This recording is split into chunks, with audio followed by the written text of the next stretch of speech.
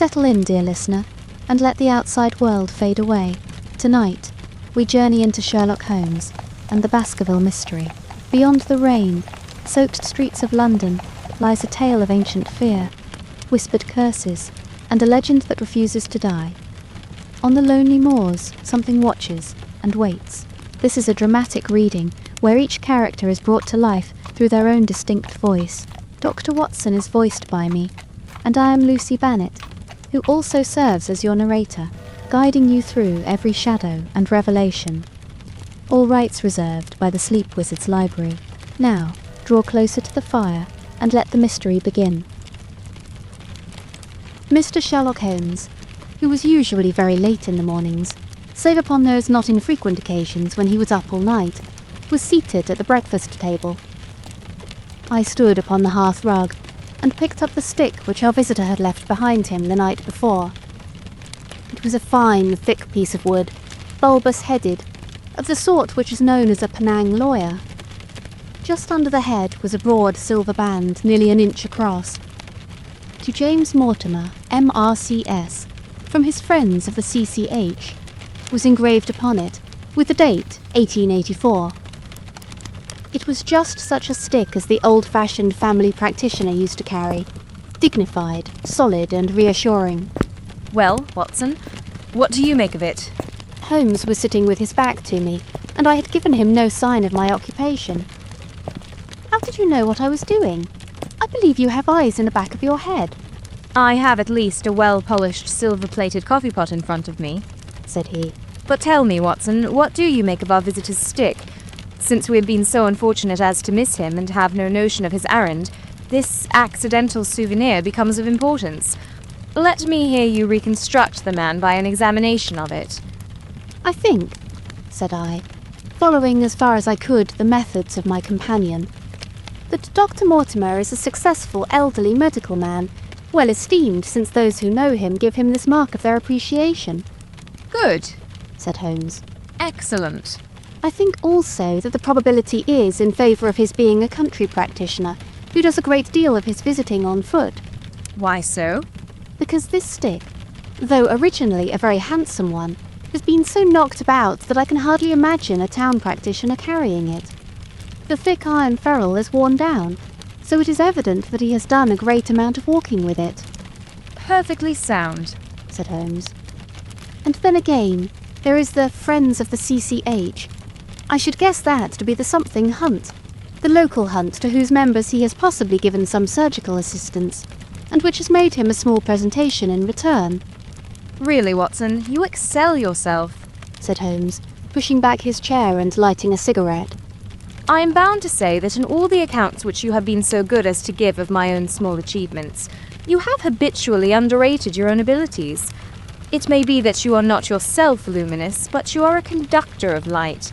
Some people, without possessing genius, have a remarkable power of stimulating it. I confess, my dear fellow, that I am very much in your debt. He had never said as much before, and I must admit that his words gave me keen pleasure, for I had often been piqued by his indifference to my admiration, and to the attempts which I had made to give publicity to his methods. I was proud, too, to think that I had so far mastered his system as to apply it in a way which earned his approval. He now took the stick from my hands and examined it for a few minutes with his naked eyes. Then, with an expression of interest, he laid down his cigarette, and carrying the cane to the window, he looked it over again with a convex lens. Interesting, though elementary, said he as he returned to his favourite corner of the settee. There are certainly one or two indications upon the stick. It gives us the basis for several deductions. Has anything escaped me? I asked with some self-importance. I trust that there is nothing of consequence which I have overlooked. I am afraid, my dear Watson, that most of your conclusions were erroneous. When I said that you stimulated me, I meant, to be frank, that in noting your fallacies I was occasionally guided towards the truth. Not that you are entirely wrong in this instance. The man is certainly a country practitioner, and he walks a good deal. Then I was right. To that extent. But that was all. No, my dear Watson, not all. By no means all. I would suggest, for example, that a presentation to a doctor is more likely to come from a hospital than from a hunt, and that when the initials CC are placed before that hospital, the words Charing Cross very naturally suggest themselves. You may be right. The probability lies in that direction. And if we take this as a working hypothesis, we have a fresh basis from which to start our construction of this unknown visitor. Well then, supposing that CCH does stand for Charing Cross Hospital, what further inferences may we draw? Do none suggest themselves? You know my methods. Apply them. I can only think of the obvious conclusion that the man has practiced in town before going to the country. I think that we might venture a little farther than this. Look at it in this light. On what occasion would it be most probable that such a presentation would be made? When would his friends unite to give him a pledge of their goodwill? Obviously at the moment when Dr. Mortimer withdrew from the service of the hospital in order to start a practice for himself. We know there has been a presentation. We believe there has been a change from a town hospital to a country practice. Is it then stretching our inference too far to say that the presentation was on the occasion of the change?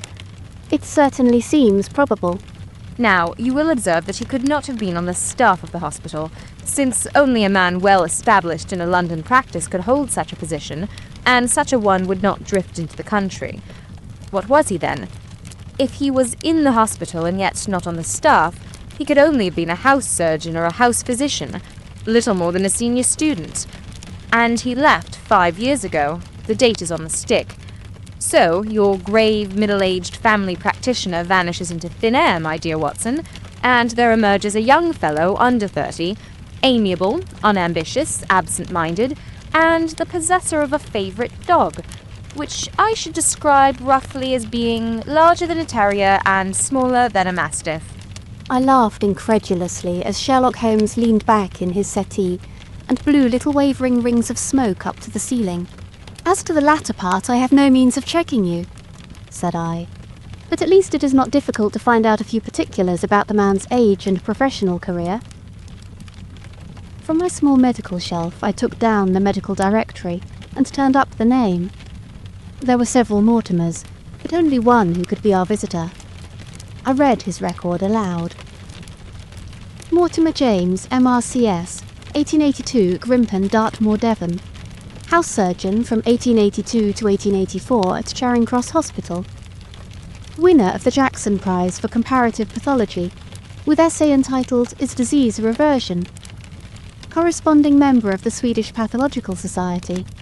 Author of Some Freaks of Atavism, Lancet, 1882.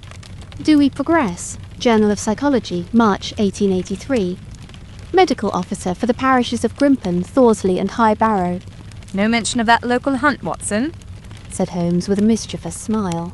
But a country doctor, as you very astutely observed.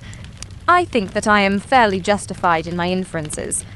As to the adjectives, I said, if I remember right, amiable, unambitious, and absent-minded. It is my experience that it is only an amiable man in this world who receives testimonials, only an unambitious one who abandons a London career for the country, and only an absent-minded one who leaves his stick and not his visiting card after waiting an hour in your room. And the dog? Has been in the habit of carrying this stick behind his master. Being a heavy stick, the dog has held it tightly by the middle, and the marks of his teeth are very plainly visible. The dog's jaw, as shown in the space between these marks, is too broad in my opinion for a terrier, and not broad enough for a mastiff. It may have been. Yes, by Jove, it is a curly-haired spaniel. He had risen and paced the room as he spoke. Now he halted in the recess of the window. There was such a ring of conviction in his voice that I glanced up in surprise. My dear fellow, how can you possibly be so sure of that? For the very simple reason that I see the dog himself on our very doorstep, and there is the ring of its owner. Don't move, I beg you, Watson. He is a professional brother of yours, and your presence may be of assistance to me. Now is the dramatic moment of fate, Watson, when you hear a step upon the stair which is walking into your life, and you know not whether for good or ill. What does Dr. James Mortimer, the man of science, ask of Sherlock Holmes, the specialist in crime? Come in. The appearance of our visitor was a surprise to me, since I had expected a typical country practitioner. He was a very tall, thin man, with a long nose like a beak, which jutted out between two keen grey eyes, set closely together and sparkling brightly from behind a pair of gold-rimmed glasses. He was clad in a professional but rather slovenly fashion, for his frock coat was dingy and his trousers frayed. Though young, his long back was already bowed, and he walked with a forward thrust of his head and a general air of peering benevolence. As he entered, his eyes fell upon the stick in Holmes's hand, and he ran towards it with an exclamation of joy. "I am so very glad," said he. "I was not sure whether I had left it here or in the shipping office. I would not lose that stick for the world." A presentation, I see. Said Holmes. "Yes, sir. From Charing Cross Hospital. From one or two friends there on occasion of my marriage." Dear, dear, that's bad. Said Holmes, shaking his head. Dr. Mortimer blinked through his glasses in mild astonishment. "Why was it bad?" Only that you have disarranged our little deductions. You're married, you say? "Yes, sir. I married and so left the hospital, and with it all hopes of a consulting practice. It was necessary to make a home of my own." Come, we're not so far wrong after all. Said Holmes. And now, Dr. James Mortimer. "Mr., sir, Mr. A humble MRCS. And a man of precise mind, evidently. A dabbler in science, Mr. Holmes. A picker-up of shells on the shores of the great unknown ocean. I presume that it is Mr. Sherlock Holmes whom I am addressing, and not—" No, this is my friend, Dr. Watson. "Glad to meet you, sir. I have heard your name mentioned in connection with that of your friend. You interest me very much, Mr. Holmes. I had hardly expected so dolichocephalic a skull or such well-marked supraorbital development. Would you have any objection to my running my finger along your parietal fissure? A cast of your skull, sir, until the original is available, would be an ornament to any anthropological museum. It is not my intention to be fulsome, but I confess that I covet your skull." Sherlock Holmes waved our strange visitor into a chair. You are an enthusiast in your line of thought, I perceive, sir, as I am in mine. Said he. I observe from your forefinger that you make your own cigarettes. Have no hesitation in lighting one. The man drew out paper and tobacco, and twirled the one up in the other with surprising dexterity. He had long, quivering fingers, as agile and restless as the antennae of an insect. Holmes was silent, but his little darting glances showed me the interest which he took in our curious companion. I presume, sir, said he at last, that it was not merely for the purpose of examining my skull that you have done me the honor to call here last night and again today. "No, sir, no. Though I am happy to have had the opportunity of doing that as well. I came to you, Mr. Holmes, because I recognized that I am myself an unpractical man, and because I am suddenly confronted with a most serious and extraordinary problem. Recognizing as I do that you are the second highest expert in Europe—" Indeed, sir. May I inquire who has the honor to be the first? Asked Holmes with some asperity. "To the man of precisely scientific mind, the work of Monsieur Bertillon must always appeal strongly." Then had you not better consult him? "I said, sir, to the precisely scientific mind, but as a practical man of affairs, it is acknowledged that you stand alone. I trust, sir, that I have not inadvertently—" Just a little, said Holmes. I think, Dr. Mortimer, you would do wisely if without more ado you would kindly tell me plainly what the exact nature of the problem is in which you demand my assistance. "I have in my pocket a manuscript," said Dr. James Mortimer. I observed it as you entered the room, said Holmes. "It is an old manuscript." Early 18th century, unless it is a forgery. "How can you say that, sir?" You have presented an inch or two of it to my examination all the time that you have been talking. It would be a poor expert who could not give the date of a document within a decade or so. You may possibly have read my little monograph upon the subject. I put that at 1730. "The exact date is 1742. Dr. Mortimer drew it from his breast pocket. "This family paper was committed to my care by Sir Charles Baskerville, whose sudden and tragic death 3 months ago created so much excitement in Devonshire. I may say that I was his personal friend as well as his medical attendant. He was a strong-minded man, sir, shrewd, practical, and as unimaginative as I am myself. Yet he took this document very seriously, and his mind was prepared for just such an end as did eventually overtake him." Holmes stretched out his hand for the manuscript and flattened it upon his knee. You will observe, Watson, the alternative use of the long S and the short. It is one of several indications which enabled me to fix the date. I looked over his shoulder at the yellow paper and the faded script. At the head was written Baskerville Hall, and below in large scrawling figures, 1742. It appears to be a statement of some sort. Yes, it is a statement of a certain legend which runs in the Baskerville family. But I understand that it is something more modern and practical upon which you wish to consult me. Most modern, a most practical pressing matter which must be decided within 24 hours.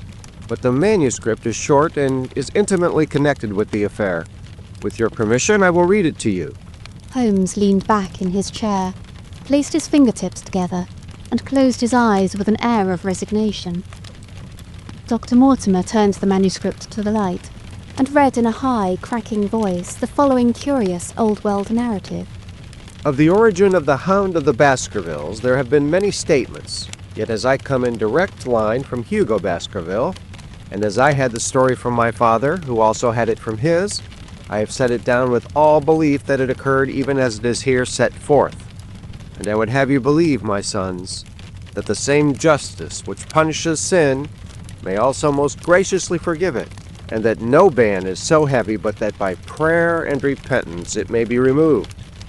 Learn then from this story not to fear the fruits of the past, but rather to be circumspect in the future, that those foul passions whereby our family has suffered so grievously may not again be loosed to our undoing.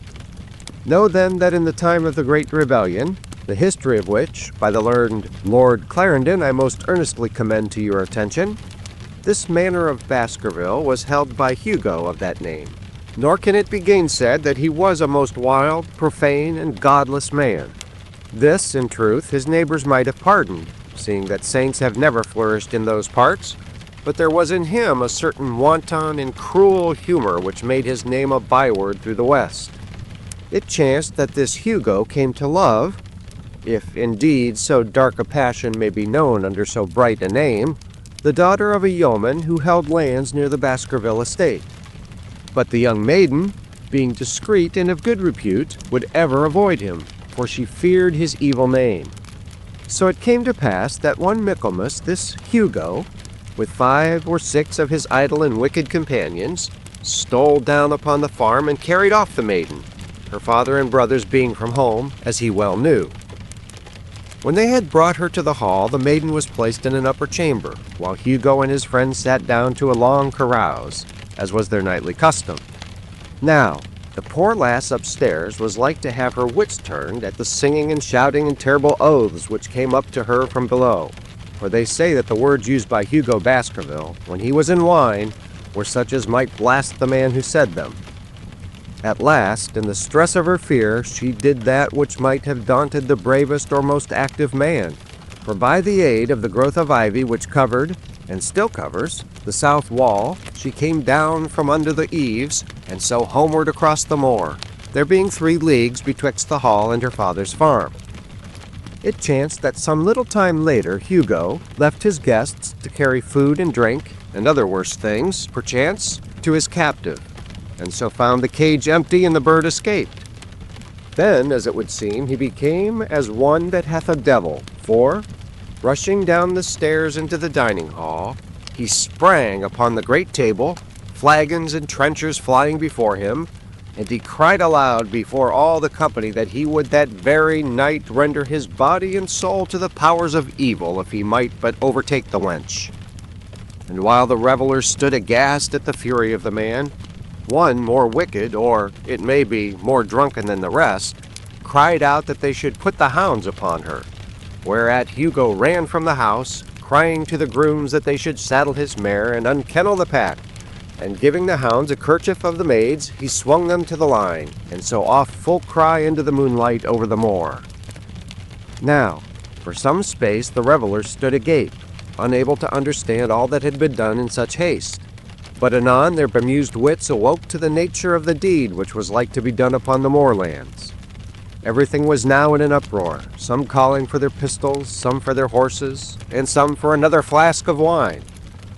But at length some sense came back to their crazed minds, and the whole of them, 13 in number, took horse and started in pursuit. The moon shone clear above them, and they rode swiftly abreast, taking that course which the maid must needs have taken if she were to reach her own home. They had gone a mile or two when they passed one of the night shepherds upon the moorlands, and they cried to him to know if he had seen the hunt.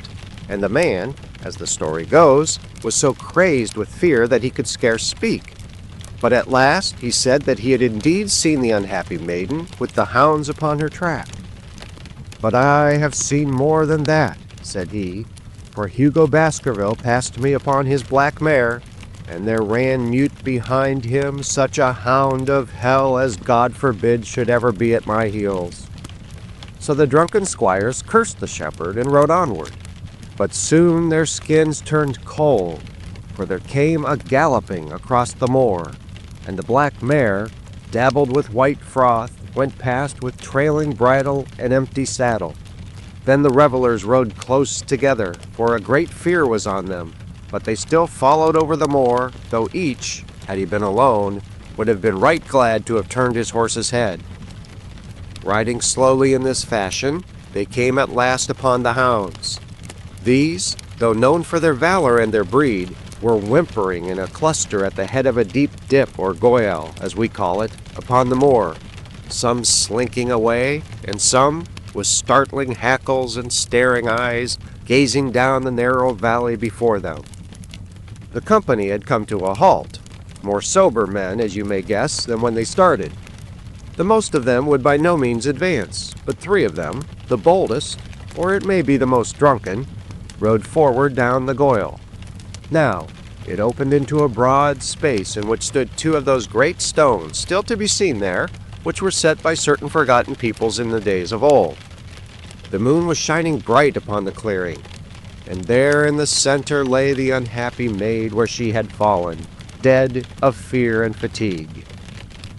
But it was not the sight of her body, nor yet was it that of the body of Hugo Baskerville lying near her, which raised the hair upon the heads of these 3 daredevil roysters, but it was that, standing over Hugo, and plucking at his throat, there stood a foul thing, a great black beast, shaped like a hound, yet larger than any hound that ever mortal eye has rested upon.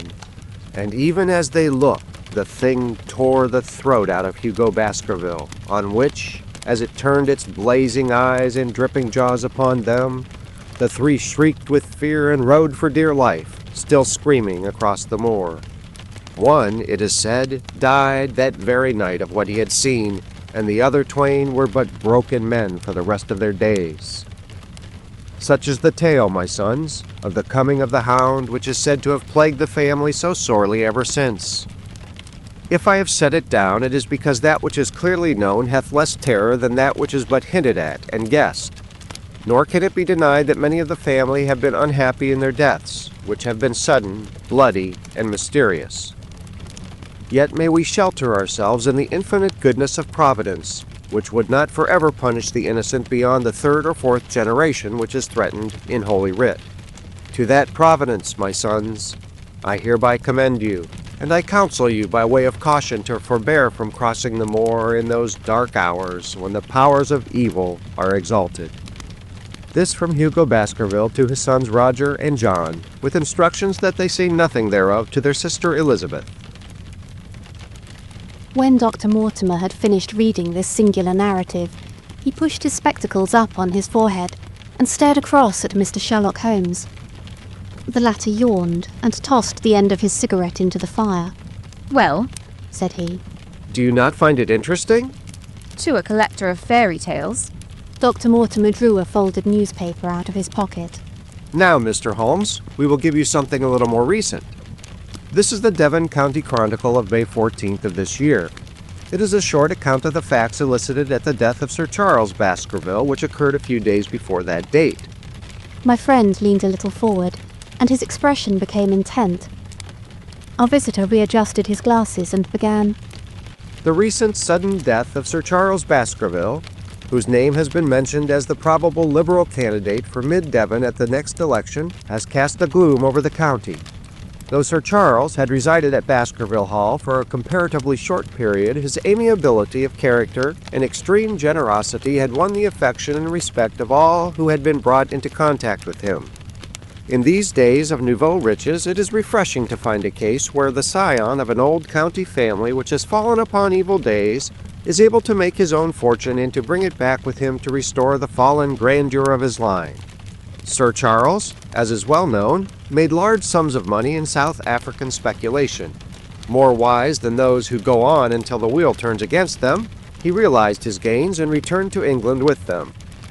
It is only 2 years since he took up his residence at Baskerville Hall, and it is common talk how large were those schemes of reconstruction and improvement which have been interrupted by his death. Being himself childless, it was his openly expressed desire that the whole countryside should, within his own lifetime, profit by his good fortune, and many will have personal reasons for bewailing his untimely end. His generous donations to local and county charities have been frequently chronicled in these columns. The circumstances connected with the death of Sir Charles cannot be said to have been entirely cleared up by the inquest, but at least enough has been done to dispose of those rumors to which local superstition has given rise. There is no reason whatever to suspect foul play or to imagine that death could be from any but natural causes. Sir Charles was a widower and a man who may be said to have been in some ways of an eccentric habit of mind. In spite of his considerable wealth, he was simple in his personal tastes, and his indoor servants at Baskerville Hall consisted of a married couple named Barrymore, the husband acting as a butler and the wife as a housekeeper. Their evidence, corroborated by that of several friends, tends to show that Sir Charles's health has for some time been impaired, and points especially to some affection of the heart, manifesting itself in changes of color, breathlessness, and acute attacks of nervous depression. Dr. James Mortimer, the friend and medical attendant of the deceased, has given evidence to the same effect. The facts of the case are simple. Sir Charles Baskerville was in the habit every night before going to bed of walking down the famous yew alley of Baskerville Hall. The evidence of the Barrymores shows that this had been his custom. On the 4th of May, Sir Charles had declared his intention of starting next day for London and had ordered Barrymore to prepare his luggage. That night he went out as usual for his nocturnal walk, in the course of which he was in the habit of smoking a cigar. He never returned. At 12 o'clock, Barrymore, finding the hall door still open, became alarmed and, lighting a lantern, went in search of his master. The day had been wet, and Sir Charles's footmarks were easily traced down the alley. Halfway down this walk there is a gate which leads out onto the moor. There were indications that Sir Charles had stood for some little time here. He then proceeded down the alley, and it was at the far end of it that his body was discovered. One fact which has not been explained is the statement of Barrymore that his master's footprints altered their character from the time that he passed the moor gate, and that he appeared from thence onward to have been walking upon his toes. One Murphy, a gypsy horse dealer, was on the moor at no great distance at the time, but he appears by his own confession to have been the worse for drink. He declares that he heard cries, but is unable to state from what direction they came. No signs of violence were to be discovered upon Sir Charles's person, and though the doctor's evidence pointed to an almost incredible facial distortion, so great that Dr. Mortimer refused at first to believe that it was indeed his friend and patient who lay before him, it was explained that this is a symptom which is not unusual in cases of dyspnea and death from cardiac exhaustion. This explanation was borne out by the post-mortem examination, which showed long-standing organic disease, and the coroner's jury returned a verdict in accordance with the medical evidence. It is well that this is so, for it is obviously of the utmost importance that Sir Charles's heir should settle at the Hall and continue the good work which had been so sadly interrupted. Had the prosaic finding of the coroner not finally put an end to the romantic stories which have been whispered in connection with the affair, it might have been difficult to find a tenant for Baskerville Hall. It is understood that the next of kin is Mr. Henry Baskerville, if he is still alive, the son of Sir Charles Baskerville's younger brother. The young man, when last heard of, was in America, and inquiries are being instituted with a view to informing him of his good fortune. Dr. Mortimer refolded his paper and replaced it in his pocket. Those are the public facts, Mr. Holmes, in connection with the death of Sir Charles Baskerville. I must thank you, said Sherlock Holmes. for calling my attention to a case which certainly presents some features of interest. I had observed some newspaper comment at the time, but I was exceedingly preoccupied by that little affair of the Vatican cameos, and in my anxiety to oblige the Pope, I lost touch with several interesting English cases. This article, you say, contains all the public facts. It does. Then let me have the private ones. He leaned back, put his fingertips together, and assumed his most impassive and judicial expression. In doing so, said Dr. Mortimer, who had begun to show signs of some strong emotion, I am telling that which I have not confided to anyone. My motive for withholding it from the coroner's inquiry is that a man of science shrinks from placing himself in the public position of seeming to endorse a popular superstition. I had the further motive that Baskerville Hall would certainly remain untenanted if anything were done to increase its already rather grim reputation. For both these reasons, I thought that I was justified in telling rather less than I knew, since no practical good could result from it, but with you there is no reason why I should not be perfectly frank. The Moor is very sparsely inhabited, and those who live near each other are thrown very much together. For this reason, I saw a good deal of Sir Charles Baskerville. With the exception of Mr. Franklin of Laughter Hall and Mr. Stapleton, the naturalist, there are no other men of education within many miles. Sir Charles was a retiring man, but the chance of his illness brought us together, and a community of interest in science kept us so. He had brought back much scientific information from South Africa, and many a charming evening we have spent together discussing the comparative anatomy of a bushman and the Hottentot. Within the last few months, it became increasingly plain to me that Sir Charles's nervous system was strained to the breaking point. He had taken this legend, which I have read to you, exceedingly to heart, so much so that, although he would walk in his own grounds, nothing would induce him to go out upon the moor at night. Incredible as it may appear to you, Mr. Holmes, he was honestly convinced that a dreadful fate overhung his family, and certainly the records which he was able to give of his ancestors were not encouraging. The idea of some ghastly presence constantly haunted him, and on more than one occasion he has asked me whether I had, on my medical journeys at night, ever seen any strange creature or heard the baying of a hound. The latter question he put to me several times, and always with a voice which vibrated with excitement. I can well remember driving up to his house in the evening some 3 weeks before the fatal event. He chanced to be at his hall door. I had descended from my gig and was standing in front of him when I saw his eyes fix themselves over my shoulder and stare past me with an expression of the most dreadful horror. I whisked round and had just time to catch a glimpse of something which I took to be a large black calf passing at the head of the drive. So excited and alarmed was he that I was compelled to go down to the spot where the animal had been and look around for it. It was gone, however, and the incident appeared to make the worst impression upon his mind. I stayed with him all the evening, and it was on that occasion, to explain the emotion which he had shown, that he confided to my keeping that narrative which I read to you when I first came. I mention this small episode because it assumes some importance in view of the tragedy which followed, but I was convinced at the time that the matter was entirely trivial and this excitement had no justification. It was my advice that Sir Charles was about to go to London.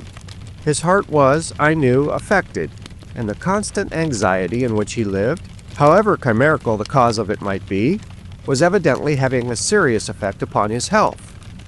I thought that a few months among the distractions of town would send him back a new man. Mr. Stapleton, a mutual friend who was much concerned at his state of health, was of the same opinion. At the last instant came this terrible catastrophe. On the night of Sir Charles's death, Barrymore, the butler, who made the discovery, sent Perkins the groom on horseback to me, and as I was sitting up late I was able to reach Baskerville Hall within an hour of the event. I checked and corroborated all the facts which were mentioned at the inquest. I followed the footsteps down the yew alley. I saw the spot at the Moor gate where he seemed to have waited. I remarked the change in the shape of the prints after that point. I noted that there were no other footsteps save those of Barrymore on the soft gravel, and finally I carefully examined the body, which had not been touched until my arrival. Sir Charles lay on his face, arms out, his fingers dug into the ground. and his features convulsed with some strong emotion to such an extent that I could hardly have sworn to his identity. There was certainly no physical injury of any kind, but one false statement was made by Barrymore at the inquest. He said that there were no traces upon the ground round the body. He did not observe any, but I did, some little distance off, but fresh and clear. Footprints. Footprints. A man's or a woman's? Dr. Mortimer looked strangely at us for an instant, and his voice sank almost to a whisper as he answered. Mr. Holmes, they were the footprints of a gigantic hound. I confess at these words a shudder passed through me. There was a thrill in the doctor's voice, which showed that he was himself deeply moved by that which he told us. Holmes leaned forward in his excitement, and his eyes had the hard, dry glitter which shot from them when he was keenly interested. You saw this, As clearly as I see you. and you said nothing. What was the use? How was it that no one else saw it? The marks were some 20 yards from the body and no one gave them a thought. I don't suppose I should have done so had I not known this legend. There are many sheepdogs on the moor. No doubt, but this was no sheepdog. You say it was large, Enormous. but it had not approached the body. No. What sort of night was it? Damp and raw. But not actually raining. No. What is the alley like? There are 2 lines of old yew hedge, 12 feet high and impenetrable. The walk in the center is about 8 feet across. Is there anything between the hedges and the walk? Yes, there is a strip of grass about 6 feet broad on either side. I understand that the yew hedge is penetrated at one point by a gate. Yes, the wicket gate which leads onto the moor. Is there any other opening? None. So that to reach the yew alley one either has to come down it from the house or else to enter it by the moor gate. There is an exit through a summer house at the far end. Had Sir Charles reached this? No, he lay about 50 yards from it. Now tell me, Dr. Mortimer, and this is important, the marks which you saw were on the path and not on the grass. No marks could show on the grass. Were they on the same side of the path as the moor gate? Yes, they were on the edge of the path on the same side as the moor gate. You interest me exceedingly. Another point. Was the wicket gate closed? Closed and padlocked. How high was it? About 4 feet high. Then anyone could have got over it. Yes. And what marks did you see by the wicket gate? None in particular. Good heaven, did no one examine? Yes, I examined myself. And found nothing? It was all very confused. Sir Charles had evidently stood there for 5 or 10 minutes, How do you know that? because the ash had twice dropped from his cigar. Excellent. This is a colleague, Watson, after our own heart. But the marks? He had left his own marks all over that small patch of gravel. I could discern no others. Sherlock Holmes struck his hand against his knee with an impatient gesture. If I had only been there! He cried. It is evidently a case of extraordinary interest and one which presented immense opportunities to the scientific expert. That gravel page upon which I might have read so much has been long ere this smudged by the rain and defaced by the clogs of curious peasants. Oh, Dr. Mortimer. Dr. Mortimer, to think that you should not have called me in. You have indeed much to answer for. I could not call you in, Mr. Holmes, without disclosing these facts to the world, and I have already given my reasons for not wishing to do so. Besides, Why do you hesitate? there is a realm in which the most acute and most experienced of detectives is helpless. You mean that the thing is supernatural? I did not positively say so. No, but you evidently think it. Since the tragedy, Mr. Holmes, there have come to my ears several incidents which are hard to reconcile with the settled order of nature. For example? I find that before the terrible event occurred, several people had seen a creature upon the moor which corresponds with this Baskerville demon, and which could not possibly be any animal known to science. They all agreed that it was a huge creature, luminous, ghastly, and spectral. I have cross-examined these men, one of them a hard-headed countryman, one a farrier, and one a moorland farmer, who all tell the same story of this dreadful apparition, exactly corresponding to the hellhound of the legend. I assure you that there is a reign of terror in the district, and that it is a hardy man who will cross the moor at night. And you, a trained man of science, believe it to be supernatural? I do not know what to believe. Holmes shrugged his shoulders. I have hitherto confined my investigations to this world, said he.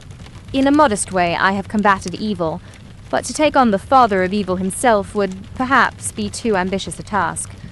Yet you must admit that the footmark is material. The original Hound was material enough to tug a man's throat out, and yet he was diabolical as well. I see that you have quite gone over to the supernaturalists. But now, Dr. Mortimer, tell me this. If you hold these views, why have you come to consult me at all? You tell me in the same breath that it is useless to investigate Sir Charles's death, and that you desire me to do it. I did not say that I desired you to do it. Then how can I assist you? By advising me as to what I should do with Sir Henry Baskerville, who arrives at Waterloo Station Dr. Mortimer looked at his watch. in exactly 1 hour and a quarter. He being the heir. Yes, on the death of Sir Charles, we inquired for this young gentleman and found that he had been farming in Canada. From the accounts which have reached us, he is an excellent fellow in every way. I speak now not as a medical man, but as a trustee and executor of Sir Charles's will. There is no other claimant, I presume. None. The only other kinsman whom we have been able to trace was Roger Baskerville, the youngest of 3 brothers, of whom poor Sir Charles was the elder. The second brother, who died young, is the father of this lad Henry. The third, Roger, was the black sheep of the family. He came of the old masterful Baskerville strain and was the very image, they tell me, of the family picture of old Hugo. He made England too hot to hold him, fled to Central America, and died there in 1876 of yellow fever. Henry is the last of the Baskervilles. In 1 hour and 5 minutes I meet him at Waterloo Station. I have had a wire that he arrived at Southampton this morning. Now, Mr. Holmes, what would you advise me to do with him? Why should he not go to the home of his fathers? It seems natural, does it not? And yet, consider that every Baskerville who goes there meets with an evil fate. I feel sure that if Sir Charles could have spoken with me before his death, he would have warned me against bringing this, the last of the old race, and the heir to great wealth, to that deadly place. And yet it cannot be denied that the prosperity of the whole poor, bleak countryside depends upon his presence. All the good work which has been done by Sir Charles will crash to the ground if there is no tenant of the hall. I fear lest I should be swayed too much by my own obvious interest in the matter, and that is why I bring the case before you and ask for your advice. Holmes considered for a little time. Put into plain words, the matter is this, said he. In your opinion, there is a diabolical agency which makes Dartmoor an unsafe abode for a Baskerville. That is your opinion. At least I might go to the length of saying that there is some evidence that this may be so. Exactly. But surely, if your supernatural theory be correct, it could work the young man evil in London as easily as in Devonshire.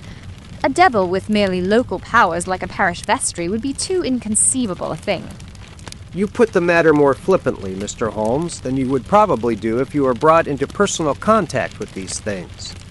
Your advice, then, as I understand it, is that the young man will be as safe in Devonshire as in London. He comes in 50 minutes. What would you recommend? I recommend, sir, that you take a cab, call off your spaniel who is scratching at my front door, and proceed to Waterloo to meet Sir Henry Baskerville. And then? And then you will say nothing to him at all until I have made up my mind about the matter. How long will it take you to make up your mind? 24 hours. At 10 o'clock tomorrow, Dr. Mortimer, I will be much obliged to you if you will call upon me here, and it will be of help to me in my plans for the future if you will bring Sir Henry Baskerville with you. I will do so, Mr. Holmes.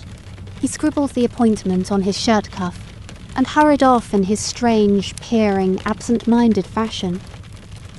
Holmes stopped him at the head of the stair. Only one more question, Dr. Mortimer. You say that before Sir Charles Baskerville's death, several people saw this apparition upon the moor. 3 people did. Did any see it after? I have not heard of any. Thank you. Good morning. Holmes returned to his seat, with that quiet look of inward satisfaction, which meant that he had a congenial task before him. Going out, Watson? Unless I can help you. No, my dear fellow, it is at the hour of action that I turn to you for aid. But this is splendid, really unique from some points of view. When you pass Bradley's, would you ask him to send up a pound of the strongest shag tobacco? Thank you. It would be as well if you could make it convenient not to return before evening. Then I should be very glad to compare impressions as to this most interesting problem which has been submitted to us this morning.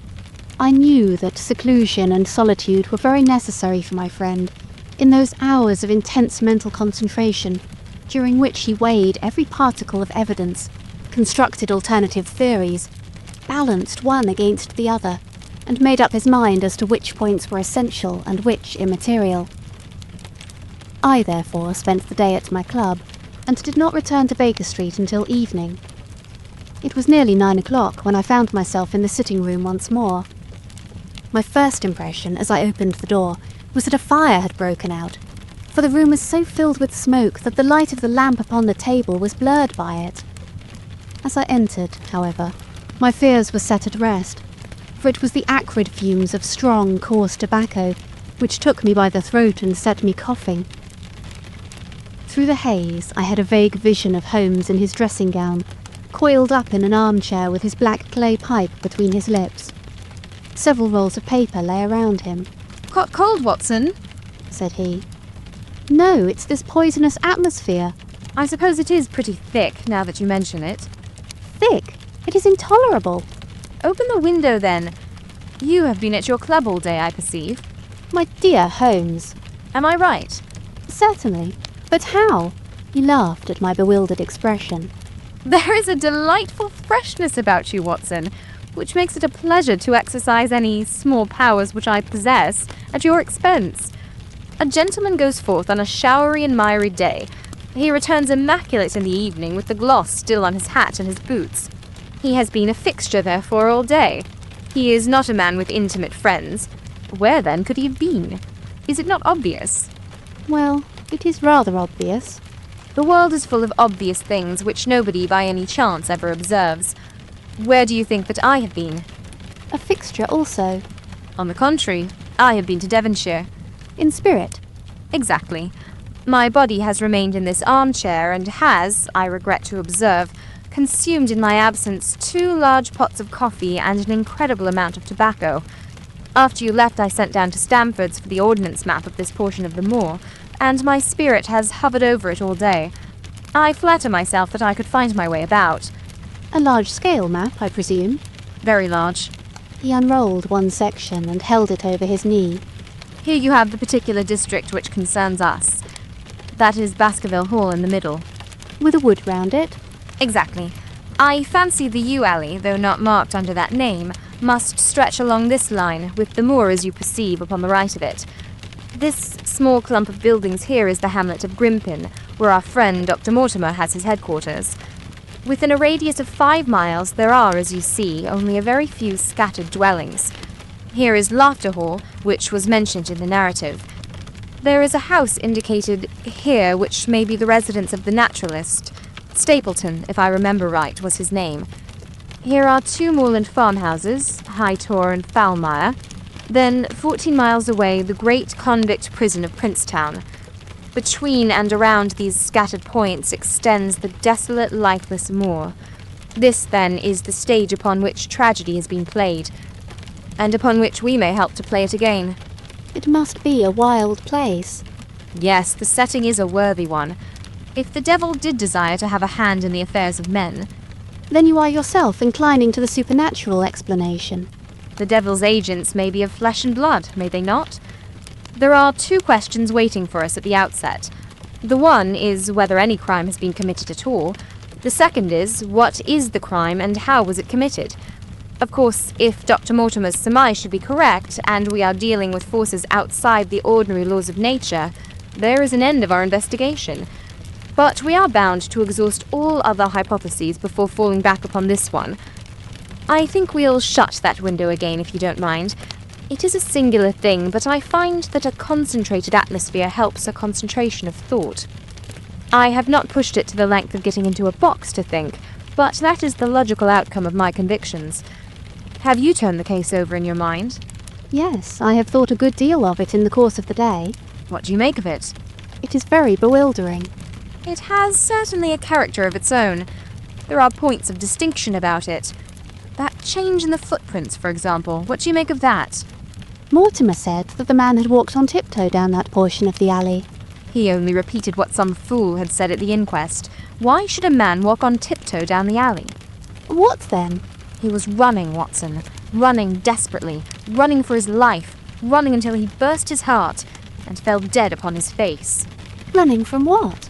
There lies our problem. There are indications that the man was crazed with fear before ever he began to run. How can you say that?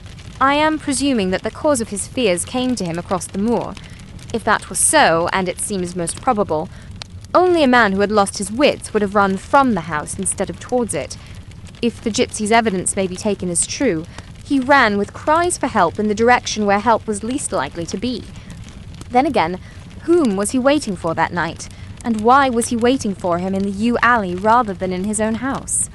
You think that he was waiting for someone? The man was elderly and infirm. We can understand his taking an evening stroll, but the ground was damp and the night inclement. Is it natural that he should stand for 5 or 10 minutes, as Dr. Mortimer, with more practical sense than I should have given him credit for, deduced from the cigar ash? But he went out every evening. I think it unlikely that he waited at the moor gate every evening. On the contrary, the evidence is that he avoided the moor. That night he waited there. It was the night before he made his departure for London. The thing takes shape, Watson. It becomes coherent. Might I ask you to hand me my violin, and we will postpone all further thought upon this business until we have had the advantage of meeting Dr. Mortimer and Sir Henry Baskerville in the morning. Our breakfast table was cleared early, and Holmes waited in his dressing gown for the promised interview. Our clients were punctual to their appointment, for the clock had just struck 10 when Dr. Mortimer was shown up, followed by the young baronet. The latter was a small, alert, dark-eyed man, about 30 years of age, very sturdily built, with thick black eyebrows and a strong, pugnacious face. He wore a ruddy-tinted tweed suit and had the weather-beaten appearance of one who has spent most of his time in the open air. And yet there was something in his steady eye, and the quiet assurance of his bearing, which indicated the gentleman. This is Sir Henry Baskerville, said Dr. Mortimer. Why, yes, said he. and the strange thing is, Mr. Sherlock Holmes, that if my friend here had not proposed coming round to you this morning, I should have come on my own account. I understand that you think out little puzzles, and I've had one this morning which wants more thinking out than I am able to give it. Pray, take a seat, Sir Henry. Do I understand you to say that you have yourself had some remarkable experience since you arrived in London? Nothing of much importance, Mr. Holmes. Only a joke, as like as not. It was this letter, if you can call it a letter, which reached me this morning. He laid an envelope upon the table, and we all bent over it. It was of common quality, greyish in colour. The address, Sir Henry Baskerville, Northumberland Hotel, was printed in rough characters, the postmark Charing Cross, and the date of posting the preceding evening. Who knew that you were going to the Northumberland Hotel? Asked Holmes, glancing keenly across at our visitor. No one could have known. We only decided after I met Dr. Mortimer. But Dr. Mortimer was no doubt already stopping there. No, I had been staying with a friend. Said the doctor. There was no possible indication that we intended to go to this hotel. Someone seems to be very deeply interested in your movements. Out of the envelope he took a half sheet of foolscap paper folded into 4. This he opened and spread flat upon the table. Across the middle of it a single sentence had been formed by the expedient of pasting printed words upon it. It ran, "As you value your life or your reason, keep away from the moor." The word moor only was printed in ink. Now, Said Sir Henry Baskerville. perhaps you will tell me, Mr. Holmes, what in thunder is the meaning of that, and who it is that takes so much interest in my affairs. What do you make of it, Dr. Mortimer? You must allow that there is nothing supernatural about this, at any rate. No, sir, but it might very well come from someone who was convinced that the business is supernatural. What business? Asked Sir Henry sharply. It seems to me that all you gentlemen know a great deal more than I do about my own affairs. You shall share our knowledge before you leave this room, Sir Henry. I promise you that. Said Sherlock Holmes. We will confine ourselves for the present, with your permission, to this very interesting document, which must have been put together and posted yesterday evening. Have you yesterday's Times, Watson? It is here in the corner. Might I trouble you for it? The inside page, please, with the leading articles. He glanced swiftly over it, running his eyes up and down the columns. Capital article this on free trade. Permit me to give you an extract from it. You may be cajoled into imagining that your own special trade or your own industry will be encouraged by a protective tariff, but it stands to reason that such legislation must in the long run keep away wealth from the country, diminish the value of our imports, and lower the general conditions of life in this island. What do you think of that, Watson? Cried Holmes in high glee, rubbing his hands together with satisfaction. Don't you think that is an admirable sentiment?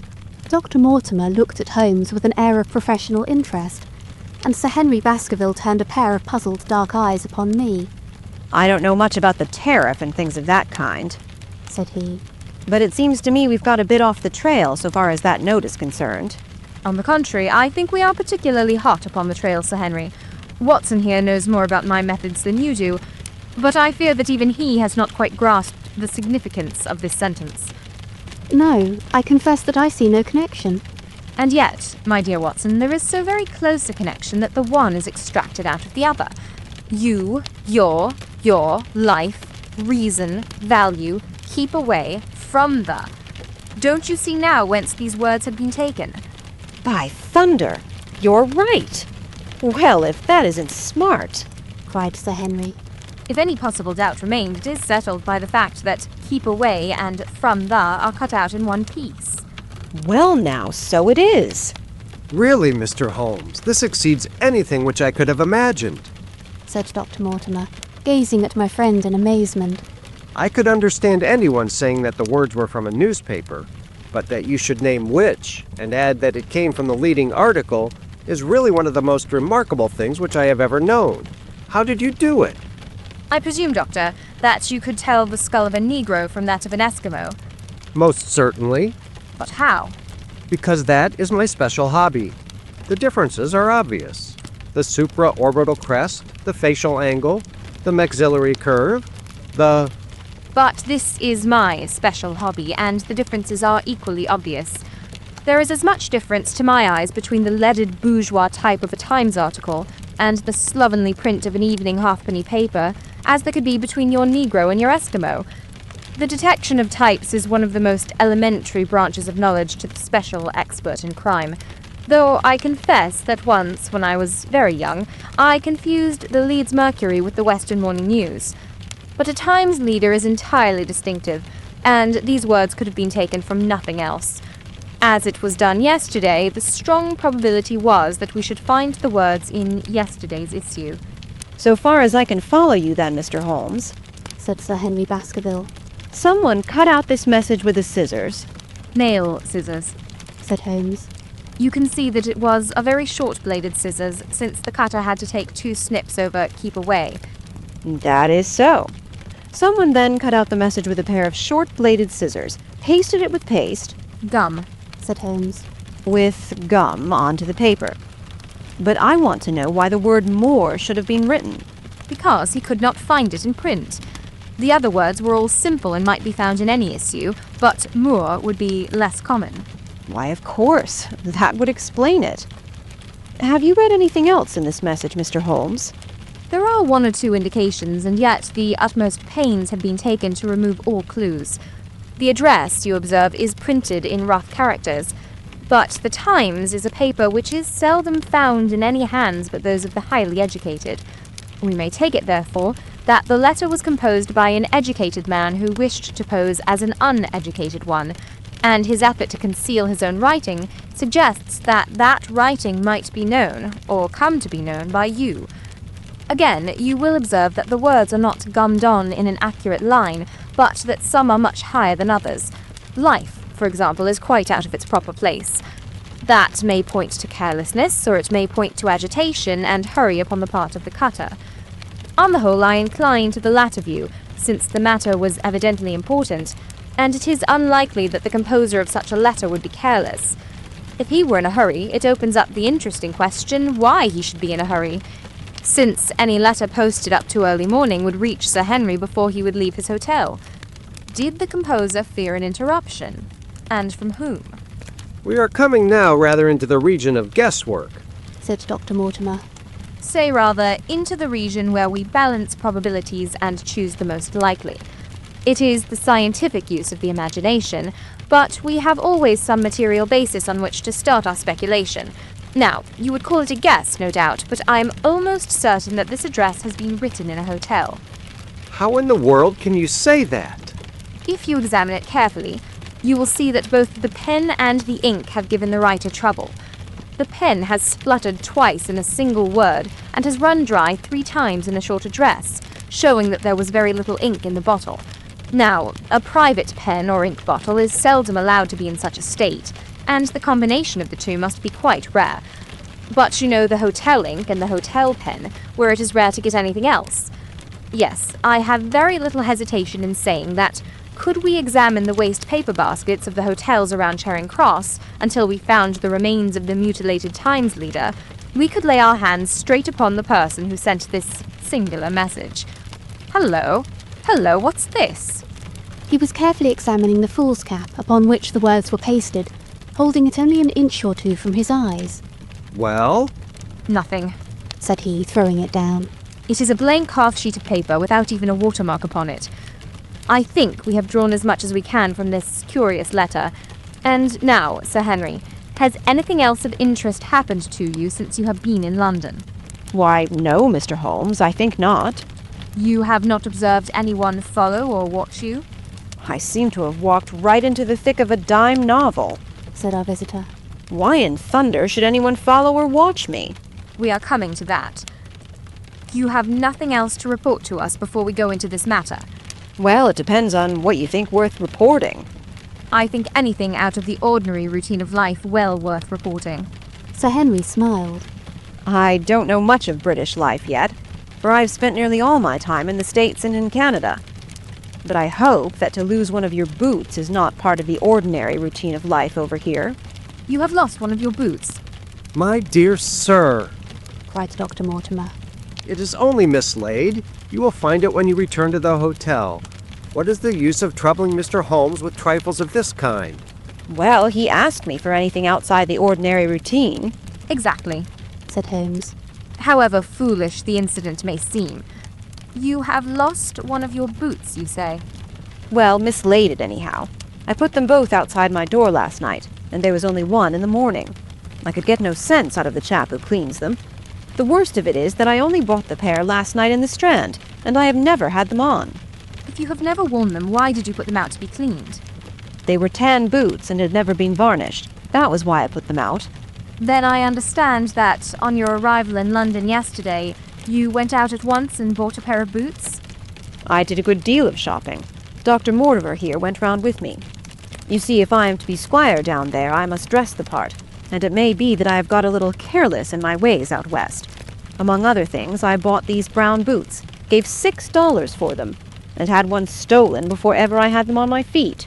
It seems a singularly useless thing to steal, said Sherlock Holmes. I confess that I share Dr. Mortimer's belief that it will not be long before the missing boot is found. And now, gentlemen, said the baronet with decision, it seems to me that I have spoken quite enough about the little that I know. It is time that you kept your promise and gave me a full account of what we are all driving at. Your request is a very reasonable one, Holmes answered. Dr. Mortimer, I think you could not do better than to tell your story as you told it to us. Thus encouraged, our scientific friend drew his papers from his pocket and presented the whole case as he had done upon the morning before. Sir Henry Baskerville listened with the deepest attention and with an occasional exclamation of surprise. Well, I seem to have come into an inheritance with a vengeance, said he, when the long narrative was finished. Of course, I've heard of the Hound ever since I was in the nursery. It's the pet story of the family, though I never thought of taking it seriously before. But as to my uncle's death, well, it all seems boiling up in my head and I can't get it clear yet. You don't quite seem to have made up your mind whether it's a case for a policeman or a clergyman. Precisely.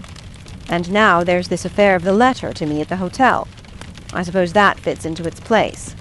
It seems to show that someone knows more than we do about what goes on upon the moor, said Dr. Mortimer. And also, said Holmes, that someone is not ill-disposed towards you, since they warn you of danger. Or it may be that they wish, for their own purposes, to scare me away. Well, of course, that is possible also. I am very much indebted to you, Dr. Mortimer, for introducing me to a problem which presents several interesting alternatives. But the practical point, which we now have to decide, Sir Henry, is whether it is or is not advisable for you to go to Baskerville Hall. Why should I not go? There seems to be danger. Do you mean danger from this family fiend, or do you mean danger from human beings? Well, that is what we have to find out. Whichever it is, my answer is fixed. There is no devil in hell, Mr. Holmes, and there is no man upon earth who can prevent me from going to the home of my own people. And you may take that to be my final answer. His dark brows knitted, and his face flushed to a dusky red as he spoke. It was evident that the fiery temper of the Baskervilles was not extinct in this, their last representative. Meanwhile, said he, I have hardly had time to think over all that you have told me. It's a big thing for a man to have to understand and to decide at one sitting. I should like to have a quiet hour by myself to make up my mind.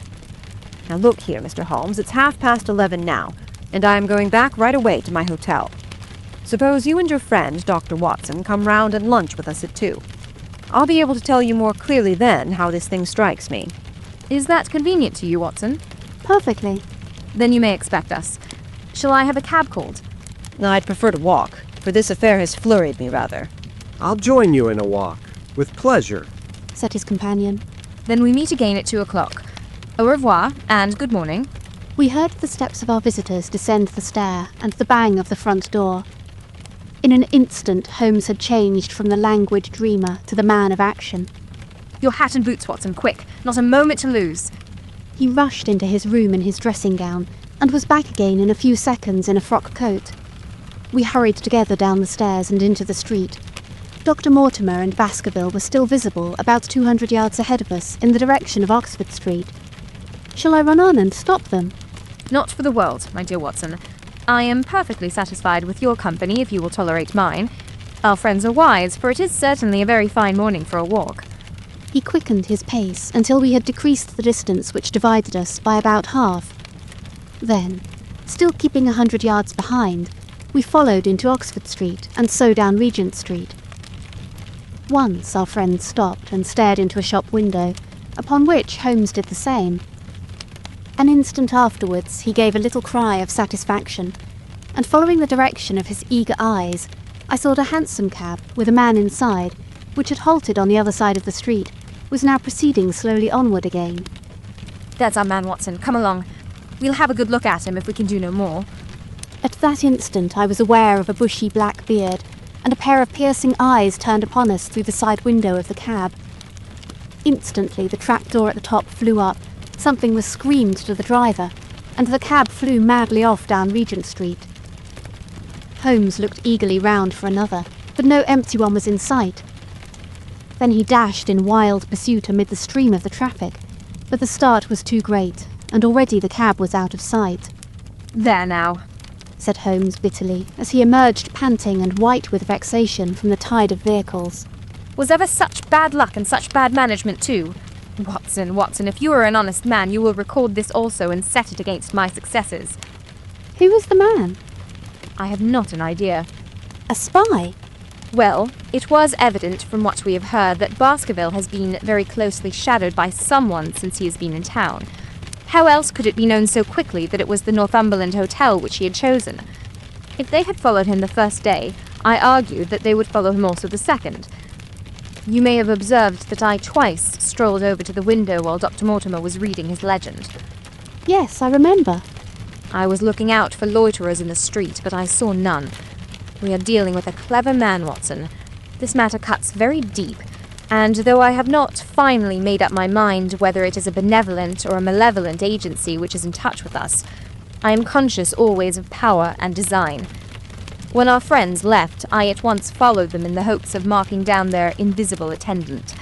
So wily was he that he had not trusted himself upon foot, but he had availed himself of a cab. so that he could loiter behind or dash past them, and so escape their notice. His method had the additional advantage that if they were to take a cab, he was all ready to follow them. It has, however, one obvious disadvantage. It puts him in the power of the cabman. Exactly. What a pity we did not get the number. My dear Watson, clumsy as I have been, you surely do not seriously imagine that I neglected to get the number. Number 2704 is our man, but that is no use to us for the moment. I fail to see how you could have done more. On observing the cab, I should have instantly turned and walked in the other direction. I should then, at my leisure, have hired a second cab and followed the first at a respectful distance. Or better still, have driven to the Northumberland Hotel and waited there. When our unknown had followed Baskerville home, we should have had the opportunity of playing his own game upon himself and seeing where he made for. As it is, by an indiscreet eagerness, which was taken advantage of with extraordinary quickness and energy by our opponent, we have betrayed ourselves and lost our man. We had been sauntering slowly down Regent Street during this conversation, and Dr. Mortimer, with his companion, had long vanished in front of us. There is no object in our following them, said Holmes. The shadow has departed and will not return. We must see what further cards we have in our hands and play them with decision. Could you swear to that man's face within the cab? I could swear only to the beard. And so could I, from which I gather that in all probability it was a false one. A clever man upon so delicate an errand has no use for a beard save to conceal his features. Come in here, Watson. He turned into one of the district messenger offices, where he was warmly greeted by the manager. Ah, Wilson. I see you have not forgotten the little case in which I had the good fortune to help you. No, sir, indeed I haven't. You saved my good name, and perhaps my life. My dear fellow, you exaggerate. I have some recollection, Wilson, that you had among your boys a lad named Cartwright, who showed some ability during the investigation. Yes, sir, he still with us. Could you ring him up? Thank you. And I should be glad to have change of this £5 note. A lad of 14, with a bright, keen face, had obeyed the summons of the manager. He stood now gazing with great reverence at the famous detective. Let me have the hotel directory, said Holmes. Thank you. Now, Cartwright, there are the names of 23 hotels here, all in the immediate neighbourhood of Charing Cross. Do you see? Yes, sir. You will visit each of these in turn. Yes, sir. You will begin, in each case, by giving the outside porter 1 shilling. Here are 23 shillings. Yes, sir. You will tell him that you want to see the waste paper of yesterday. You will say that an important telegram has miscarried and that you are looking for it. You understand? Yes, sir. But what you are really looking for is the centre page of the Times with some holes cut in it with scissors. Here is a copy of the Times. It is this page. You could easily recognize it, could you not? Yes, sir. In each case, the outside porter will send for the hall porter, to whom also you will give a shilling. Here are 23 shillings. You will then learn in possibly 20 cases out of the 23 that the waste of the day before has been burned or removed. In the 3 other cases, you will be shown a heap of paper and you will look for this page of the Times among it. The odds are enormously against your finding it. There are 10 shillings over in case of emergencies. Let me have a report by wire at Baker Street before evening. And now, Watson, it only remains for us to find out by wire the identity of the cabman, number 2704, and then we will drop into one of the Bond Street picture galleries and fill in the time until we are due at the hotel. The Hound of the Baskervilles by Sir Arthur Conan Doyle. Chapter 5. 3 Broken Threads. Sherlock Holmes had, in a very remarkable degree, the power of detaching his mind at will. For 2 hours, the strange business in which we had been involved appeared to be forgotten, and he was entirely absorbed in the pictures of the modern Belgian masters. He would talk of nothing but art, of which he had the crudest ideas, from our leaving the gallery until we found ourselves at the Northumberland Hotel. Sir Henry Baskerville's upstairs, expecting you, said the clerk. He asked me to show you up at once he came. Have you any objection to my looking at your register? Said Holmes. Not in the least. The book showed that 2 names had been added after that of Baskerville. One was Theophilus Johnson and family, of Newcastle. The other, Mrs. Oldmore and maid, of High Lodge, Alton. Surely that must be the same Johnson whom I used to know, said Holmes to the porter. a lawyer, is he not? Grey-headed and walks with a limp? No, sir. This is Mr. Johnson, the co-owner, a very active gentleman that's older than yourself. Surely you are mistaken about his trade. No, sir. He has used this hotel for many years, and he is very well known to us. Ah, that settles it. Mrs. Oldmore, too. I seem to remember the name. Excuse my curiosity, but often in calling upon one friend, one finds another. She is an invalid, sir. Her husband was once Mayor of Gloucester. She always comes to us when she is in town. Thank you. I am afraid I cannot claim her acquaintance. We have established a most important fact by these questions, Watson. He continued in a low voice as we went upstairs together. We know now that the people who are so interested in our friend here have not settled down in his own hotel. That means that while they are, as we have seen, very anxious to watch him, they are equally anxious that he should not see them. Now this is a most suggestive fact. What does it suggest? It suggests... Hello, my dear fellow, what on earth is the matter? As we came round the top of the stairs, we had run up against Sir Henry Baskerville himself. His face was flushed with anger, and he held an old and dusty boot in one of his hands. So furious was he that he was hardly articulate, and when he did speak, it was in a much broader and more western dialect than any which we had heard from him in the morning. Seems to me they are playing me for a sucker in this hotel, he cried. They'll find they've started in to monkey with the wrong man unless they are careful. By thunder, if that chap can't find my missing boot, there will be trouble. I can take a joke with the best, Mr. Holmes, but they've got a bit over the mark this time. Still looking for your boot?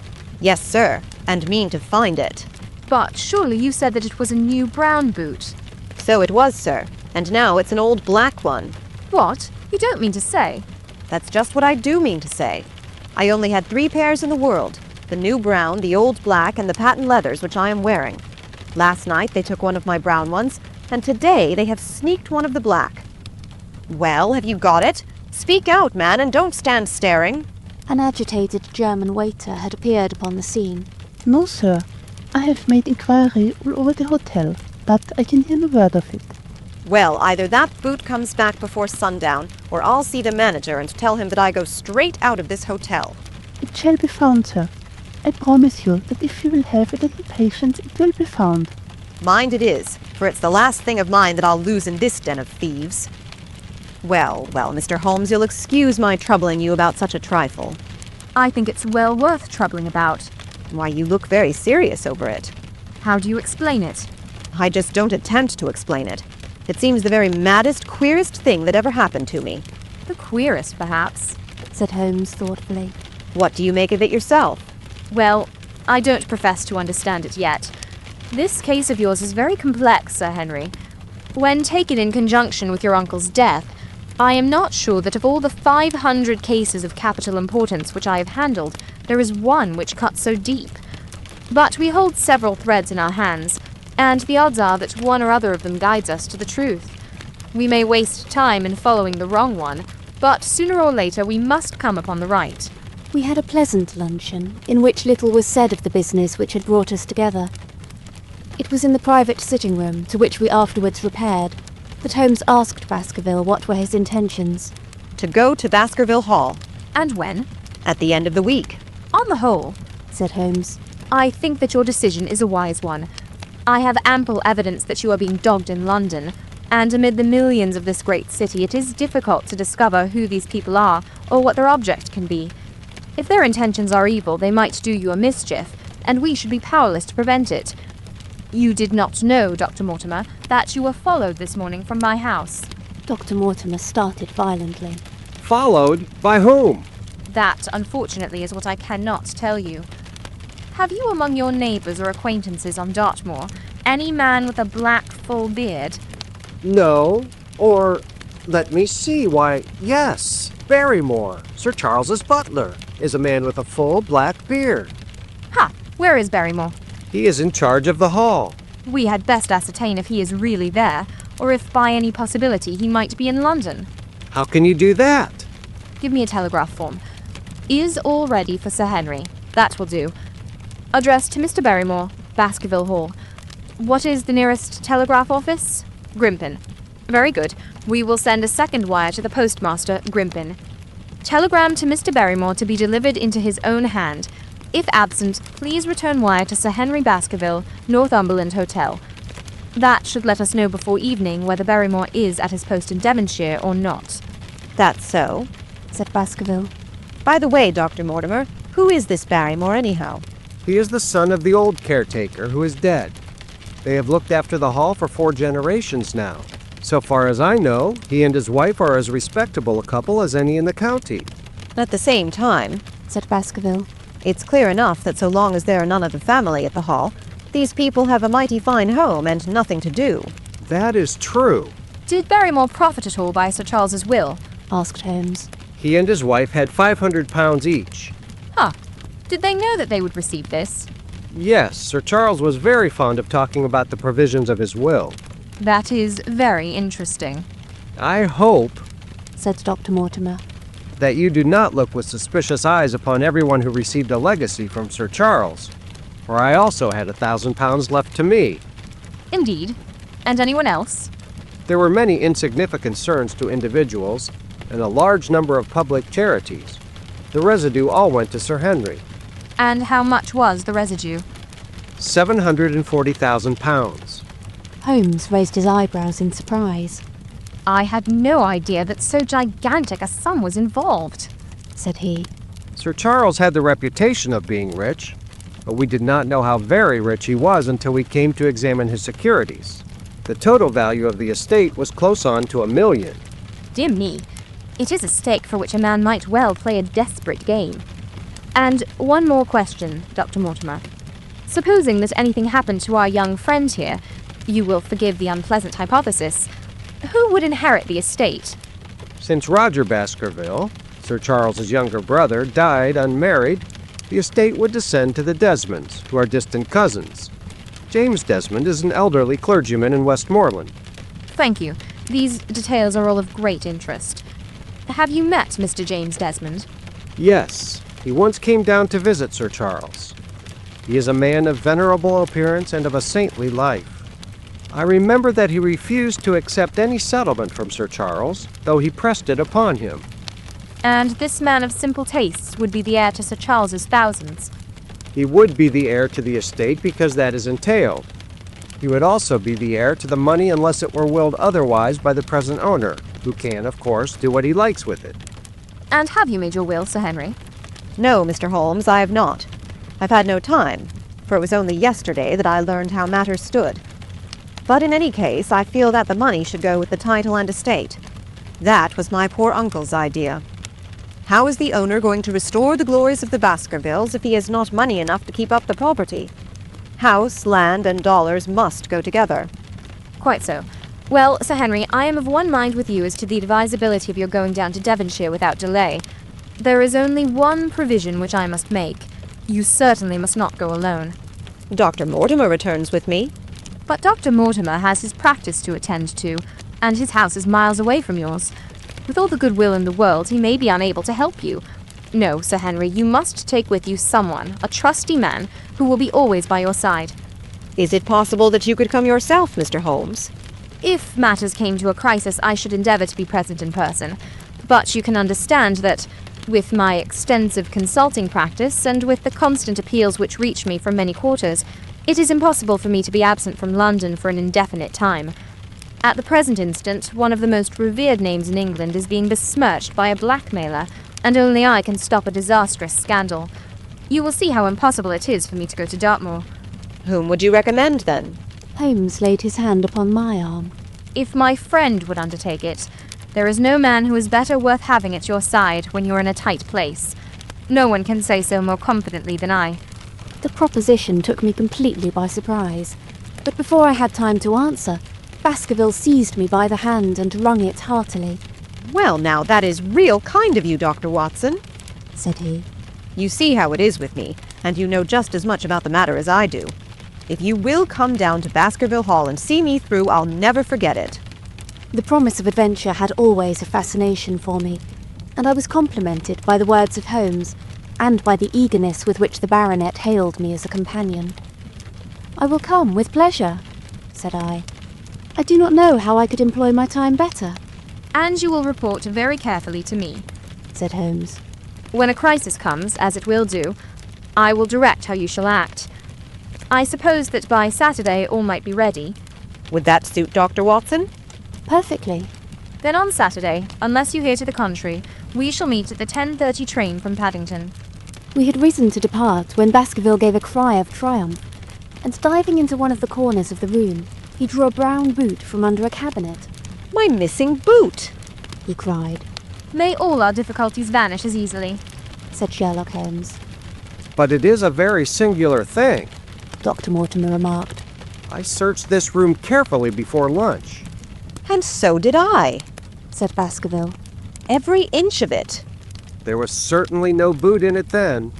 In that case, the waiter must have placed it there while we were lunching. The German was sent for, but professed to know nothing of the matter, nor could any inquiry clear it up. Another item had been added to that constant and apparently purposeless series of small mysteries which had succeeded each other so rapidly.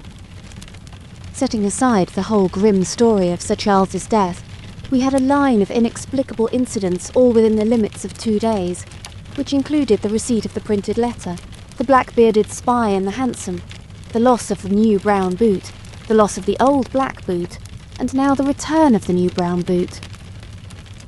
Holmes sat in silence in the cab as we drove back to Baker Street, and I knew from his drawn brows and keen face that his mind, like my own, was busy in endeavouring to frame some scheme into which all these strange and apparently disconnected episodes could be fitted. All afternoon and late into the evening, he sat lost in tobacco and thought. Just before dinner, 2 telegrams were handed in. The first ran, Have just heard that Barrymore is at the Hall. Baskerville. the second, Visited 23 hotels as directed, but sorry to report unable to trace cut sheet of times. Cartwright. There go 2 of my threads, Watson. There is nothing more stimulating than a case where everything goes against you. We must cast round for another scent. We have still the cabman who drove the spy. Exactly. I have wired to get his name and address from the official registry. I should not be surprised if this were an answer to my question. The ring at the bell proved to be something even more satisfactory than an answer, however, for the door opened and a rough-looking fellow entered, who was evidently the man himself.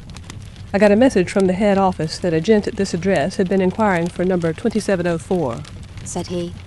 I've driven my cab this 7 years and never a word of complaint. I came here straight from the yard to ask you to your face what you had against me.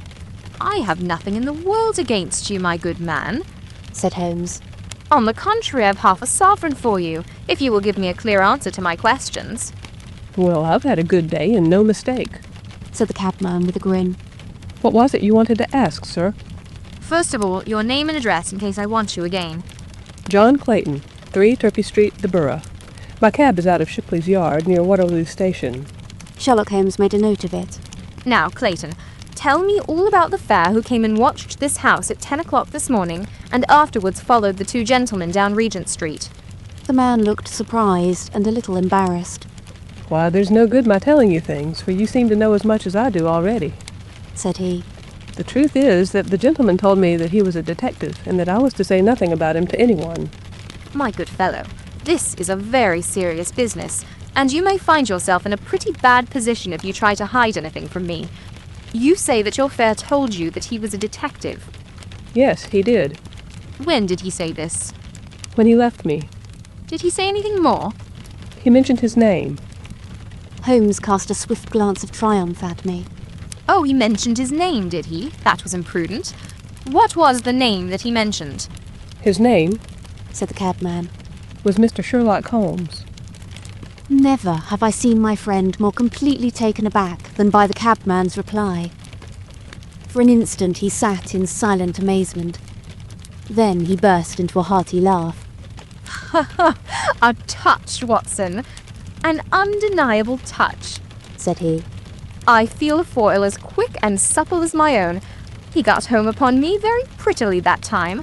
So, his name was Sherlock Holmes, was it?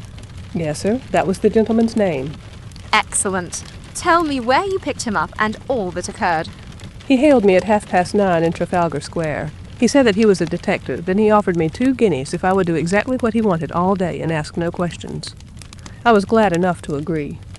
First we drove down to the Northumberland Hotel and waited there until two gentlemen came out and took a cab from the rank. We followed their cab until it pulled up somewhere near here. This very door, said Holmes. Well, I couldn't be sure of that, but I dare say my fare knew all about it. We pulled up halfway down the street and waited an hour and a half. Then the two gentlemen passed us, walking, and we followed down Baker Street and along... I know, said Holmes. Until we got 3/4 down Regent Street. Then my gentleman threw up the trap, and he cried that I should drive right away to Waterloo Station as hard as I could go. I whipped up the mare, and we were there in under the 10 minutes. Then he paid up his 2 guineas, like a good one, and away he went into the station. Only just as he was leaving, he turned round and he said, "It might interest you to know that you have been driving Mr. Sherlock Holmes. That's how I come to know the name." I see. And you saw no more of him? Not after he went into the station. And how would you describe Mr. Sherlock Holmes? The cabman scratched his head. Well, he wasn't altogether such an easy gentleman to describe. I'd put him at 40 years of age, and he was of a middle height, 2 or 3 inches shorter than you, sir. He was dressed like a toff, and he had a black beard, cut square at the end, and a pale face. I don't know as I could say more than that. Color of his eyes? No, I can't say that. Nothing more that you can remember? No, sir, nothing. Well then, here is your half-sovereign. There's another one waiting for you if you can bring any more information. Good night. Good night, sir, and thank you. John Clayton departed chuckling, and Holmes turned to me with a shrug of his shoulders and a rueful smile. Snap goes our third thread, and we end where we began, said he. A cunning rascal. He knew our number, knew that Sir Henry Baskerville had consulted me, spotted who I was in Regent Street, conjectured that I had got the number of the cab and would lay my hands on the driver, and so sent back this audacious message. I tell you, Watson, this time we have got a foeman who is worthy of our steel. I've been checkmated in London. I can only wish you better luck in Devonshire. But I'm not easy in my mind about it. About what? About sending you. It's an ugly business, Watson. An ugly, dangerous business. And the more I see of it, the less I like it. Yes, my dear fellow, you may laugh, but I give you my word that I shall be very glad to have you back safe and sound in Baker Street once more.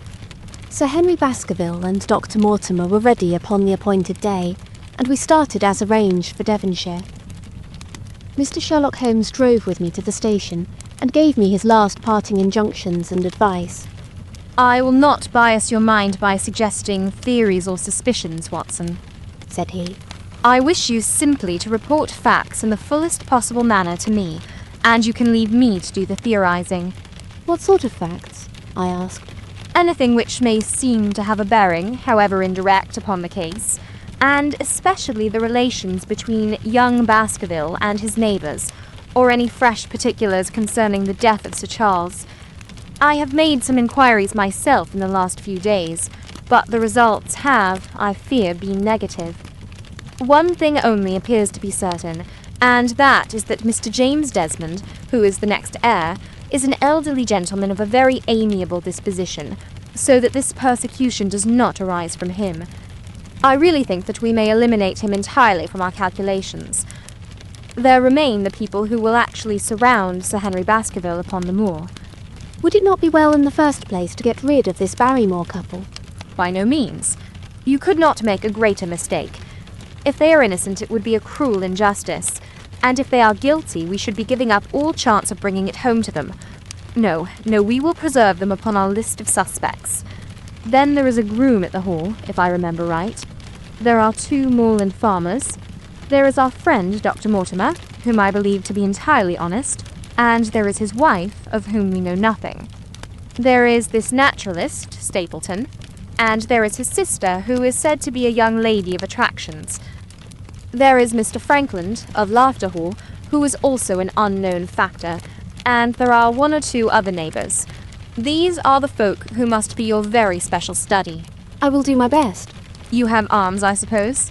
Yes, I thought it as well to take them. Most certainly. Keep your revolver near you night and day, and never relax your precautions. Our friends had already secured a first-class carriage, and were waiting for us upon the platform. No, we have no news of any kind, said Dr. Mortimer in answer to my friend's questions. I can swear to one thing, and that is that we have not been shadowed during the last 2 days. We have never gone out without keeping a sharp watch, and no one could have escaped our notice. You have always kept together, I presume. Except yesterday afternoon. I usually give up one day to pure amusement when I come to town, so I spent it at the Museum of the College of Surgeons. And I went to look at the folk in the park, said Baskerville. but we had no trouble of any kind. It was imprudent all the same. Said Holmes, shaking his head and looking very grave. I beg, Sir Henry, that you will not go about alone. Some great misfortune will befall you if you do. Did you get your other boot? No, sir. It is gone forever. Indeed. That is very interesting. Well, goodbye. He added, as the train began to glide down the platform. Bear in mind, Sir Henry, one of the phrases in that queer old legend which Dr. Mortimer has read to us, and avoid the moor in those hours of darkness when the powers of evil are exalted. I looked back at the platform when we had left it far behind, and saw the tall, austere figure of Holmes standing motionless and gazing after us.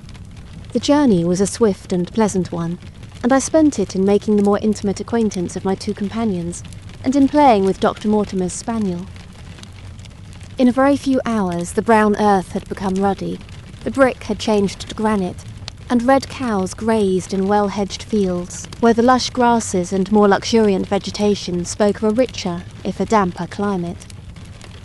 Young Baskerville stared eagerly out of the window, and cried aloud with delight as he recognised the familiar features of the Devon scenery. I've been over a good part of the world since I left it, Dr. Watson, said he, but I have never seen a place to compare with it. I never saw a Devonshire man who did not swear by his county, I remarked. It depends upon the breed of men quite as much as on the county, said Dr. Mortimer. A glance at our friend here reveals the rounded head of the Celt, which carries inside it the Celtic enthusiasm and power of attachment. Poor Sir Charles's head was of a very rare type, half Gaelic, half Ivernian in its characteristics. But you were very young when you last saw Baskerville Hall, were you not? I was a boy in my teens at the time of my father's death, and had never seen the hall, for he lived in a little cottage on the south coast. Thence I went straight to a friend in America.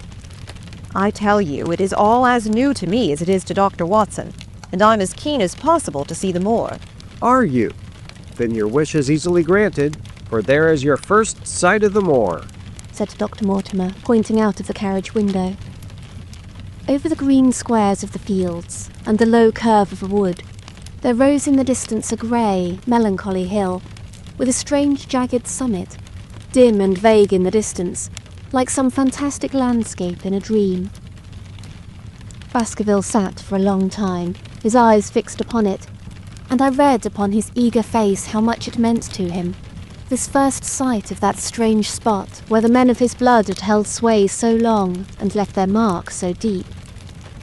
There he sat, with his tweed suit and his American accent, in the corner of a prosaic railway carriage. And yet, as I looked at his dark and expressive face, I felt more than ever how true a descendant he was of that long line of high-blooded, fiery and masterful men. There were pride, valour and strength in his thick brows, his sensitive nostrils, and his large hazel eyes.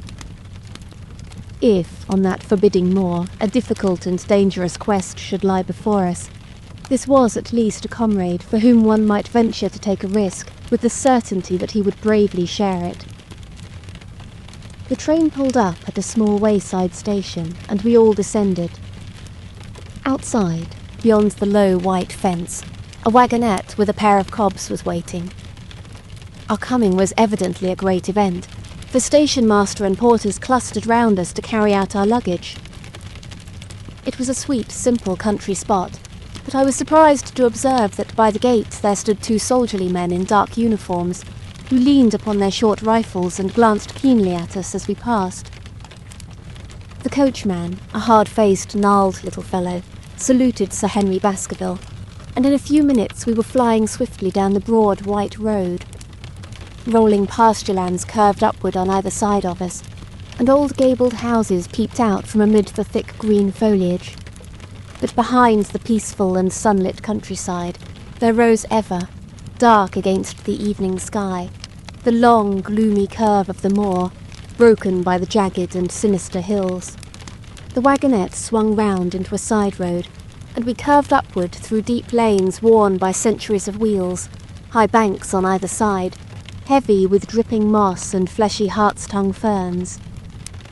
Bronzing bracken and mottled bramble gleamed in the light of the sinking sun. Still steadily rising, we passed over a narrow granite bridge and skirted a noisy stream which gushed swiftly down, foaming and roaring amid the grey boulders.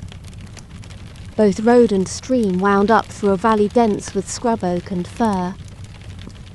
At every turn Baskerville gave an exclamation of delight, looking eagerly about him and asking countless questions.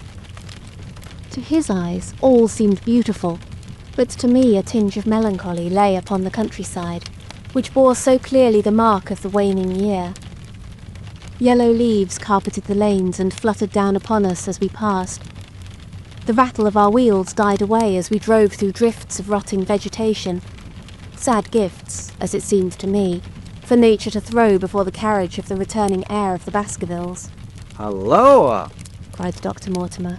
What is this? A steep curve of heath-clad land, an outlying spur of the moor, lay in front of us. On the summit, hard and clear like an equestrian statue upon its pedestal, was a mounted soldier, dark and stern, his rifle poised ready over his forearm. He was watching the road along which we travelled. What is this, Perkins? Asked Dr. Mortimer. Our driver half-turned in his seat. There's a convict escaped from Princeton, sir. He's been out 3 days now, and the warders watch every road and every station, but they've had no sight of him yet. The farmers about here don't like it, sir, and that's a fact. Well, I understand they get £5 if they can give information.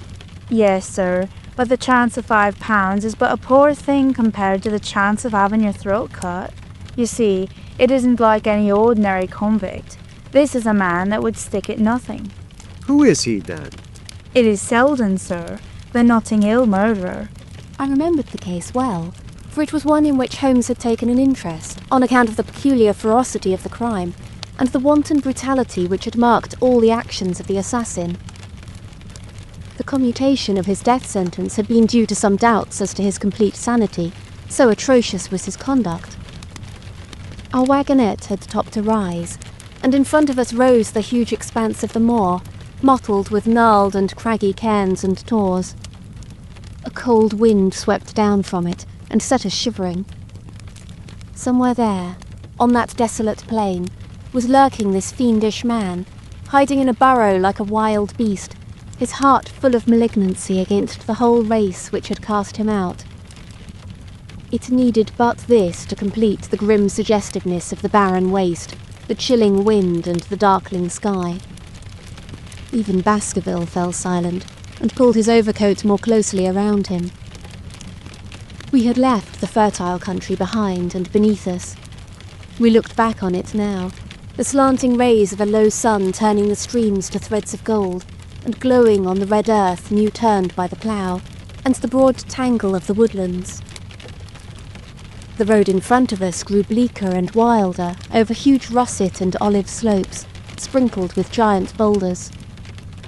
Now and then we passed a moorland cottage, walled and roofed with stone, with no creeper to break its harsh outline. Suddenly we looked down into a cup-like depression, patched with stunted oaks and firs which had been twisted and bent by the fury of years of storm. 2 high, narrow towers rose over the trees. The driver pointed with his whip. Baskerville Hall, said he. Its master had risen and was staring with flushed cheeks and shining eyes. A few minutes later we had reached the lodge gates, a maze of fantastic tracery in wrought iron, with weather-bitten pillars on either side, blotched with lichens and surmounted by the boar's heads of the Baskervilles. The lodge was a ruin of black granite and bared ribs of rafters, but facing it was a new building, half constructed, the first fruit of Sir Charles's South African gold. Through the gateway we passed into the avenue, where the wheels were again hushed amid the leaves, and the old trees shot their branches in a sombre tunnel over our heads. Baskerville shuddered as he looked up the long dark drive to where the house glimmered like a ghost at the farther end. Was it here? He asked in a low voice. No, The yew alley is on the other side. The young heir glanced round with a gloomy face. It's no wonder my uncle felt as if trouble were coming on him in such a place as this, said he. It's enough to scare any man. I'll have a row of electric lamps up here inside of 6 months, and you won't know it again, with 1,000 candle-power Swan and Edison right here in the front of the hall door. The avenue opened into a broad expanse of turf, and the house lay before us. In the fading light, I could see that the centre was a heavy block of building from which a porch projected. The whole front was draped in ivy, with a patch clipped bare here and there where a window or a coat of arms broke through the dark veil. From this central block rose the twin towers, ancient, crenellated and pierced with many loopholes. To right and left of the turrets were more modern wings of black granite. A dull light shone through heavy mullioned windows, and from the high chimneys which rose from the steep, high-angled roof, there sprang a single black column of smoke. Welcome, Sir Henry. Welcome to Baskerville Hall. A tall man had stepped from the shadow of the porch to open the door of the wagonette. The figure of a woman was silhouetted against the yellow light of the hall. She came out and helped the man to hand down our bags. You don't mind my driving straight home, Sir Henry, said Dr. Mortimer. My wife is expecting me. Surely you will stay and have some dinner. No, I must go. I shall probably find some work awaiting me. I would stay to show you over the house, but Barrymore will be a better guide than I. Goodbye, and never hesitate night or day to send for me if I could be of service. The wheels died away down the drive, while Sir Henry and I turned into the hall, and the door clanged heavily behind us. It was a fine apartment in which we found ourselves, large, lofty, and heavily raftered, with huge bulks of age-blackened oak. In the great, old-fashioned fireplace behind the high iron dogs, a log fire crackled and snapped. Sir Henry and I held out our hands to it, for we were numb from our long drive. Then we gazed round us at the high, thin window of old stained glass, the oak panelling, the stags' heads, the coats of arms upon the walls, all dim and sombre in the subdued light of the central lamp. It's just as I imagined it, said Sir Henry. Is it not the very picture of an old family home? To think that this should be the same hall in which for 500 years my people have lived. It strikes me solemn to think of it. I saw his dark face light up with a boyish enthusiasm as he gazed about him. The light beat upon him where he stood, but long shadows trailed down the walls and hung like a black canopy above him. Barrymore had returned from taking our luggage to our rooms. He stood in front of us now with the subdued manner of a well-trained servant. He was a remarkable-looking man, tall, handsome, with a square black beard and pale, distinguished features. Would you wish dinner to be served at once, sir? Is it ready? In a very few minutes, sir. You will find hot water in your rooms. My wife and I will be happy, Sir Henry, to stay with you until you have made your fresh arrangements. But you will understand that under the new conditions, this house will require a considerable staff. What new conditions? I only meant, sir, that Sir Charles led a very retired life, and we were able to look after his wants. You would, naturally, wish to have more company, and so you will need changes in your household. Do you mean that your wife and you wish to leave? Only when it is quite convenient to you, sir. But your family have been with us for several generations, have they not? I should be sorry to begin my life here by breaking an old family connection. I seemed to discern some signs of emotion upon the butler's white face. I feel that also, sir, and so does my wife. But to tell the truth, sir, we were both very much attached to Sir Charles, and his death gave us a shock and made these surroundings very painful to us. I fear that we shall never again be easy in our minds at Baskerville Hall. But what do you intend to do? Well, I have no doubt, sir, that we shall succeed in establishing ourselves in some business. Sir Charles's generosity has given us the means to do so. And now, sir, perhaps I had best show you to your rooms. A square, balustraded gallery ran round the top of the old hall, approached by a double stair. From this central point, 2 long corridors extended the whole length of the building, from which all the bedrooms opened. my own was in the same wing as Baskervilles and almost next door to it. These rooms appeared to be much more modern than the central part of the house, and the bright paper and numerous candles did something to remove the sombre impression which our arrival had left upon my mind. But the dining room, which opened out of the hall, was a place of shadow and gloom. It was a long chamber, with a step separating the dais where the family sat from the lower portion reserved for their dependents. At one end, a minstrel's gallery overlooked it. Black beams shot across above our heads, with a smoke-darkened ceiling beyond them. With rows of flaring torches to light it up, and the colour and rude hilarity of an old-time banquet, it might have softened. But now, when two black-clothed gentlemen sat in the little circle of light thrown by a shaded lamp, one's voice became hushed, and one's spirit subdued.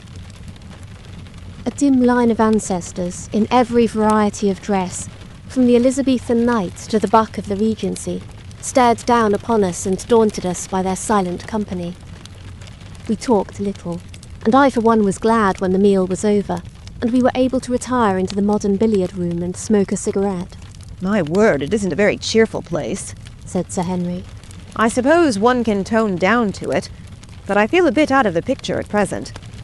I don't wonder that my uncle got a little jumpy if he lived all alone in such a house as this.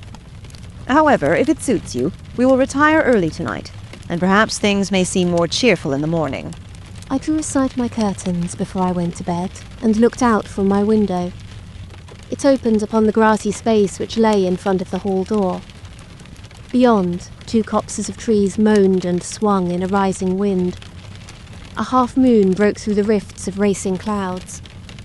In its cold light, I saw beyond the trees a broken fringe of rocks, and the long, low curve of the melancholy moor. I closed the curtain, feeling that my last impression was in keeping with the rest. And yet, it was not quite the last. I found myself weary and yet wakeful, tossing restlessly from side to side, seeking for the sleep which would not come. Far away, a chiming clock struck out the quarters of the hours, but otherwise a deathly silence lay upon the old house. And then suddenly, in the very dead of the night, there came a sound to my ears, clear, resonant, and unmistakable. It was the sob of a woman, the muffled, strangling gasp of one who is torn by an uncontrollable sorrow. I sat up in bed and listened intently. The noise could not have been far away, and was certainly in the house. For half an hour I waited with every nerve on the alert, but there came no other sound, save the chiming clock and the rustle of the ivy on the wall. The fresh beauty of the following morning did something to efface from our minds the grim and grey impression which had been left upon both of us by our first experience of Baskerville Hall. As Sir Henry and I sat at breakfast, the sunlight flooded in through the high mullioned windows, throwing watery patches of colour from the coats of arms which covered them. The dark panelling glowed like bronze in the golden rays, and it was hard to realise that this was indeed the chamber which had struck such a gloom into our souls upon the evening before. I guess it is ourselves and not the house that we have to blame, said the baronet. We were tired with our journey and chilled by our drive, so we took a grey view of the place. Now we are fresh and well, so it is all cheerful once more.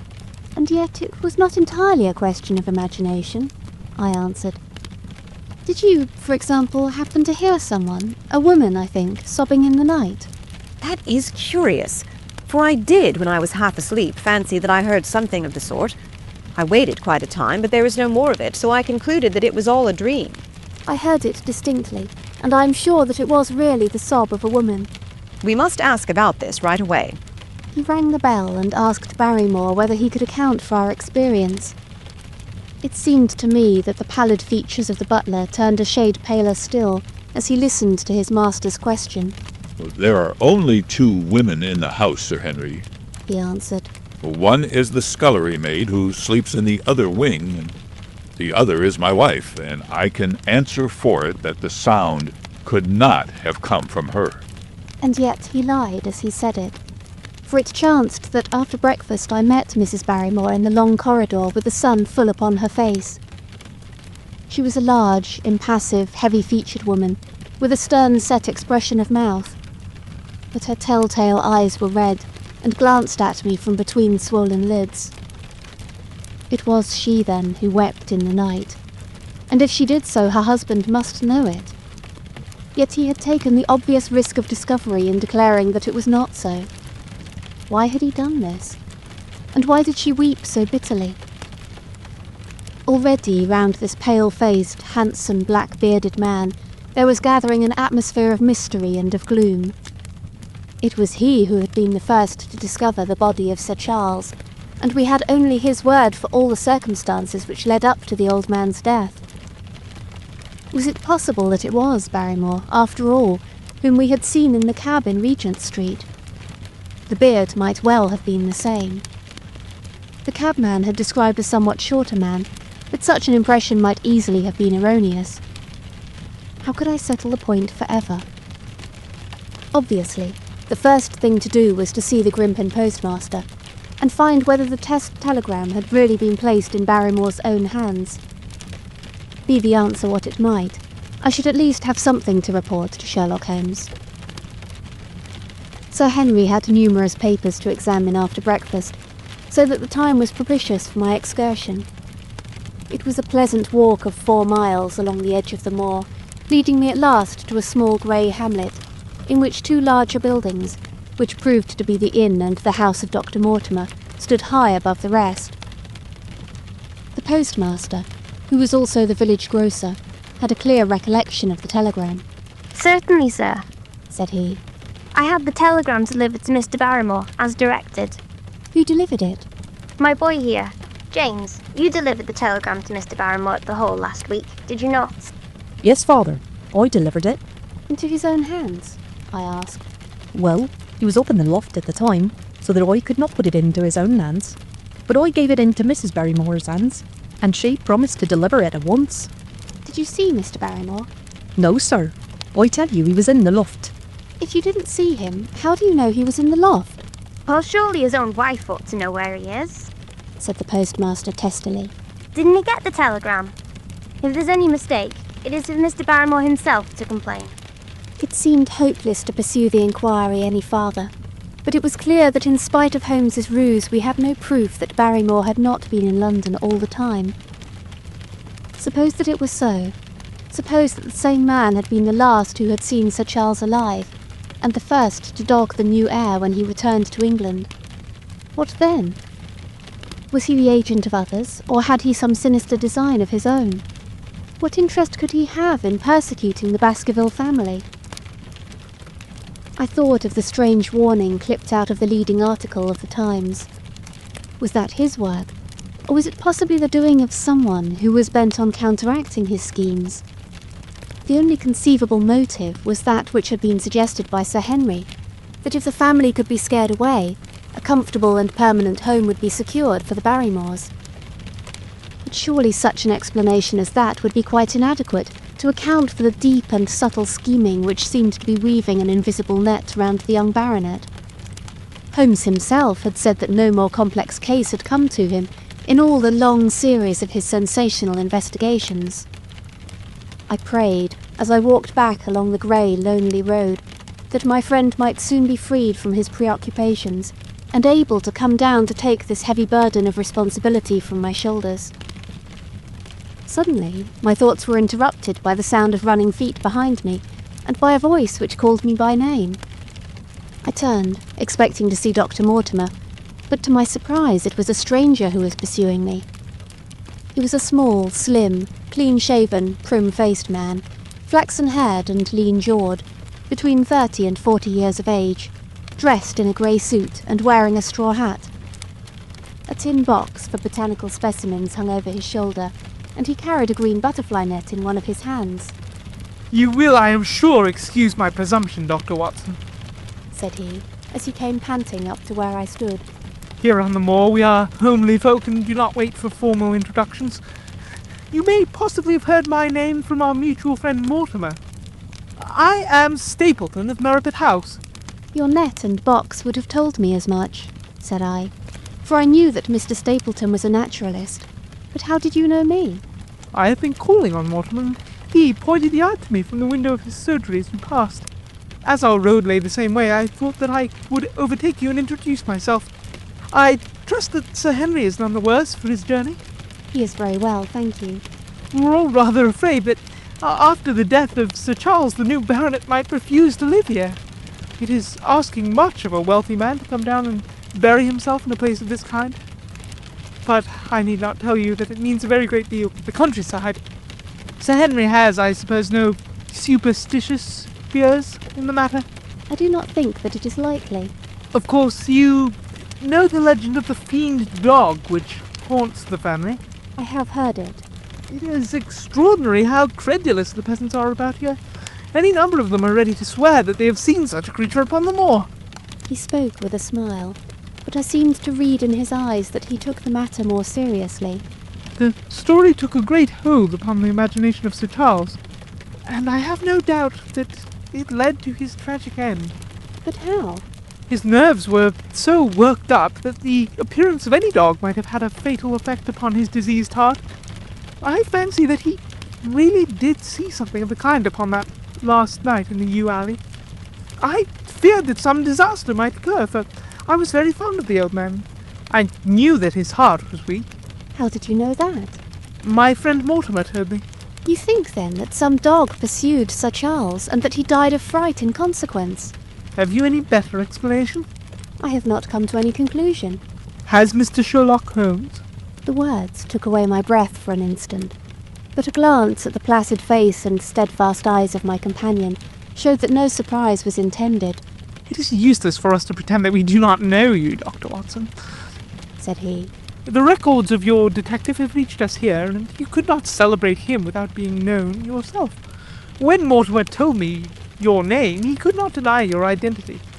If you are here, then it follows that Mr. Sherlock Holmes is interesting himself in the matter, and I am naturally curious to know what view he may take. I'm afraid that I cannot answer that question. May I ask if he's going to honour us with a visit himself? He cannot leave town at present. He has other cases which engage his attention. What a pity. He might throw some light on that which is so dark to us. But as to your own researches, if there is any possible way in which I can be of service to you, I trust that you will command me. If I had any indication of the nature of your suspicions, or how you propose to investigate the case, I might perhaps even now give you some aid or advice. I assure you that I am simply here upon a visit to my friend, Sir Henry, and that I need no help of any kind. Excellent, said Stapleton. You are perfectly right to be wary and discreet. I am justly reproved for what I feel was an unjustifiable intrusion, and I promise you that I will not mention the matter again. We had come to a point where a narrow, grassy path struck off from the road and wound away across the moor. A steep, boulder-sprinkled hill lay upon the right, which had in bygone days been cut into a granite quarry. The face which was turned towards us formed a dark cliff, with ferns and brambles growing in its niches. From over a distant rise there floated a grey plume of smoke. A moderate walk along this moor path brings us to Merripit House, said he. Perhaps you will spare an hour that I may have the pleasure of introducing you to my sister. My first thought was that I should be by Sir Henry's side, but then I remembered the pile of papers and bills with which his study table was littered. It was certain that I could not help with those. And Holmes had expressly said that I should study the neighbours upon the moor. I accepted Stapleton's invitation, and we turned together down the path. It is a wonderful place, the moor, said he, looking round over the undulating downs, long green rollers with crests of jagged granite foaming up into fantastic surges. You never tire of the moor. You cannot think the wonderful secrets which it contains.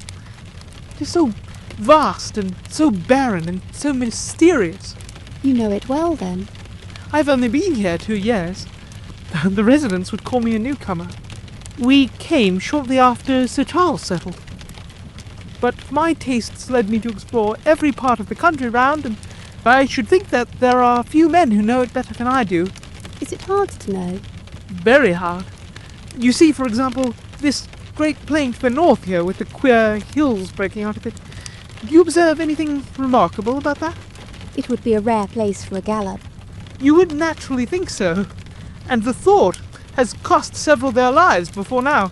You notice those bright green spots scattered thickly over it? Yes, they seem more fertile than the rest. Stapleton laughed. That is the Great Grimpen Mire, said he. A false step yonder means death to man or beast. Only yesterday I saw one of the Moor ponies wander into it. He never came out. I saw his head for quite a long time craning out of the bog hole, but it sucked him down at last. Even in dry seasons it is a danger to cross it, but after these autumn rains it is an awful place. And yet I can find my way to the very heart of it and return alive. By George, there is another of those miserable ponies. Something brown was rolling and tossing among the green sedges. Then a long, agonized, writhing neck shot upward, and a dreadful cry echoed over the moor. It turned me cold with horror, but my companion's nerves seemed to be stronger than mine. It's gone, said he. The mire has him. 2 in 2 days, and many more, perhaps. For they get in the way of going there in the dry weather and never know the difference until the mire has them in its clutches. It's a bad place, the Great Grimpen Mire. And you say you can penetrate it? Yes, there are 1 or 2 paths which a very active man can take. I have found them out. But why should you wish to go into so horrible a place? Well, you see the hills beyond? They are really islands cut off on all sides by the impassable mire, which has crawled round them in the course of years. That is where the rare plants and the butterflies are, if you have the wit to catch them. I shall try my luck some day. He looked at me with a surprised face. For God's sake, put such an idea out of your mind, said he. Your blood would be upon my head. I assure you that there would not be the least chance of your coming back alive. It is only by remembering certain complex landmarks that I am able to do it. Halloa! I cried. What is that? A long, low moan, indescribably sad, swept over the moor. It filled the whole air, and yet it was impossible to say whence it came. From a dull murmur it swelled into a deep roar, and then sank back into a melancholy, throbbing murmur once again. Stapleton looked at me with a curious expression in his face. Queer place, the moor, said he. But what is it? The peasants say it is the hound of the Baskervilles, calling for its prey. I've heard it once or twice before, but never quite so loud. I looked round, with a chill of fear in my heart, at the huge swelling plain, mottled with the green patches of rushes. Nothing stirred over the vast expanse, save a pair of ravens, which croaked loudly from a tor behind us. You are an educated man. You don't believe such nonsense as that, said I. What do you think is the cause of so strange a sound? Bogs make queer noises sometimes. It's the mud settling or the water rising or something. No, that was a living voice. Well, perhaps it was. Did you ever hear a bittern booming? No, I never did. It's a very rare bird, practically extinct in England now, but all things are possible upon the moor. Yes, I should not be surprised to learn that what we have heard is the cry of the last of the bitterns. It's the weirdest, strangest thing that ever I heard in my life. Yes, it's rather an uncanny place altogether. Look at the hillside yonder.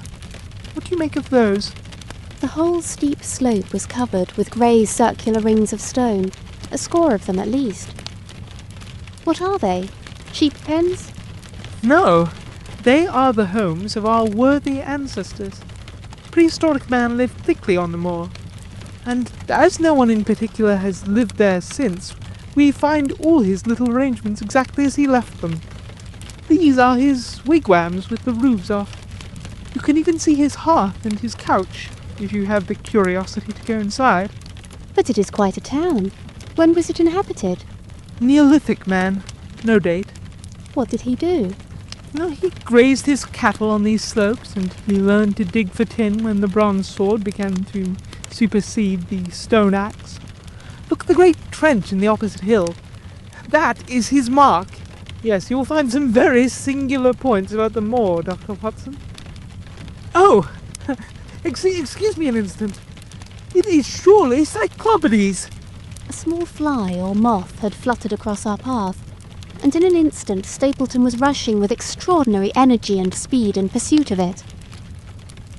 To my dismay, the creature flew straight for the great mire, and my acquaintance never paused for an instant, bounding from tuft to tuft behind it, his green net waving in the air. His grey clothes and jerky, zigzag, irregular progress made him not unlike some huge moth himself. I was standing watching his pursuit with a mixture of admiration for his extraordinary activity and fear lest he should lose his footing in the treacherous mire, when I heard the sound of steps, and turning round found a woman near me upon the path. She had come from the direction in which the plume of smoke indicated the position of Merripit House, but the dip of the moor had hid her until she was quite close. I could not doubt that this was the Miss Stapleton of whom I had been told, since ladies of any sort must be few upon the moor, and I remembered that I had heard someone describe her as being a beauty. The woman who approached me was certainly that, and of a most uncommon type. There could not have been a greater contrast between brother and sister, for Stapleton was neutral-tinted, with light hair and grey eyes, while she was darker than any brunette whom I have seen in England, slim, elegant and tall. She had a proud, finely cut face, so regular that it might have seemed impassive, were it not for the sensitive mouth and the beautiful, dark, eager eyes. With her perfect figure and elegant dress, she was indeed a strange apparition upon the lonely moorland path. Her eyes were on her brother as I turned, and then she quickened her pace towards me. I had raised my hat and was about to make some explanatory remark, when her own words turned all my thoughts into a new channel. "Go back," she said. "Go straight back to London instantly." I could only stare at her in stupid surprise. Her eyes blazed at me, and she tapped the ground impatiently with her foot. "Why should I go back?" I asked. "I cannot explain." She spoke in a low, eager voice, with a curious lisp in her utterance.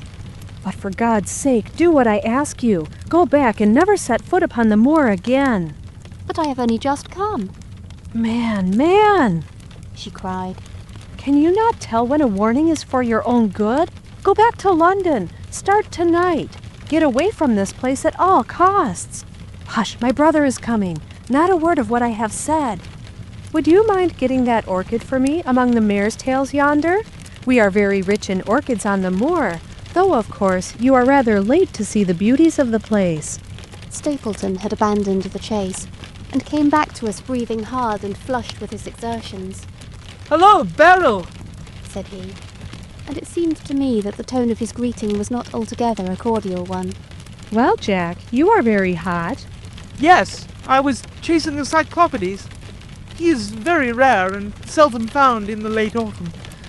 What a pity that I should have missed him." He spoke unconcernedly, but his small light eyes glanced incessantly from the girl to me. "You have introduced yourselves, I can see." "Yes, I was telling Sir Henry that it was rather late for him to see the true beauties of the moor." "Why, who do you think this is?" "I imagine that it must be Sir Henry Baskerville." No, said I. "Only a humble commoner, but his friend. My name is Dr. Watson." A flush of vexation passed over her expressive face. "We have been talking at cross purposes," said she. "Why, you had not very much time for talk?" her brother remarked with the same questioning eyes. "I talked as if Dr. Watson were a resident instead of being merely a visitor," said she. "It cannot much matter to him whether it is early or late for the orchids. But you will come on, will you not, and see Merripit House?" A short walk brought us to it. A bleak moorland house, once the farm of some grazier in the old prosperous days, but now put into repair and turned into a modern dwelling. An orchard surrounded it, but the trees, as is usual upon the moor, were stunted and nipped, and the effect of the whole place was mean and melancholy.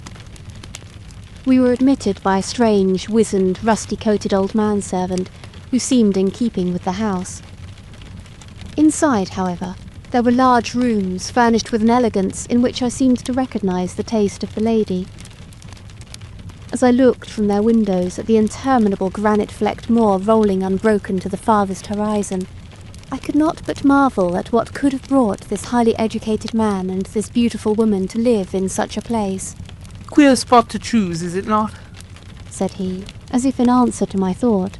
And yet we managed to make ourselves fairly happy, do we not, Beryl? Quite happy, said she, but there was no ring of conviction in her words. I had a school, said Stapleton. It was in the North Country. The work, to a man of my temperament, was mechanical and uninteresting. But the privilege of living with youth, of helping to mould these young minds, and of impressing with one's own character and ideals was very dear to me. However, the fates were against us. A serious epidemic broke out in the school and 3 of the boys died. It never recovered from the blow, and much of my capital was irretrievably swallowed up. And yet, if it were not for the loss of the charming companionship of the boys, I could rejoice over my own misfortune. For, with my strong taste for botany and zoology, I find an unlimited field of work here, and my sister is as devoted to nature as I am. All this, Dr. Watson, has been brought upon your head by your expression as you surveyed the moor out of our window. It certainly did cross my mind that it might be a little dull. Less for you, perhaps, than for your sister. No, I am never dull, said she quickly. We have the books, we have our studies, and we have interesting neighbours. Dr. Mortimer is a most learned man in his own right. Poor Sir Charles was also an admirable companion. We knew him well and miss him more than I can tell. Do you think that I should intrude if I were to call this afternoon and make the acquaintance of Sir Henry? I am sure that he would be delighted. Then perhaps you would mention that I propose to do so. We may, in our humble way, do something to make things more easy for him, until he becomes accustomed to his new surroundings. Will you come upstairs, Dr. Watson, and inspect my collection of Lepidoptera? I think it is the most complete one in the southwest of England. By the time that you've looked through them, lunch will be almost ready. But I was eager to get back to my charge. The melancholy of the moor, the death of the unfortunate pony, the weird sound which had been associated with the grim legend of the Baskervilles, all these things tinged my thoughts with sadness.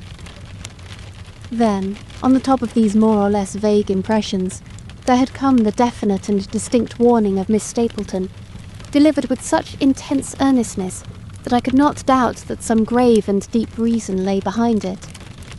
I resisted all pressure to stay for lunch, and I set off at once upon my return journey, taking the grass-grown path by which we had come. It seems, however, that there must have been some shortcut for those who knew it, for before I had reached the road, I was astounded to see Miss Stapleton sitting upon a rock by the side of the track. Her face was beautifully flushed with her exertions, and she held her hand to her side. "I have run all the way in order to cut you off, Mr. Watson," said she. "I had not even time to put on my hat. I must not stop, or my brother may miss me.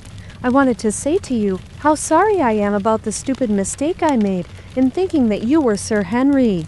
Please forget the words I said, which have no application whatever to you." "But I can't forget them, Miss Stapleton," said I. "I am Sir Henry's friend, and his welfare is a very close concern of mine. Tell me why it was that you were so eager that Sir Henry should return to London."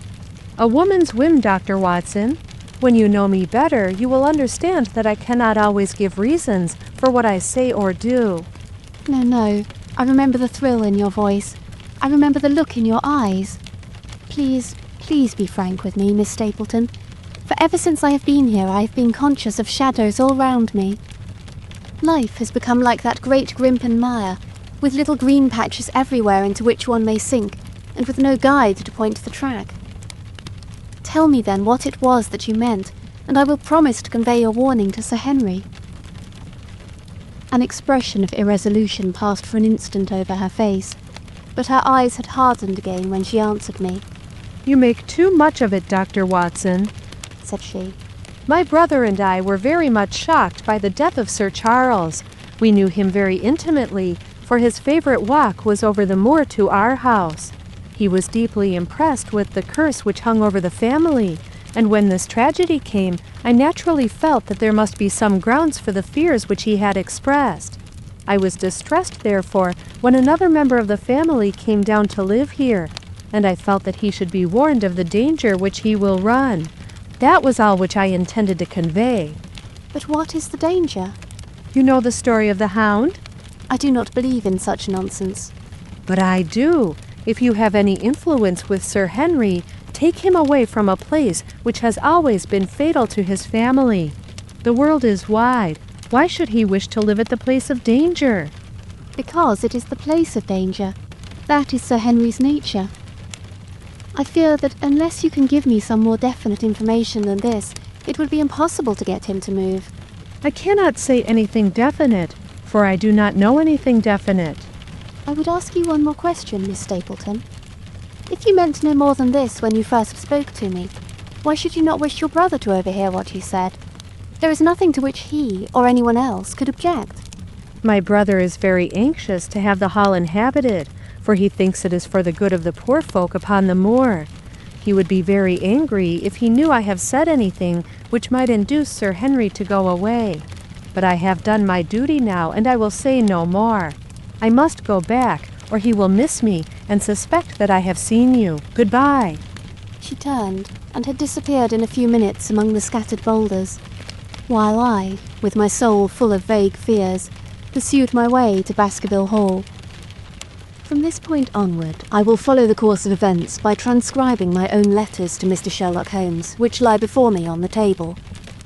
One page is missing, but otherwise they are exactly as written, and show my feelings and suspicions of the moment more accurately than my memory, clear as it is upon these tragic events, can possibly do. Baskerville Hall, October 13th. My dear Holmes, my previous letters and telegrams have kept you pretty well up to date as to all that has occurred in this most God-forsaken corner of the world. The longer one stays here, the more does the spirit of the moor sink into one's soul, its vastness, and also its grim charm. When you are once out upon its bosom, you have left all traces of modern England behind you. But, on the other hand, you are conscious everywhere of the homes and the work of the prehistoric people. On all sides of you as you walk are the houses of these forgotten folk, with their graves and the huge monoliths which are supposed to have marked their temples. As you look at their grey stone huts against the scarred hillsides, you leave your own age behind you, and if you were to see a skin-clad hairy man crawl out from the low door, fitting a flint-tipped arrow onto the string of his bow, you would feel that his presence there was more natural than your own. The strange thing is that they should have lived so thickly on what must always have been most unfruitful soil. I am no antiquarian, but I could imagine that they were some unwarlike and harried race, who were forced to accept that which none other would occupy. All this, however, is foreign to the mission on which you sent me, and will probably be very uninteresting to your severely practical mind.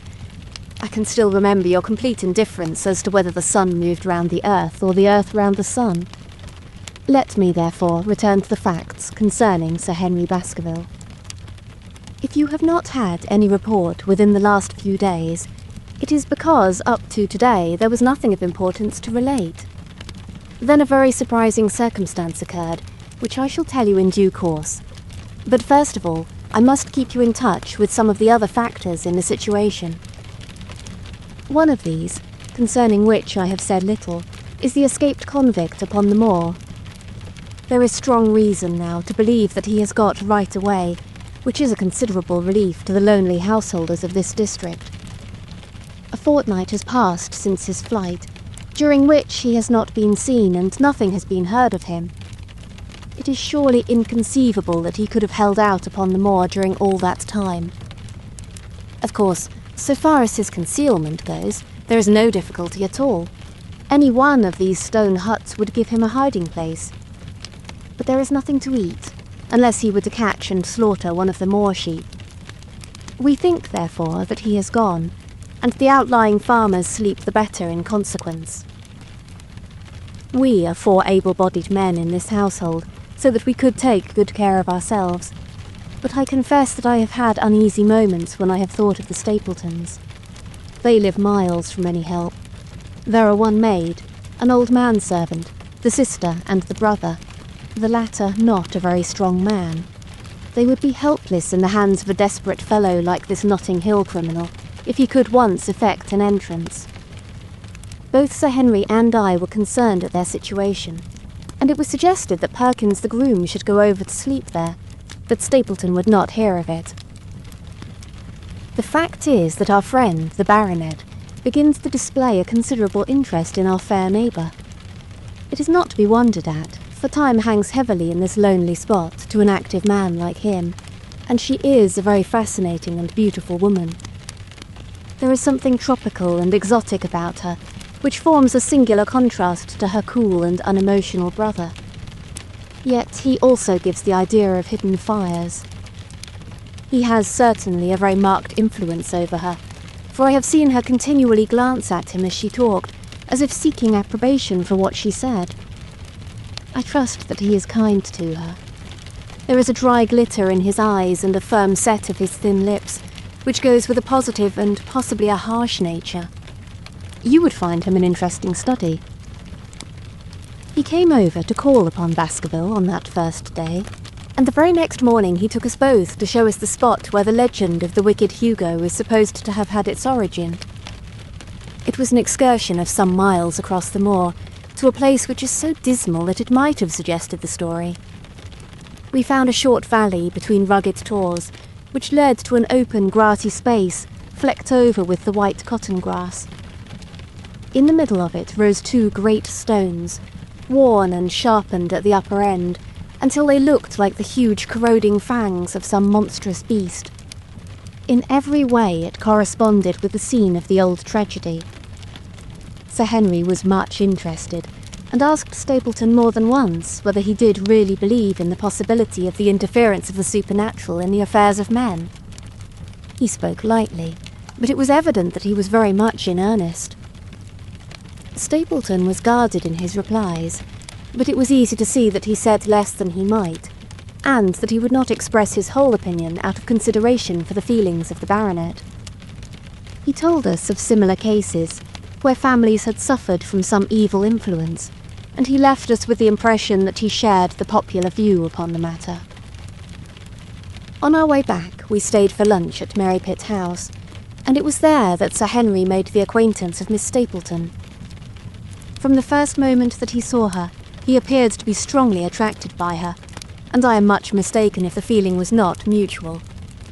He referred to her again and again on our walk home, and since then hardly a day has passed that we have not seen something of the brother and sister. They dine here tonight, and there is some talk of our going to them next week. One would imagine that such a match would be very welcome to Stapleton, and yet I have more than once caught a look of the strongest disapprobation in his face when Sir Henry has been paying some attention to his sister. He is much attached to her, no doubt, and would lead a lonely life without her, but it would seem the height of selfishness if he were to stand in the way of her making so brilliant a marriage. Yet I am certain that he does not wish their intimacy to ripen into love, and I have several times observed that he has taken pains to prevent them from being tête-à-tête. By the way, your instructions to me never to allow Sir Henry to go out alone will become very much more onerous if a love affair were to be added to our other difficulties. My popularity would soon suffer if I were to carry out your orders to the letter. The other day, Thursday to be more exact, Dr. Mortimer lunched with us. He has been excavating a barrow at Long Down, and has got a prehistoric skull which fills him with great joy. Never was there such a single-minded enthusiast as he. The Stapletons came in afterwards, and the good doctor took us all to the yew alley at Sir Henry's request, to show us exactly how everything occurred upon that fatal night. It is a long, dismal walk, the yew alley, between two high walls of clipped hedge, with a narrow band of grass upon either side. At the far end is an old tumble-down summer-house. Halfway down is the Moorgate, where the old gentleman left his cigar ash. It is a white wooden gate with a latch. Beyond it lies the wide moor. I remembered your theory of the affair, and tried to picture all that had occurred. As the old man stood there, he he saw something coming across the moor, something which terrified him so that he lost his wits and ran until he died of sheer horror and exhaustion. There was the long, gloomy tunnel down which he fled. And from what? A sheepdog of the moor? Or a spectral hound, black, silent and monstrous? Was there a human agency in the matter? Did the pale, watchful Barrymore know more than he cared to say? It was all dim and vague, but always there is the dark shadow of crime behind it. One other neighbour I have met since I wrote last. This is Mr. Frankland of Laughter Hall, who lives some 4 miles to the south of us. He is an elderly man, red-faced, white-haired and choleric. His passion is for the British law, and he has spent a large fortune in litigation. He fights for the mere pleasure of fighting, and is equally ready to take up either side of a question, so that it is no wonder that he has found it a costly amusement. Sometimes he will shut up a right-of-way, and defy the parish to make him open it. At others, he will with his own hands tear down some other man's gate, and declare that a path has existed there from time immemorial, defying the owner to prosecute him for trespass. He is learned in old manorial and communal rights, and he applies his knowledge sometimes in favour of the villagers of Fernworthy, and sometimes against them, so that he is periodically either carried in triumph down the village street, or else burned in effigy, according to his latest exploit. He is said to have about 7 lawsuits upon his hands at present, which will probably swallow up the remainder of his fortune, and so draw his sting and leave him harmless for the future. Apart from the law, he seems a kindly, good-natured person, and I only mention him because you were particular that I should send some description of the people who surround us. He is curiously employed at present, for, being an amateur astronomer, he has an excellent telescope, with which he lies upon the roof of his own house and sweeps the moor all day, in the hope of catching a glimpse of the escaped convict. If he would confine his energies to this, all would be well, but there are rumours that he intends to prosecute Dr. Mortimer for opening a grave without the consent of the next of kin, because he dug up the Neolithic skull in the barrow on Long Down. He helps to keep our lives from being monotonous, and gives a little comic relief where it is badly needed. And now, having brought you up to date in the escaped convict, the Stapletons, Dr. Mortimer and Frankland of Laughter Hall, let me end on that which is most important, and tell you more about the Barrymores, and especially about the surprising development of last night. First of all, about the test telegram, which you sent from London in order to make sure that Barrymore was really here. I have already explained that the testimony of the postmaster shows that the test was worthless, and that we have no proof one way or the other. I told Sir Henry how the matter stood, and he at once, in his downright fashion, had Barrymore up and asked him whether he had received the telegram himself. Barrymore said that he had. "Did the boy deliver it into your own hands?" asked Sir Henry. Barrymore looked surprised and considered for a little time. No, said he. I was in the box room at the time, and my wife brought it up to me. Did you answer it yourself? No, I told my wife what to answer, and she went down to write it. In the evening, he recurred to the subject of his own accord. I could not quite understand the object of your questions this morning, Sir Henry, said he. I trust that they do not mean that I have done anything to forfeit your confidence. Sir Henry had to assure him that it was not so, and pacify him by giving him a considerable part of his old wardrobe, the London outfit having now all arrived. Mrs. Barrymore is of interest to me. She is a heavy, solid person, very limited, intensely respectable, and inclined to be puritanical. You could hardly conceive a less emotional subject. Yet I have told you how, on the first night here, I heard her sobbing bitterly, and since then I have more than once observed traces of tears upon her face. Some deep sorrow gnaws ever at her heart. Sometimes I wonder if she has a guilty memory which haunts her, and sometimes I suspect Barrymore of being a domestic tyrant. I have always felt that there was something singular and questionable in this man's character, but the adventure of last night brings all my suspicions to a head. And yet it may seem a small matter in itself. You are aware that I am not a very sound sleeper, and since I have been on guard in this house, my slumbers have been lighter than ever. Last night, about 2 in the morning, I was aroused by a stealthy step passing my room. I rose, opened my door and peeped out. A long black shadow was trailing down the corridor. It was thrown by a man who walked softly down the passage with a candle held in his hand. He was in shirt and trousers, with no covering to his feet. I could merely see the outline, but his height told me that it was Barrymore. He walked very slowly and circumspectly, and there was something indescribably guilty and furtive in his whole appearance. I have told you that the corridor is broken by the balcony which runs round the hall, but that it is resumed upon the farther side. I waited until he had passed out of sight, and then I followed him.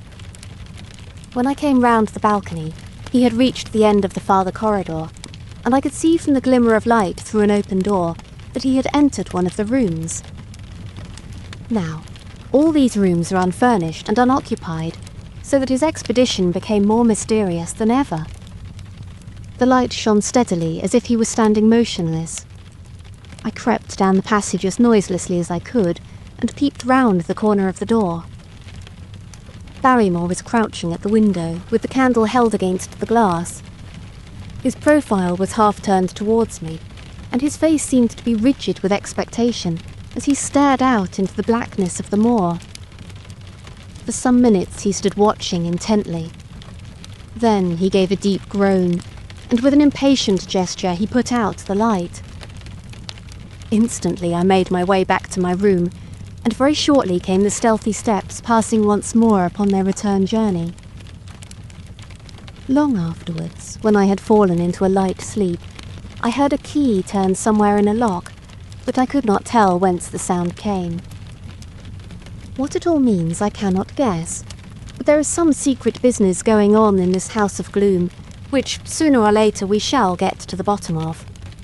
I do not trouble you with my theories, for you asked me to furnish you only with facts.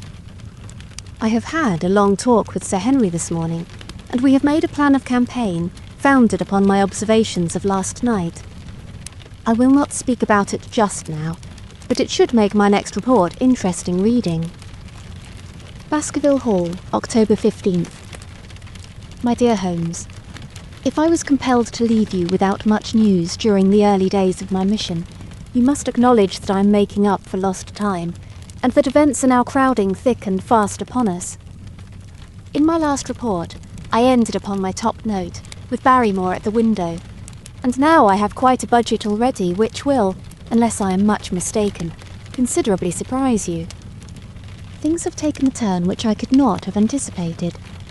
In some ways they have, within the last 48 hours, become much clearer, and in some ways they have become more complicated. But I will tell you all, and you shall judge for yourself. Before breakfast on the morning following my adventure, I went down the corridor and examined the room in which Barrymore had been on the night before. The western window through which he had stared so intently has, I noticed, one peculiarity above all other windows in the house. It commands the nearest outlook onto the moor. There is an opening between 2 trees which enables one from this point of view to look right down upon it, while from all the other windows it is only a distant glimpse which can be obtained. It follows, therefore, that Barrymore, since only this window would serve the purpose, must have been looking out for something or somebody upon the moor. The night was very dark, so that I can hardly imagine how he could have hoped to see anyone. It had struck me that it was possible that some love intrigue was on foot. That would have accounted for his stealthy movements, and also for the uneasiness of his wife. The man is a striking-looking fellow, very well equipped to steal the heart of a country girl, so that this theory seems to have something to support it. That opening of the door which I had heard after I had returned to my room might mean that he had gone out to keep some clandestine appointment. So I reasoned with myself in the morning, and I tell you the direction of my suspicions, however much the result may have shown that they were unfounded.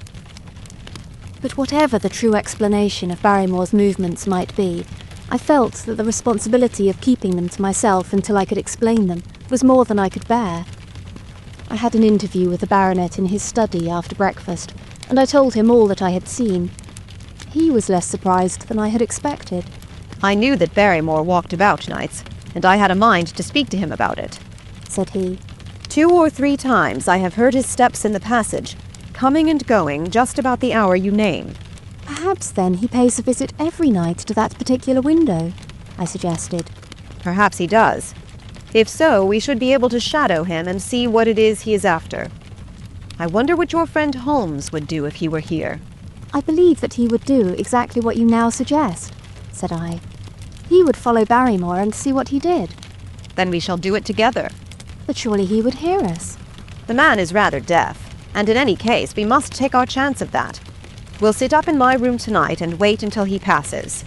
Sir Henry rubbed his hands with pleasure, and it was evident that he hailed the adventure as a relief to his somewhat quiet life upon the moor.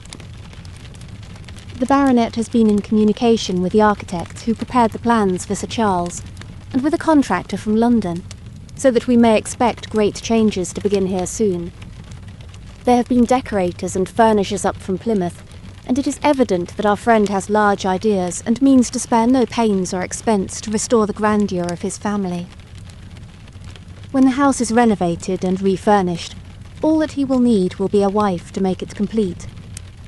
Between ourselves, there are pretty clear signs that this will not be wanting if the lady is willing, for I have seldom seen a man more infatuated with a woman than he is with our beautiful neighbour, Miss Stapleton.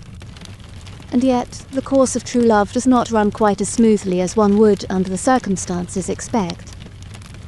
Today, for example, its surface was broken by a very unexpected ripple, which has caused our friend considerable perplexity and annoyance. After the conversation which I have quoted about Barrymore, Sir Henry put on his hat and prepared to go out. As a matter of course, I did the same. "What are you coming, Watson?" he asked, looking at me in a curious way. "That depends on whether you are going on the moor," said I. "Yes, I am." "Well, you know what my instructions are. I am sorry to intrude, but you heard how earnestly Holmes insisted that I should not leave you, and especially that you should not go alone upon the moor." Sir Henry put his hand upon my shoulder with a pleasant smile. "My dear fellow," said he, "Holmes, with all his wisdom, did not foresee some things which have happened since I have been on the moor. You understand me?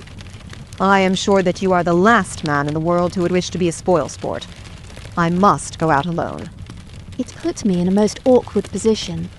I was at a loss what to say or what to do, and before I had made up my mind, he picked up his cane and was gone.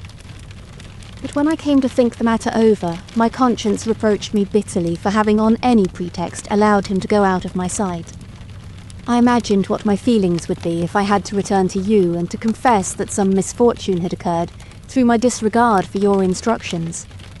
I assure you my cheeks flushed at the very thought.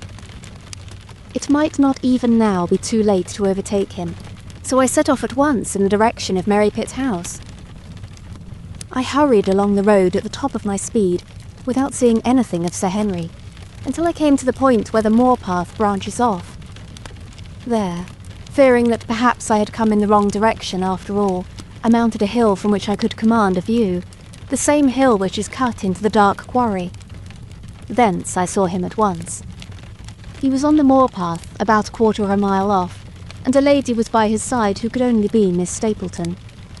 It was clear that there was already an understanding between them, and that they had met by appointment. They were walking slowly along in deep conversation, and I saw her making quick little movements of her hands, as if she were very earnest in what she was saying, while he listened intently, and once or twice shook his head in strong dissent. I stood among the rocks watching them, very much puzzled as to what I should do next. To follow them and break into their intimate conversation seemed to be an outrage, and yet my clear duty was never for an instant to let him out of my sight. To act the spy upon a friend was a hateful task. Still, I could see no better course than to observe him from the hill, and to clear my conscience by confessing to him afterwards what I had done. It is true that if any sudden danger had threatened him, I was too far away to be of any use, and yet I am sure that you will agree with me that the position was very difficult, and that there was nothing more which I could do. Our friend, Sir Henry, and the lady had halted on the path, and were standing deeply absorbed in their conversation, when I was suddenly aware that I was not the only witness of their interview. A wisp of green floating in the air caught my eye, and another glance showed me that it was carried on a stick by a man who was moving among the broken ground. It was Stapleton with his butterfly net. He was very much closer to the pair than I was, and he appeared to be moving in their direction. At this instant, Sir Henry suddenly drew Miss Stapleton to his side. His arm was round her, but it seemed to me that she was straining away from him with her face averted. He stooped his head to hers, and she raised one hand as if in protest. Next moment, I saw them spring apart and turn hurriedly around. Stapleton was the cause of the interruption. He was running wildly towards them, his absurd net dangling behind him. He gesticulated and almost danced with excitement in front of the lovers. What the scene meant I could not imagine, but it seemed to me that Stapleton was abusing Sir Henry, who offered explanations, which became more angry as the other refused to accept them. The lady stood by in haughty silence. Finally, Stapleton turned upon his heel and beckoned in a peremptory way to his sister, who, after an irresolute glance at Sir Henry, walked off by the side of her brother. The naturalist's angry gestures showed that the lady was included in his displeasure. The baronet stood for a minute looking after them, and then he walked slowly back the way that he had come, his head hanging, the very picture of dejection. What all this meant I could not imagine, but I was deeply ashamed to have witnessed so intimate a scene without my friend's knowledge. I ran down the hill, therefore, and met the baronet at the bottom. His face was flushed with anger, and his brows were wrinkled, like one who is at his wits' ends what to do. "Hello, Watson. Where have you dropped from?" said he. "You don't mean to say that you came after me in spite of all?" I explained everything to him, how I had found it impossible to remain behind, how I had followed him, and how I had witnessed all that had occurred. For an instant his eyes blazed at me, but my frankness disarmed his anger, and he broke at last into a rather rueful laugh. "You would have thought the middle of that prairie a fairly safe place for a man to be private," said he. "But by thunder, the whole countryside seems to have been out to see me do my wooing, and a mighty poor wooing at that. Where had you engaged a seat?" "I was on that hill." "Quite in the back row, eh? But her brother was well up the front. Did you see him come out on us?" "Yes, I did." "Did he ever strike you as being crazy, this brother of hers?" "I can't say that he ever did." "I dare say not. I always thought him sane enough until today. But you can take it from me that either he or I ought to be in a straitjacket. What's the matter with me, anyhow? You've lived near me for some weeks, Watson. Tell me straight now. Is there anything that would prevent me from making a good husband to a woman that I loved?" "I should say not." "He can't object to my worldly position. So it must be myself that he has this down on. What has he against me? I never hurt man or woman in my life that I know of. And yet he would not so much as let me touch the tips of her fingers." "Did he say so?" "That and a deal more. I tell you, Watson, I've only known her these few weeks. But from the first I just felt that she was made for me. And she too. She was happy when she was with me, and that I'll swear. There's a light in a woman's eyes that speaks louder than words. But he has never let us get together, and it was only today for the first time that I saw a chance of having a few words with her alone. She was glad to meet me, but when she did, it was not love that she would talk about, and she wouldn't have let me talk about it either if she could have stopped it. She kept coming back to it that this was a place of danger, and that she would never be happy until I had left it.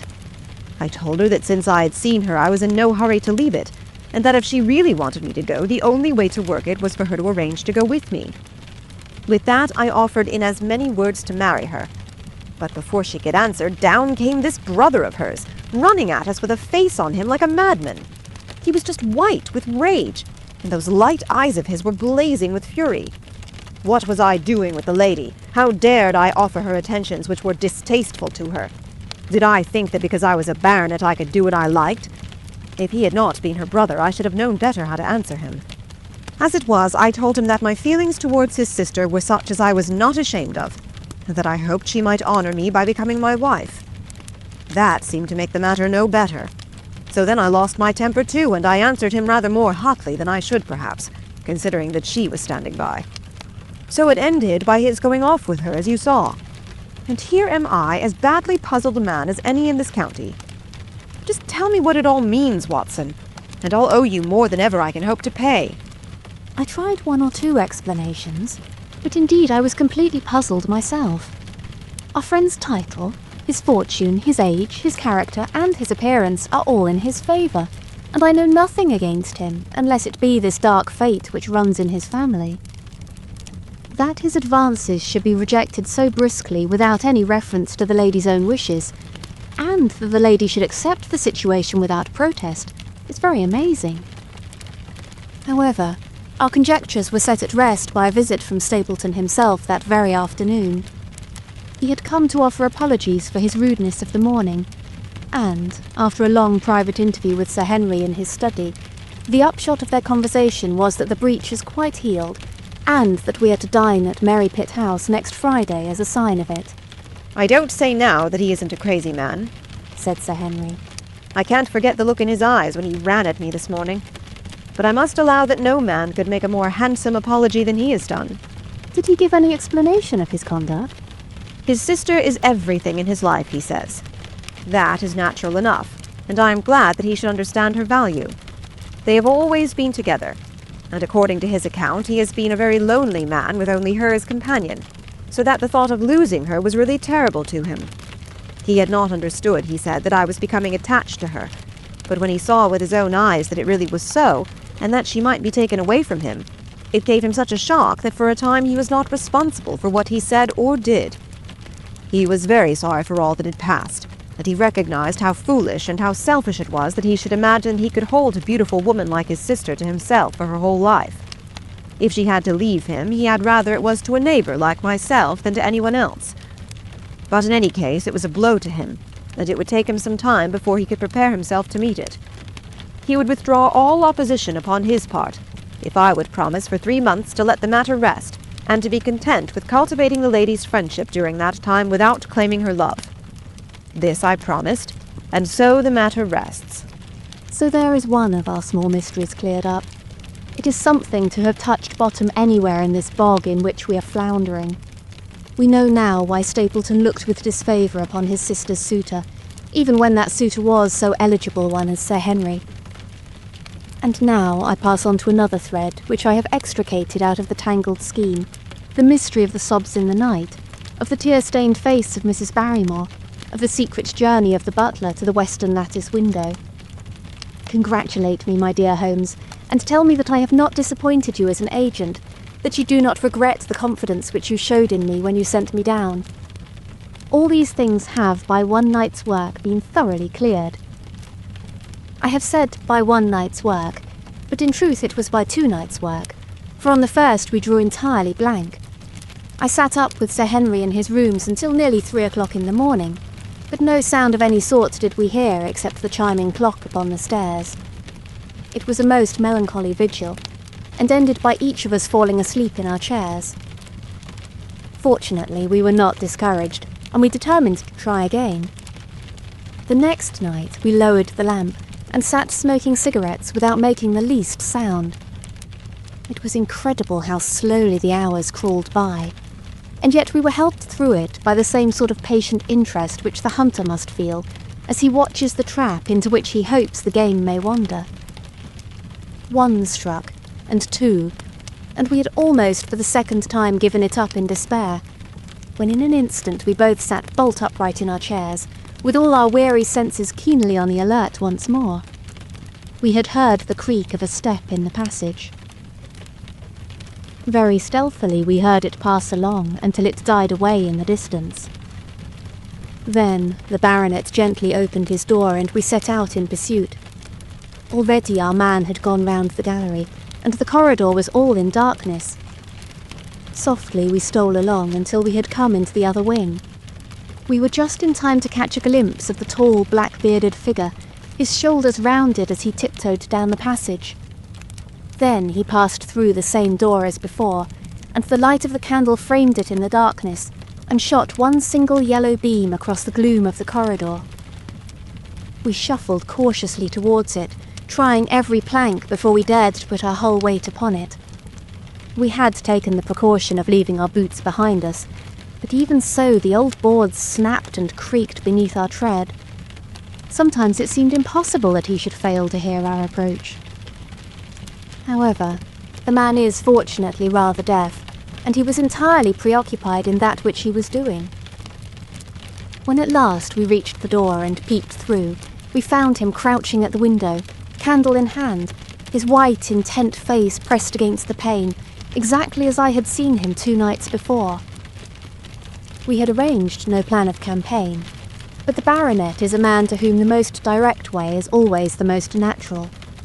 He walked into the room, and as he did so, Barrymore sprang up from the window with a sharp hiss of his breath, and stood livid and trembling before us.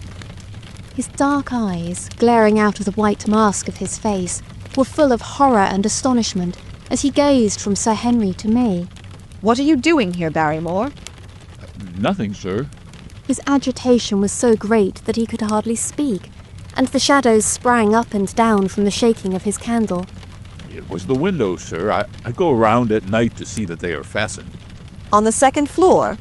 Oh, yes, sir, all the windows. "Look here, Barrymore," said Sir Henry sternly. "We have made up our minds to have the truth out of you, so it will save you trouble to tell it sooner rather than later. Come now, no lies. What were you doing at that window?" The fellow looked at us in a helpless way, and he wrung his hands together like one who is in the last extremity of doubt and misery. I was doing no harm, sir. I was holding a candle to the window. "And why were you holding a candle to the window?" Now, don't ask me, Sir Henry, don't ask me. I give you my word, sir, that it is not my secret, and that I cannot tell it. If it concerned no one but myself, I would not try to keep it from you. A sudden idea occurred to me, and I took the candle from the trembling hand of the butler. "He must have been holding it as a signal," said I. "Let us see if there is any answer." I held it as he had done, and stared out into the darkness of the night. Vaguely I could discern the black bank of the trees and the lighter expanse of the moor, for the moon was behind the clouds. And then I gave a cry of exultation, for a tiny pinpoint of yellow light had suddenly transfixed the dark veil and glowed steadily in the centre of the black square framed by the window. "There it is!" I cried. No, sir. It is nothing. Nothing at all. The butler broke in. I assure you, sir. "Move your light across the window, Watson," cried the baronet. "See, the other moves also. Now, you rascal, do you deny that it is a signal? Come, speak up. Who is your confederate out yonder? And what is this conspiracy that is going on?" The man's face became openly defiant. It is my business and not yours. I will not tell. "Then you leave my employment right away." Very good, sir. If I must, I must. "And you go in disgrace.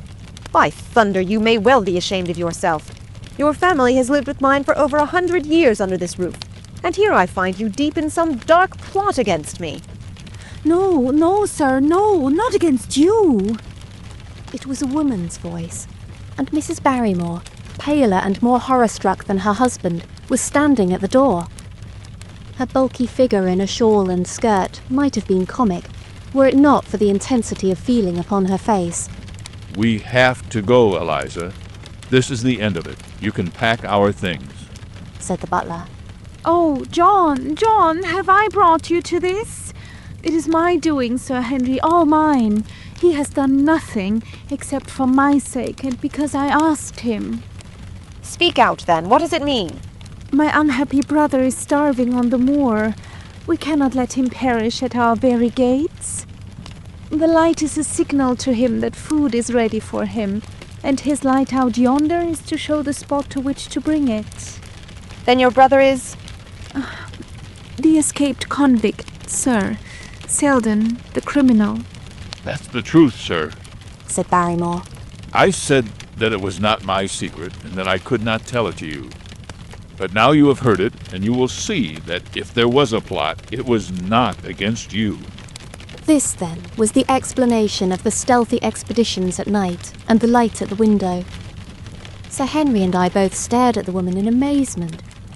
Was it possible that this stolidly respectable person was of the same blood as one of the most notorious criminals in the country? Yes, sir. My name was Selden, and he is my younger brother. We humoured him too much when he was a lad, and gave him his own way in everything, until he came to think that the world was made for his pleasure, and that he could do what he liked in it. Then as he grew older, he met wicked companions, and the devil entered into him until he broke my mother's heart and dragged our name in the dirt. From crime to crime he sank lower and lower, until it is only the mercy of God which has snatched him from the scaffold. But to me, sir, he was always the little curly-headed boy that I had nursed and played with as an elder sister would. That was why he broke prison, sir.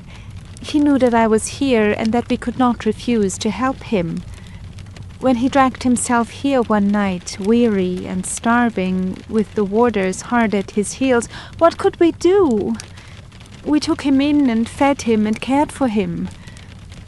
Then you returned, sir, and my brother thought he would be safer on the moor than anywhere else until the hue and cry was over, so he lay in hiding there.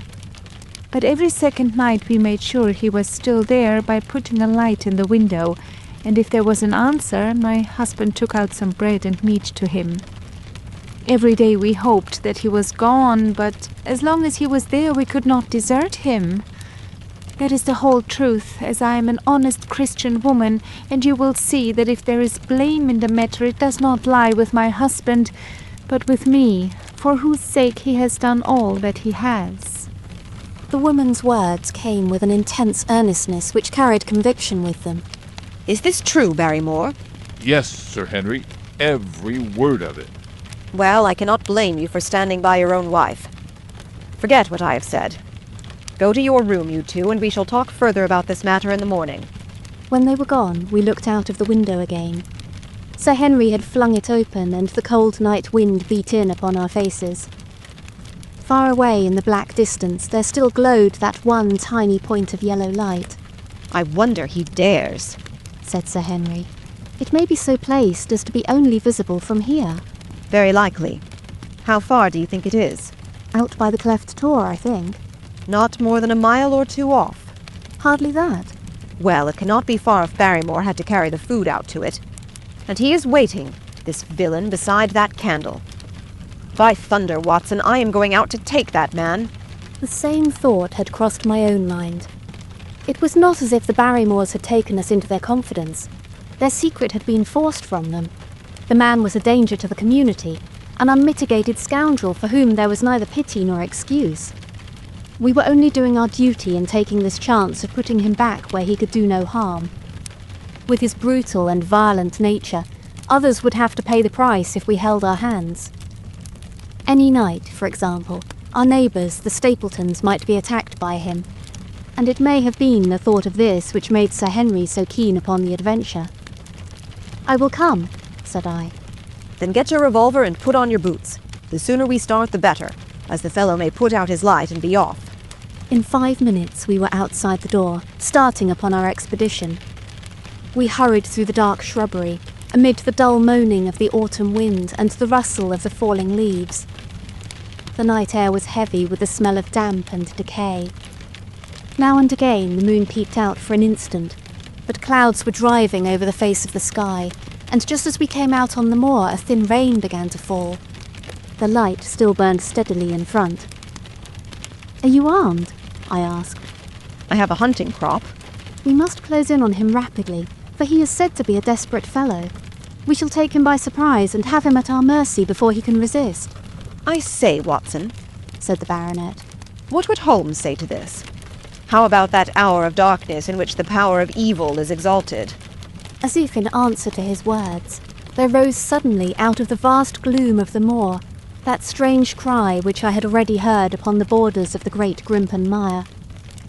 It came with the wind through the silence of the night, a long, deep mutter, then a rising howl, and then the sad moan in which it died away. Again and again it sounded, the whole air throbbing with it, strident, wild, and menacing. The baronet caught my sleeve, and his face glimmered white through the darkness. My God! What's that, Watson? I don't know. It's a sound they have upon the moor. I heard it once before. It died away, and an absolute silence closed in upon us. We stood straining our ears, but nothing came. Watson, said the baronet. It was the cry of a hound. My blood ran cold in my veins, for there was a break in his voice which told of the sudden horror which had seized him. What do they call this sound? He asked. Who? The folk on the countryside. Oh, they are ignorant people. Why should you mind what they call it? Tell me, Watson. What do they say of it?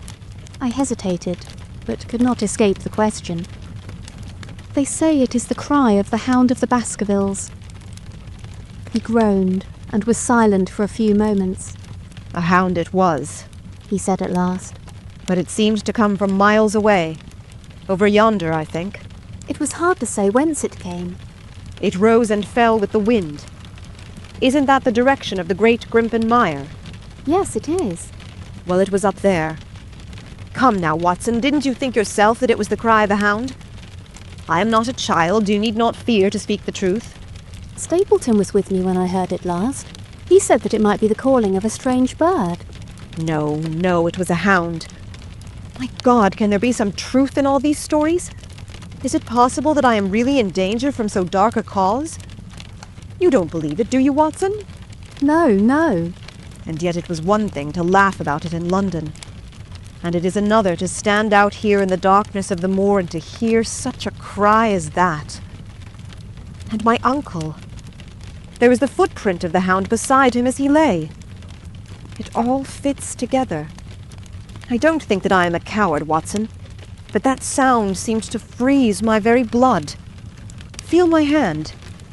It was as cold as a block of marble. You'll be all right tomorrow. I don't think I'll get that cry out of my head. What do you advise that we do now? Shall we turn back? No, by thunder. We have come out to get our man, and we will do it. We after the convict, and the hellhound as likely as not after us. Come on. We'll see it through if all the fiends of the pit were loose upon the moor. We stumbled slowly along in the darkness, with the black loom of the craggy hills around us, and the yellow speck of light burning steadily in front. There is nothing so deceptive as the distance of a light upon a pitch-dark night, and sometimes the glimmer seemed to be far away upon the horizon, and sometimes it might have been within a few yards of us. But at last we could see whence it came, and then we knew that we were indeed very close. A guttering candle was stuck in a crevice of the rocks which flanked it on each side so as to keep the wind from it, and also to prevent it from being visible, save in the direction of Baskerville Hall. A boulder of granite concealed our approach, and crouching behind it we gazed over it at the signal light. It was strange to see this single candle burning there in the middle of the moor, with no sign of life near it, just the one straight yellow flame, and the gleam of the rock on each side of it. What shall we do now? Whispered Sir Henry. Wait here. He must be near his light. Let us see if we can get a glimpse of him. The words were hardly out of my mouth when we both saw him. Over the rocks, in the crevice of which the candle burned, there was thrust out an evil yellow face, a terrible animal face, all seamed and scored with vile passions. Foul with mire, with a bristling beard, and hung with matted hair, it might well have belonged to one of those old savages who dwelt in the burrows on the hillsides. The light beneath him was reflected in his small, cunning eyes, which peered fiercely to right and left through the darkness, like a crafty and savage animal who has heard the steps of the hunters. Something had evidently aroused his suspicions. It may have been that Barrymore had some private signal which we had neglected to give, or the fellow may have had some other reason for thinking that all was not well, but I could read his fears upon his wicked face. Any instant he might dash out the light and vanish in the darkness. I sprang forward, therefore, and Sir Henry did the same. At the same moment, the convict screamed out a curse at us, and hurled a rock which splintered up against the boulder which had sheltered us. I caught one glimpse of his short, squat, strongly built figure as he sprang to his feet and turned to run. At the same moment, by a lucky chance, the moon broke through the clouds. We rushed over the brow of the hill, and there was our man running with great speed down the other side, springing over the stones in his way with the activity of a mountain goat. A lucky long shot of my revolver might have crippled him, but I had brought it only to defend myself if attacked, and not to shoot an unarmed man who was running away. We were both swift runners and in fairly good training, but we soon found that we had no chance of overtaking him. We saw him for a long time in the moonlight, until he was only a small speck moving swiftly among the boulders upon the side of a distant hill. We ran and ran until we were completely blown, but the space between us grew ever wider. Finally, we stopped and sat panting on 2 rocks, while we watched him disappearing in the distance. And it was at this moment that there occurred a most strange and unexpected thing. We had risen from our rocks, and were turning to go home, having abandoned the hopeless chase. The moon was low upon the right, and the jagged pinnacle of a granite tor stood up against the lower curve of its silver disk. There, outlined as black as an ebony statue on that shining background, I saw the figure of a man upon the tor. Do not think that it was a delusion, Holmes. I assure you that I have never in my life seen anything more clearly. As far as I could judge, the figure was that of a tall, thin man. He stood with his legs a little separated, his arms folded, his head bowed, as if he were brooding over that enormous wilderness of peat and granite which lay before him. He might have been the very spirit of that terrible place. It was not the convict. This man was far from the place where the latter had disappeared. Besides, he was a much taller man. With a cry of surprise, I pointed him out to the baronet, but in the instant during which I had turned to grasp his arm, the man was gone. There was the sharp pinnacle of granite still cutting the lower edge of the moon, but its peak bore no trace of that silent and motionless figure. I wished to go in that direction and to search the tor, but it was some distance away. The baronet's nerves were still quivering from that cry, which recalled the dark story of his family, and he was not in the mood for fresh adventures.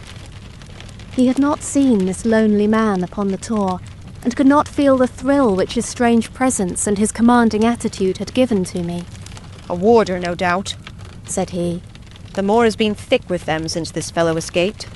Well, perhaps his explanation may be the right one, but I should like to have some further proof of it. Today we mean to communicate to the Princetown people where they should look for their missing man, but it is hard lines that we have not actually had the triumph of bringing him back as our own prisoner. Such are the adventures of last night, and you must acknowledge, my dear Holmes, that I have done you very well in the matter of a report. Much of what I tell you is, no doubt, quite irrelevant, but still I feel that it is best that I should let you have all the facts, and leave you to select for yourself those which will be of most service to you in helping you to your conclusions. We are certainly making some progress. So far as the Barrymores go, we have found the motive of their actions, and that has cleared up the situation very much. But the moor, with its mysteries and its strange inhabitants, remains as inscrutable as ever. Perhaps in my next I may be able to throw some light upon this also. Best of all would it be if you could come down to us. In any case, you will hear from me again in the course of the next few days. So far, I have been able to quote from the reports which I have forwarded during these early days to Sherlock Holmes. Now, however, I have arrived at a point in my narrative where I am compelled to abandon this method, and to trust once more to my recollections, aided by the diary which I kept at the time. A few extracts from the latter will carry me on to those scenes which are indelibly fixed in every detail upon my memory. I proceed then from the morning which followed our abortive chase of the convict and our other strange experiences upon the moor. October 16th. A dull and foggy day with a drizzle of rain. The house is banked in with rolling clouds, which rise now and then to show the dreary curves of the moor, with thin silver veins upon the sides of the hills, and the distant boulders gleaming where the light strikes upon their wet faces. It is melancholy outside and in. The baronet is in a black reaction after the excitements of the night. I am conscious myself of a weight at my heart and a feeling of impending danger, ever-present danger, which is the more terrible because I am unable to define it. And have I not cause for such a feeling? Consider the long sequence of incidents which have all pointed to some sinister influence which is at work around us. There is the death of the last occupant of the hall, fulfilling so exactly the conditions of the family legend, and there are the repeated reports from peasants of the appearance of a strange creature upon the moor. Twice I have with my own ears heard the sound which resembled the distant baying of a hound. It is incredible, impossible that it should really be outside the ordinary laws of nature. A spectral hound which leaves material footmarks and fills the air with its howling is surely not to be thought of. Stapleton may fall in with such a superstition, and Mortimer also, but if I have one quality upon earth it is common sense, and nothing will persuade me to believe in such a thing. To do so would be to descend to the level of these poor peasants, who are not content with a mere fiend dog, but must needs describe him with hellfire shooting from his mouth and eyes. Holmes would not listen to such fancies, and I am his agent. But facts are facts, and I have twice heard this crying upon the moor.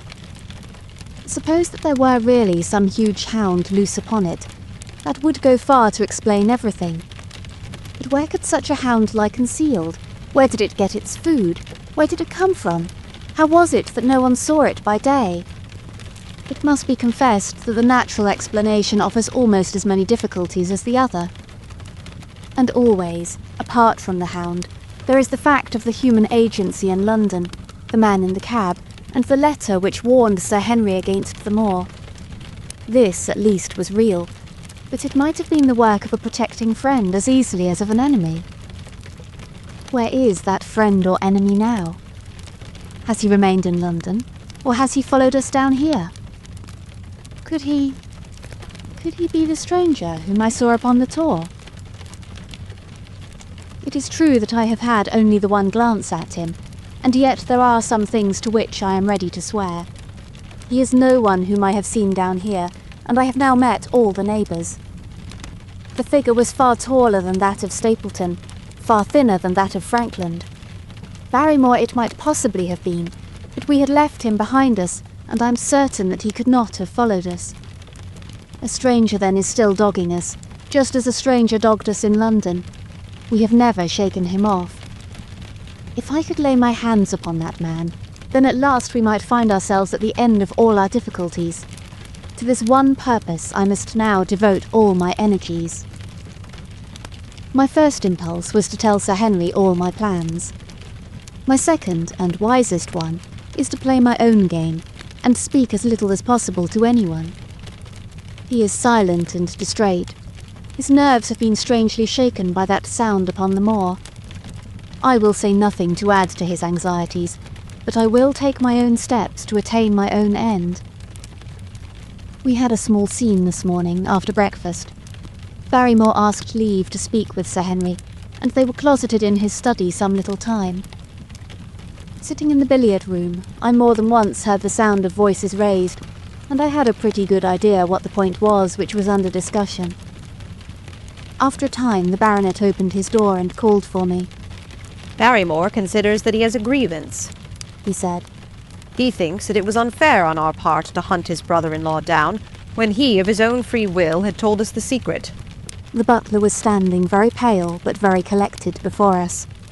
I may have spoken too warmly, sir, said he. And if I have, I am sure that I beg your pardon. At the same time, I was very much surprised when I heard you two gentlemen come back this morning and learned you had been chasing Selden. The poor fellow has enough to fight against without my putting more upon his track. If you had told us of your own free will, it would have been a different thing, said the baronet.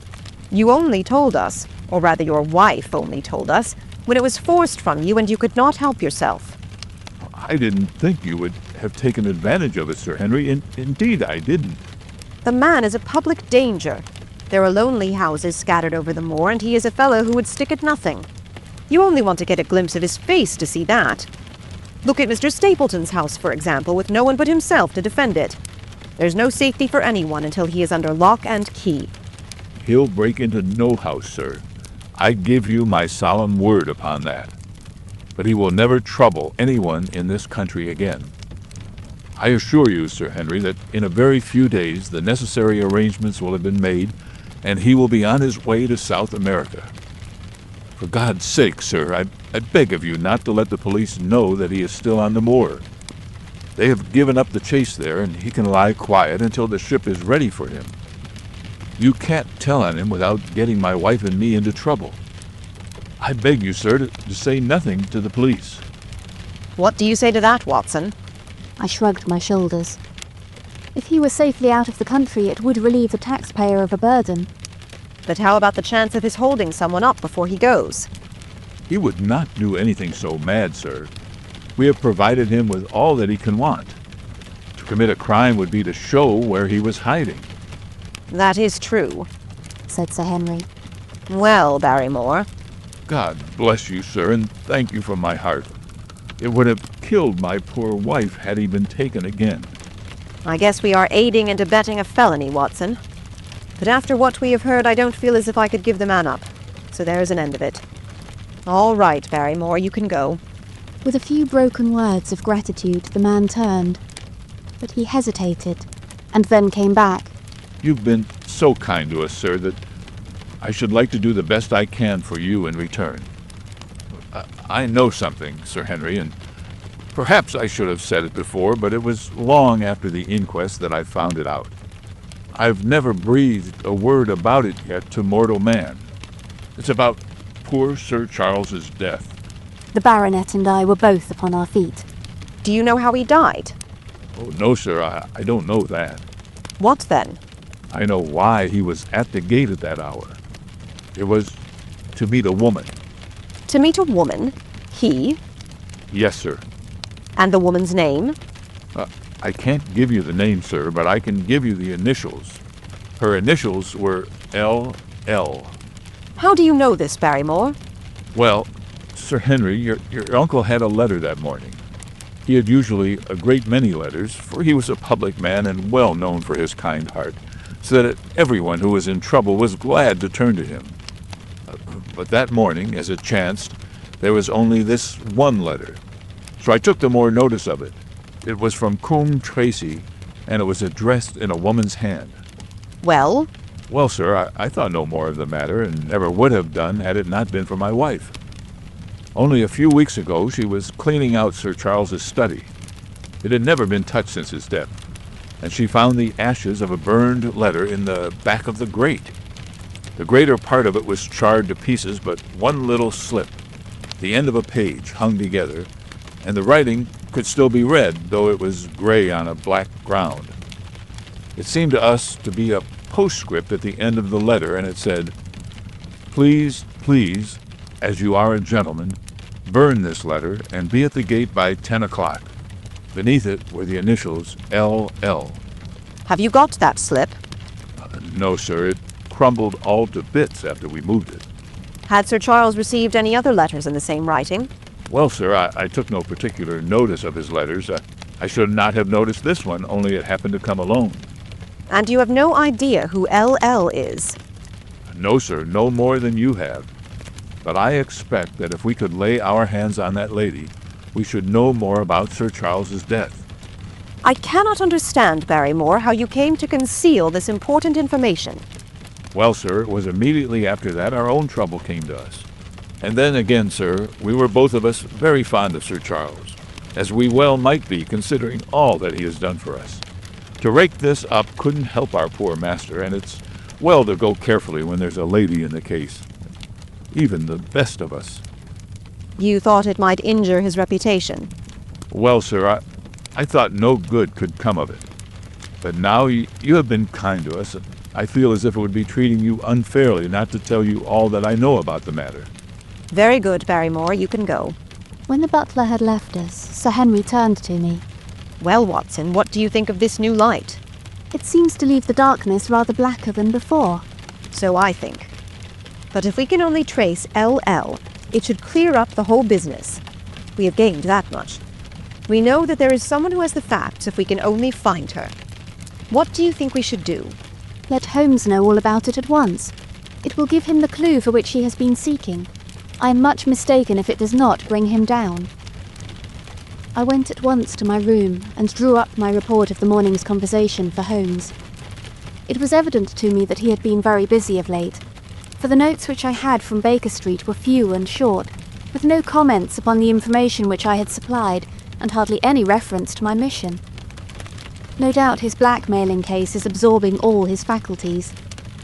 And yet, this new factor must surely arrest his attention and renew his interest. I wish that he were here. October 17th. All day today the rain poured down, rustling on the ivy and dripping from the eaves. I thought of the convict out upon the bleak, cold, shelterless moor. Poor devil. Whatever his crimes, he has suffered something to atone for them. And then I thought of that other one, the face in the cab, the figure against the moon. Was he also out in that deluge? The unseen watcher, the man of darkness. In the evening I put on my waterproof, and I walked far upon the sodden moor, full of dark imaginings, the rain beating upon my face and the wind whistling about my ears. God help those who wander into the great mire now, for even the firm uplands are becoming a morass. I found the black tor, upon which I had seen the solitary watcher, and from its craggy summit I looked out myself across the melancholy downs. Rain squalls drifted across their russet face, and the heavy slate-coloured clouds hung low over the landscape, trailing in grey wreaths down the sides of the fantastic hills. In the distant hollow on the left, half hidden by the mist, the two thin towers of Baskerville Hall rose above the trees. They were the only signs of human life which I could see, save only those prehistoric huts which lay thickly upon the slopes of the hills. Nowhere was there any trace of that lonely man, whom I had seen on the same spot 2 nights before.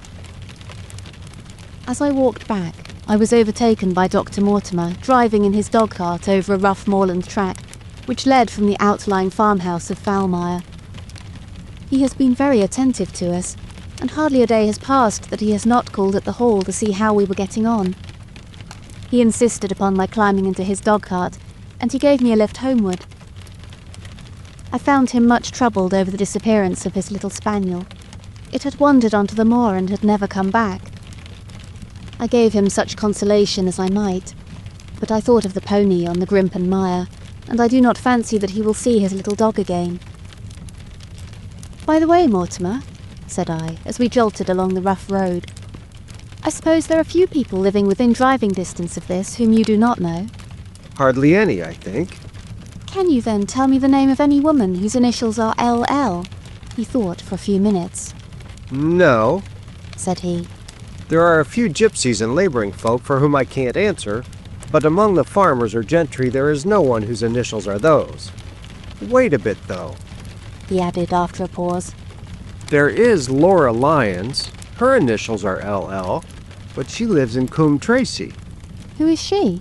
I asked. She is Franklin's daughter. What? Old Frankland, the crank? Exactly. She married an artist named Lyons who came sketching on the moor.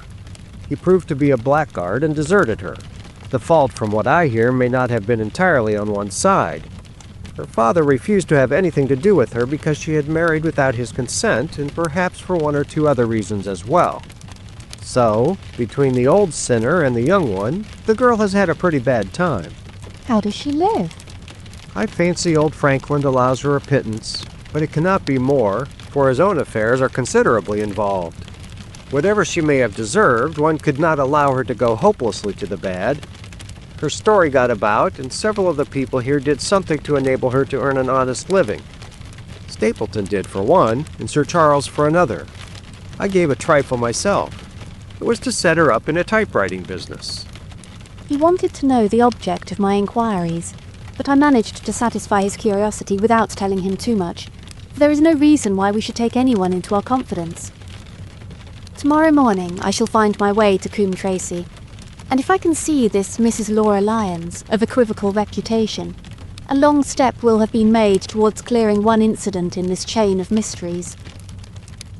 I am certainly developing the wisdom of the serpent, for when Mortimer pressed his questions to an inconvenient extent, I asked him casually to what type Franklin's skull belonged, and so heard nothing but craniology for the rest of our drive. I have not lived for years with Sherlock Holmes for nothing.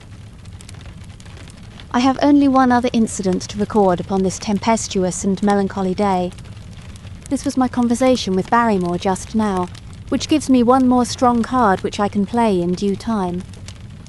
Mortimer had stayed to dinner, and he and the baronet played a cart afterwards. The butler brought me my coffee into the library, and I took the chance to ask him a few questions. "Well," said I, "has this precious relation of yours departed, or is he still lurking out yonder?" I don't know, sir. I hope to heaven that he is gone, for he has brought nothing but trouble here. I've not heard of him since I left out food for him last, and that was 3 days ago. Did you see him then? No, sir, but the food was gone when next I went that way. Then he was certainly there. So you would think, sir, unless it was the other man who took it. I sat with my coffee cup halfway to my lips and stared at Barrymore. "You know that there is another man, then?" Oh, yes, sir, there is another man upon the moor. "Have you seen him?" No, sir. "How do you know of him, then?" Selden told me of him, sir, a week ago or more. He's in hiding, too, but he's not a convict as far as I can make out. Well, I don't like it, Dr. Watson. I tell you straight, sir, that I don't like it. He spoke with a sudden passion of earnestness. "Now listen to me, Barrymore. I have no interest in this matter but that of your master. I have come here with no object except to help him. Tell me frankly, what is it that you don't like?" Barrymore hesitated for a moment, as if he regretted his outburst, or found it difficult to express his own feelings in words. What's all these goings-on, sir? He cried at last, waving his hand towards the rain-lashed window which faced the moor. Well, there's foul play somewhere, and there's black villainy brewing. To that I'll swear. Very glad I should be, sir, to see Sir Henry on his way back to London again. But what is it that alarms you? Well, look at Sir Charles's death. That was bad enough for all that the coroner said. Look at the noises on the moor at night. There's not a man would cross it after sundown if he was paid for it. Look at this stranger hiding out yonder and watching and waiting. What's he waiting for? What does it mean?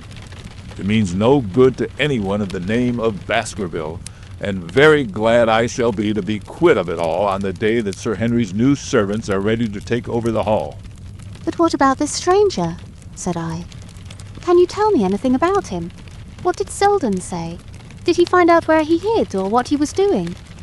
We saw him once or twice, but he is a deep one and gives nothing away. At first he thought that he was the police, but soon he found out that he had some lay of his own. A kind of gentleman he was, as far as he could see, but what he was doing he could not make out. And where did he say that he lived? Among the old houses on the hillside, the stone huts where the old folk used to live. But how about his food? Selden found out that he has got a lad who works for him and brings all he needs. I dare say he goes to Coombe Tracy for what he wants. Very good, Barrymore. We may talk further of this some other time. When the butler had gone, I walked over to the black window, and I looked through a blurred pane at the driving clouds and at the tossing outline of the wind-swept trees. It is a wild night indoors, and what must it be in a stone hut upon the moor? What passion of hatred can it be which leads a man to lurk in such a place at such a time? And what deep and earnest purpose can he have which calls for such a trial? There, in that hut upon the moor, seems to lie the very centre of that problem which has vexed me so sorely. I swear that another day shall not have passed before I have done all that man can do to reach the heart of the mystery. The extract from my private diary, which forms the last chapter, has brought my narrative up to the 18th of October, a time when these strange events began to move swiftly towards their terrible conclusion. The incidents of the next few days are indelibly graven upon my recollection, and I can tell them without reference to the notes made at the time. I start them from the day which succeeded that upon which I had established two facts of great importance. The one that Mrs. Laura Lyons of Coombe Tracey had written to Sir Charles Baskerville and made an appointment with him at the very place and hour that he met his death. The other, that the lurking man upon the moor was to be found among the stone huts upon the hillside. With these two facts in my possession, I felt that either my intelligence or my courage must be deficient if I could not throw some further light upon these dark places. I had no opportunity to tell the baronet what I had learned about Mrs. Lyons upon the evening before, for Dr. Mortimer remained with him at cards until it was very late. At breakfast, however, I informed him about my discovery, and asked him whether he would care to accompany me to Coombe Tracey. At first he was very eager to come, but on second thoughts it seemed to both of us that if I went alone the results might be better. The more formal we made the visit, the less information we might obtain. I left Sir Henry behind, therefore, not without some prickings of conscience, and drove off upon my new quest. When I reached Coombe Tracey, I told Perkins to put up the horses, and I made inquiries for the lady whom I had come to interrogate. I had no difficulty in finding her rooms, which were central and well appointed. A maid showed me in without ceremony, and as I entered the sitting room, a lady, who was sitting before a Remington typewriter, sprang up with a pleasant smile of welcome. Her face fell, however, when she saw that I was a stranger, and she sat down again and asked me the object of my visit.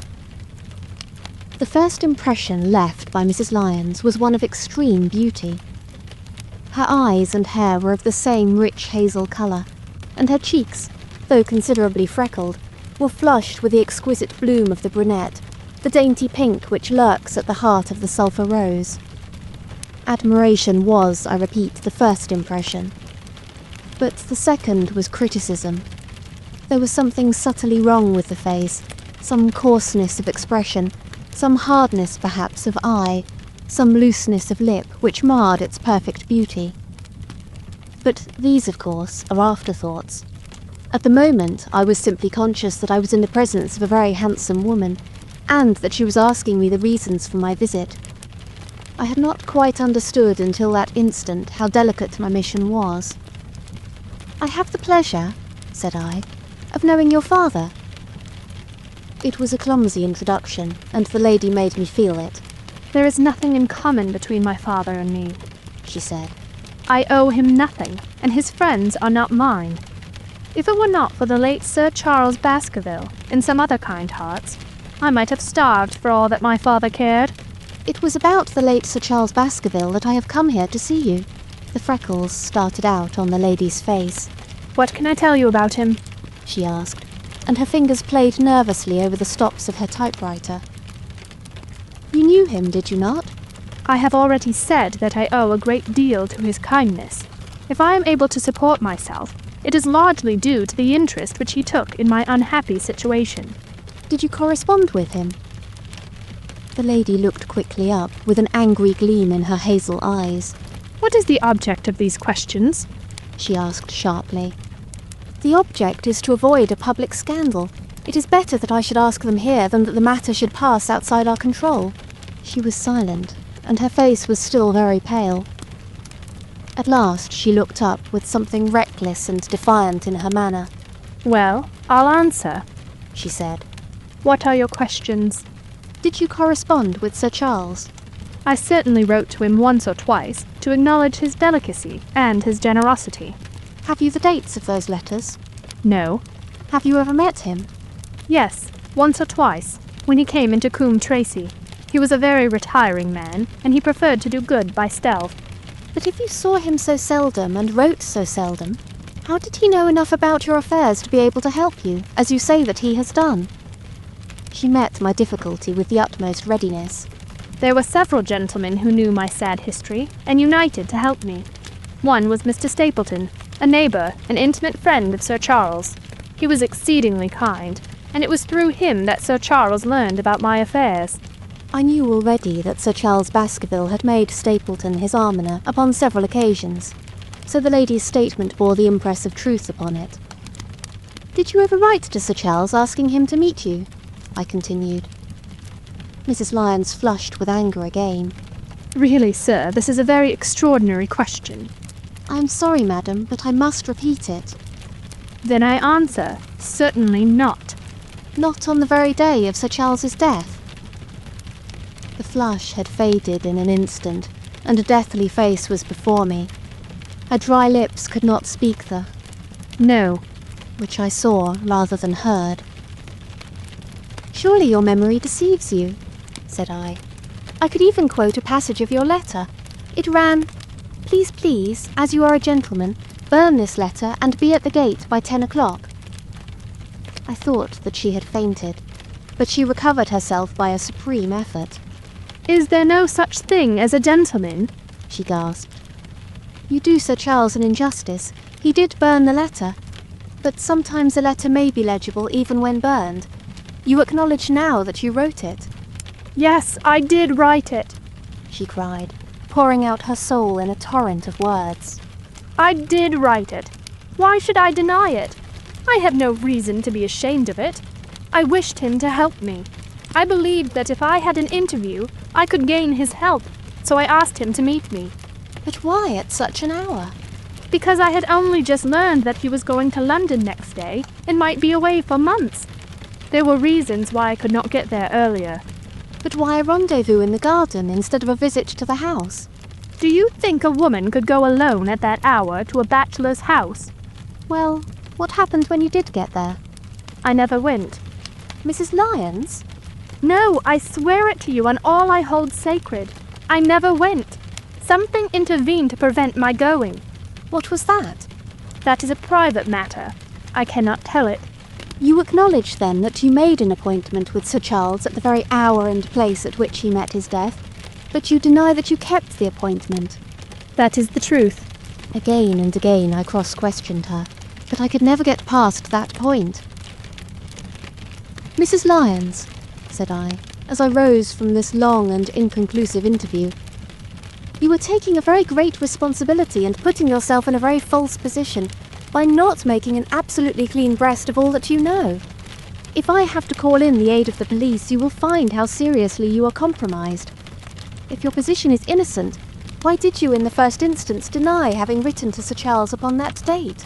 "Because I feared that some false conclusion might be drawn from it, and that I might find myself involved in a scandal." "And why were you so pressing that Sir Charles should destroy your letter?"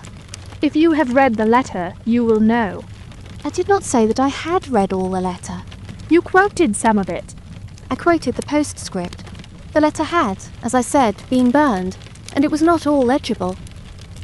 I ask you once again, why was it that you were so pressing that Sir Charles should destroy this letter which he received on the day of his death?"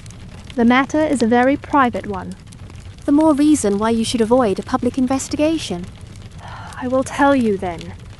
If you have heard anything of my unhappy history, you will know that I made a rash marriage and had reason to regret it." "I have heard so much." "My life has been one incessant persecution from a husband whom I abhor. The law is upon his side, and every day I am faced by the possibility that he may force me to live with him. At the time that I wrote this letter to Sir Charles, I had learned that there was a prospect of my regaining my freedom, if certain expenses could be met. It meant everything to me. Peace of mind, happiness, self-respect, everything. I knew Sir Charles' generosity, and I thought that if he heard the story from my own lips, he would help me."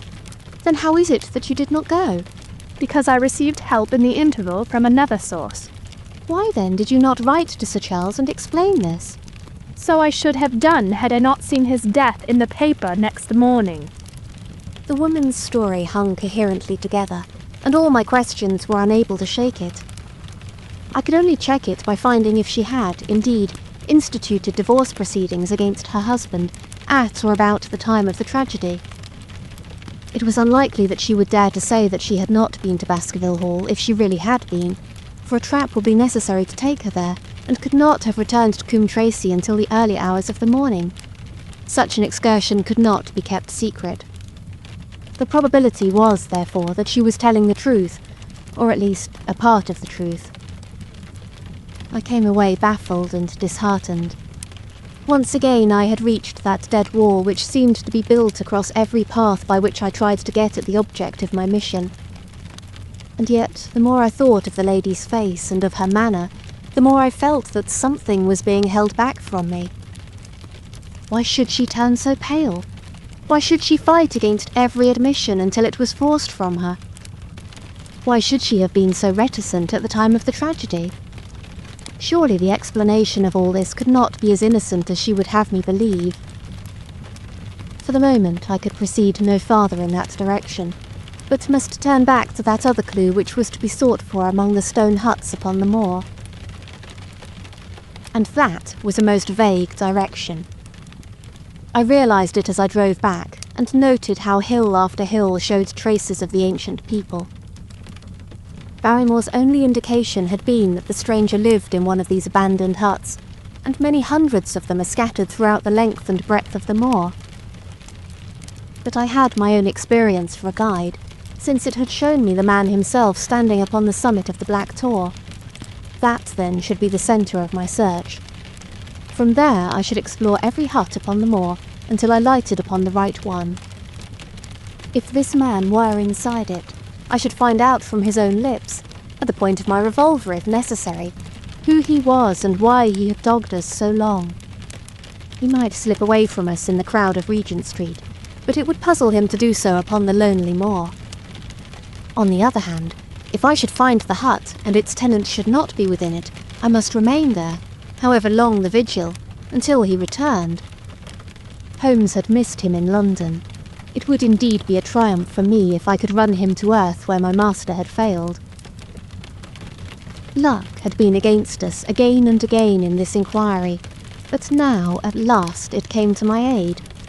And the messenger of good fortune was none other than Mr. Frankland, who was standing, grey-whiskered and red-faced, outside the gate of his garden, which opened onto the high road along which I travelled. Good day, Dr. Watson, cried he with unwonted good humour. You must really give your horses a rest and come in to have a glass of wine, and to congratulate me. My feelings towards him were very far from being friendly after what I had heard of his treatment of his daughter, but I was anxious to send Perkins and the wagonette home, and the opportunity was a good one. I alighted and sent a message to Sir Henry that I should walk over in time for dinner. Then I followed Frankland into his dining room. It is a great day for me, sir. One of the red-letter days of my life, he cried with many chuckles. I have brought off a double event. I mean to teach them in these parts that law is law, and that there is a man here who does not fear to invoke it. I have established a right-of-way through the centre of old Middleton's park. Slap across it, sir, within 100 yards of his own front door. What do you think of that? We'll teach these magnates that they cannot ride roughshod over the rights of the commoners, confound them. And I've closed the wood where the Fernworthy folk used to picnic. These people seem to think that there are no rights of property, and that they can swarm where they like with their papers and their bottles. Both cases decided, Dr. Watson, and both in my favour. I haven't had such a day since I had Sir John Morland for trespass because he shot in his own warrant. How on earth did you do that? Look it up in the books, sir. It will repay reading. Frankland v. Morland, Court of Queen's Bench. It cost me £200, but I got me verdict. Did it do you any good? None, sir, none. I am proud to say that I had no interest in the matter. I act entirely from a sense of public duty. I have no doubt, for example, that the Fernworthy people will burn me in effigy tonight. I told the police last time they did it that they should stop these disgraceful exhibitions. The county constabulary is in a scandalous state, sir, and it has not afforded me the protection to which I am entitled. The case of Franklin v. Regina will bring the matter before the attention of the public. I told them that they would have occasion to regret their treatment of me, and already my words have come true. How so? I asked. The old man put on a very knowing expression. Because I could tell them what they are dying to know, that nothing would induce me to help the rascals in any way. I had been casting round for some excuse by which I could get away from his gossip, but now I began to wish to hear more of it. I had seen enough of the contrary nature of the old sinner to understand that any strong sign of interest would be the surest way to stop his confidences. Some poaching case, no doubt, said I, with an indifferent manner. My boy, a very much more important matter than that. What about the convict on the moor? I stared. You don't mean that you know where he is, said I. I may not know exactly where he is, but I am quite sure that I could help the police to lay their hands on him. Has it never struck you that the way to catch that man was to find out where he got his food, and so trace it to him? He certainly seemed to be getting uncomfortably near the truth. No doubt, said I. But how do you know that he is anywhere upon the moor? I know it because I have seen with my own eyes the messenger who takes him his food. My heart sank for Barrymore. It was a serious thing to be in the power of this spiteful old busybody. But his next remark took a weight from my mind. You'll be surprised to hear that his food is taken to him by a child. I see him every day through my telescope upon the roof. He passes along the same path at the same hour. And to whom should he be going except to the convict? Here was luck indeed. And yet I suppressed all appearance of interest. A child. Barrymore had said that our unknown was supplied by a boy. It was on his track, and not upon the convicts, that Franklin had stumbled. If I could get his knowledge, it might save me a long and weary hunt. But incredulity and indifference were evidently my strongest cards. I should say that it was much more likely that it was the son of one of the moorland shepherds taking out his father's dinner. The least appearance of opposition struck fire out of the old autocrat. His eyes looked malignantly at me, and his grey whiskers bristled like those of an angry cat. Indeed, sir, said he, pointing out over the wide-stretching moor. Do you see that black tor over yonder? Well, do you see the low hill beyond, with the thorn bush upon it? It is the stoniest part of the whole moor. Is that a place where a shepherd would be likely to take his station? Your suggestion, sir, is a most absurd one. I meekly answered that I had spoken without knowing all the facts. My submission pleased him, and led him to further confidences. You may be sure, sir, that I have very good grounds before I come to an opinion. I have seen the boy again and again with his bundle. Every day, and sometimes twice a day, I have been able... Oh, but wait a moment, Dr. Watson. Do my eyes deceive me, or is there at the present moment something moving upon that hillside?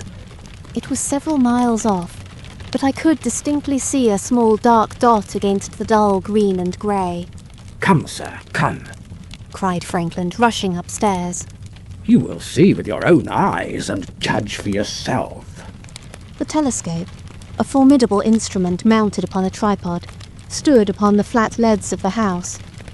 Frankland clapped his eye to it and gave a cry of satisfaction. Quick, Dr. Watson, quick, before he passes over the hill. There he was, sure enough, a small urchin with a little bundle upon his shoulder, toiling slowly up the hill. When he reached the crest, I saw the ragged, uncouth figure outlined for an instant against the cold blue sky. He looked round him with a furtive and stealthy air, as one who dreads pursuit.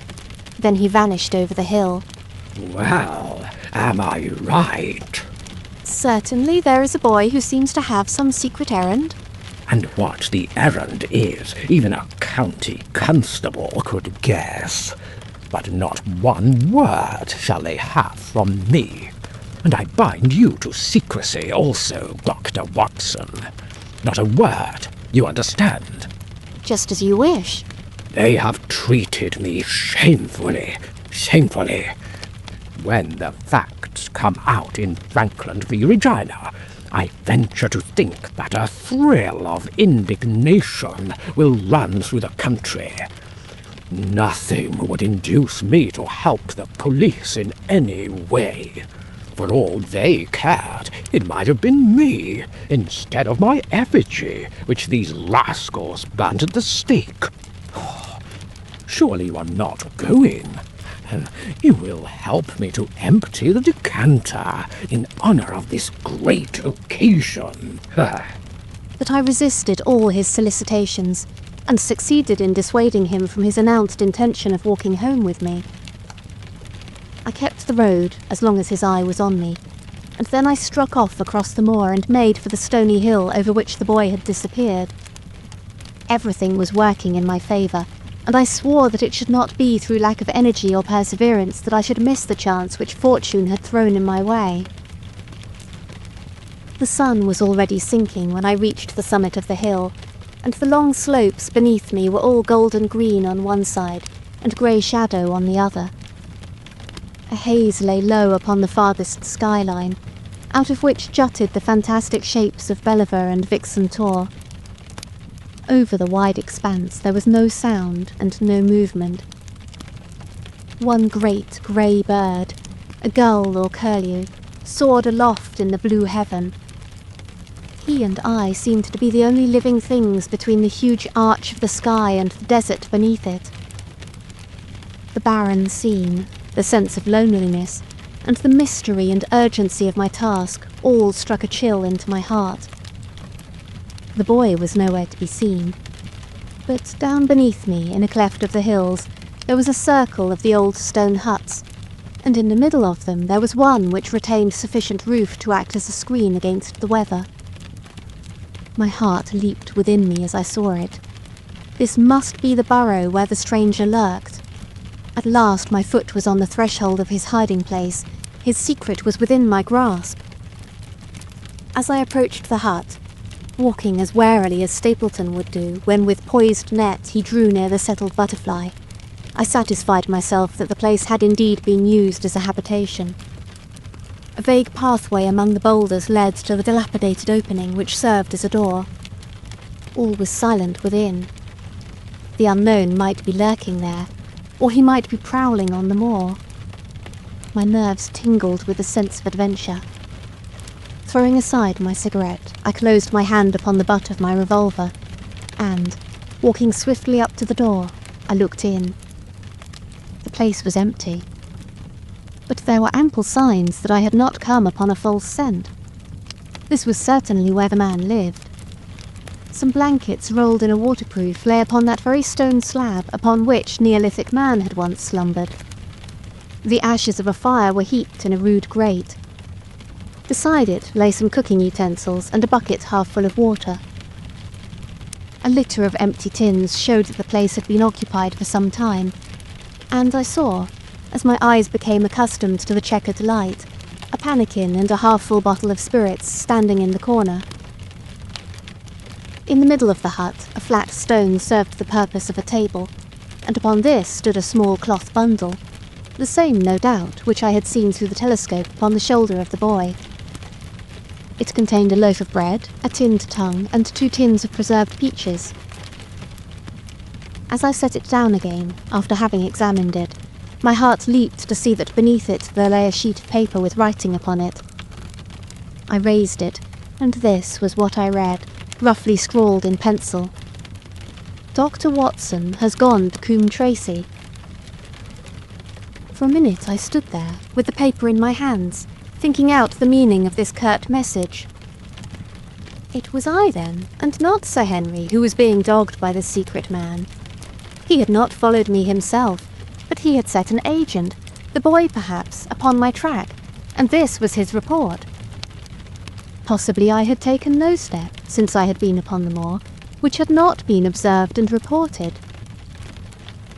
Always there was this feeling of an unseen force, a fine net drawn round us with infinite skill and delicacy, holding us so lightly that it was only at some supreme moment that one realized that one was indeed entangled in its meshes. If there was one report, there might be others, so I looked round the hut in search of them. There was no trace, however, of anything of the kind, nor could I discover any sign which might indicate the character or intentions of the man who lived in this singular place, save that he must be of Spartan habits and cared little for the comforts of life. When I thought of the heavy rains, and looked at the gaping roof, I understood how strong and immutable must be the purpose which had kept him in that inhospitable abode. Was he our malignant enemy, or was he by chance our guardian angel? I swore that I would not leave the hut until I knew. Outside, the sun was sinking low, and the west was blazing with scarlet and gold.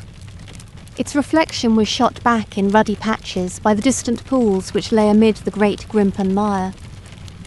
There were the 2 towers of Baskerville Hall, and there a distant blur of smoke which marked the village of Grimpen. Between the two, behind the hill, was the house of the Stapletons.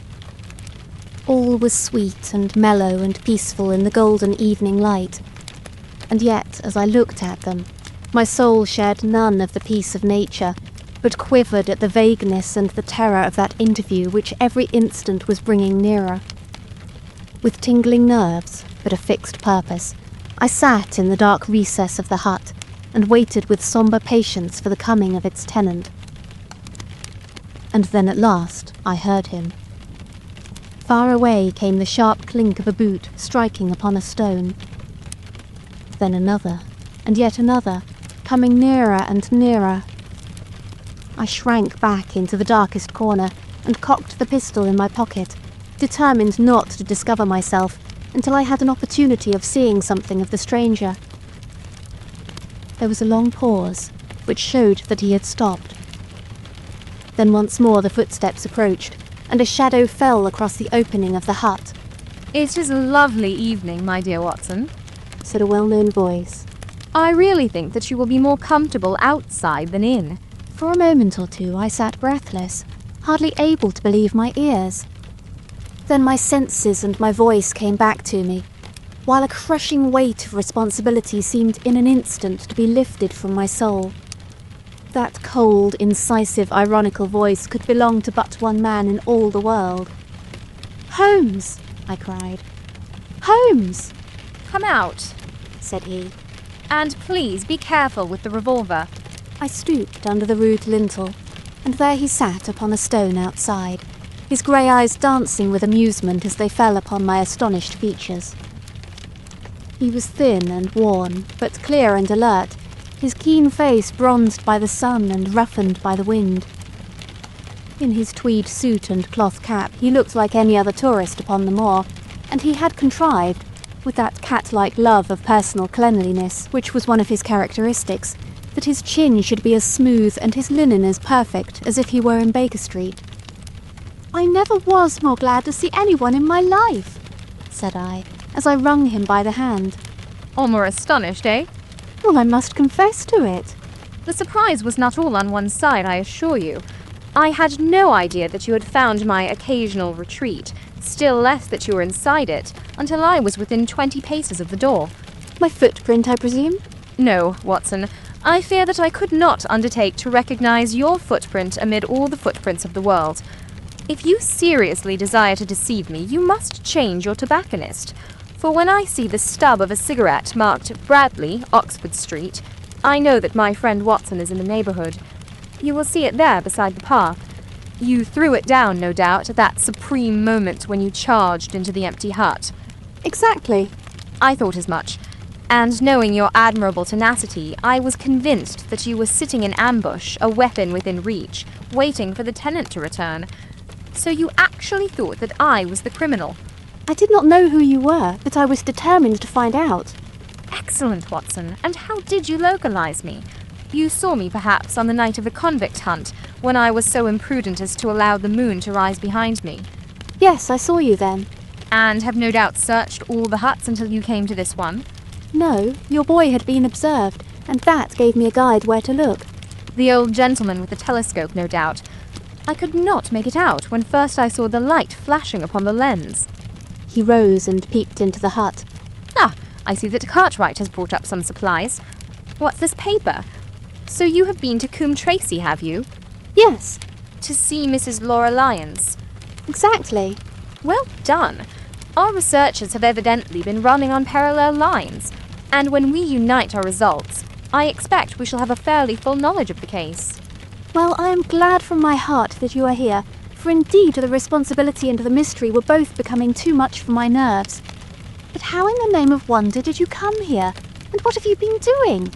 I thought that you were in Baker Street working out that case of blackmailing. That was what I wished you to think. Then you use me, and yet do not trust me, I cried with some bitterness. I think that I have deserved better at your hands, Holmes. My dear fellow, you have been invaluable to me in this as in many other cases, and I beg that you will forgive me if I have seemed to play a trick upon you. In truth, it was partly for your own sake that I did it, and it was my appreciation of the danger which you ran which led me to come down and examine the matter for myself. Had I been with Sir Henry and you, it is confident that my point of view would have been the same as yours, and my presence would have warned our very formidable opponents to be on their guard. As it is, I have been able to get about as I could not possibly have done had I been living in the hall, and I remain an unknown factor in the business, ready to throw in all my weight at a critical moment. But why keep me in the dark? For you to know could not have helped us, and might possibly have led to my discovery. You would have wished to tell me something, or in your kindness you would have brought me out some comfort or other, and so an unnecessary risk would be run. I brought Cartwright down with me. You remember the little chap at the express office? And he has seen after my simple wants. A loaf of bread and a clean collar. What does man want more? He has given me an extra pair of eyes upon a very active pair of feet, and both have been invaluable. Then all my reports have been wasted. My voice trembled as I recalled the pains and the pride with which I had composed them. Holmes took a bundle of papers from his pocket. Here are your reports, my dear fellow, and very well thumbed, I assure you. I made excellent arrangements, and they are only delayed 1 day upon their way. I must compliment you exceedingly upon the zeal and the intelligence which you have shown over an extraordinarily difficult case. I was still rather raw over the deception which had been practiced upon me, but the warmth of Holmes's praise drove my anger from my mind. I felt also in my heart that he was right in what he said, and that it was really best for our purpose that I should not have known that he was upon the moor. That's better, said he, seeing the shadow rise from my face. And now tell me the result of your visit to Mrs. Laura Lyons. It was not difficult for me to guess that it was to see her that you had gone, for I am already aware that she is the one person in Coombe Tracy who might be of service to us in the matter. In fact, if you had not gone today, it is exceedingly probable that I should have gone tomorrow. The sun had set and dusk was settling over the moor. The air had turned chill, and we withdrew into the hut for warmth. There, sitting together in the twilight, I told Holmes of my conversation with the lady. So interested was he that I had to repeat some of it twice before he was satisfied. This is most important, said he when I had concluded. It fills up a gap which I had been unable to bridge in this most complex affair. You are aware, perhaps, that a close intimacy exists between this lady and the man Stapleton. I did not know of a close intimacy. There can be no doubt about the matter. They meet, they write. There is a complete understanding between them. Now this puts a very powerful weapon into our hands. If I could only use it to detach his wife. His wife? I am giving you some information now, in return for all that you have given me. The lady who has passed here as Miss Stapleton is, in reality, his wife. Good heavens, Holmes. Are you sure of what you say? How could he have permitted Sir Henry to fall in love with her? Sir Henry's falling in love could do no harm to anyone except Sir Henry. He took particular care that Sir Henry did not make love to her, as you have yourself observed. I repeat that the lady is his wife and not his sister. But why this elaborate deception? Because he foresaw that she would be very much more useful to him in the character of a free woman. All my unspoken instincts, my vague suspicions, suddenly took shape and centred upon the naturalist.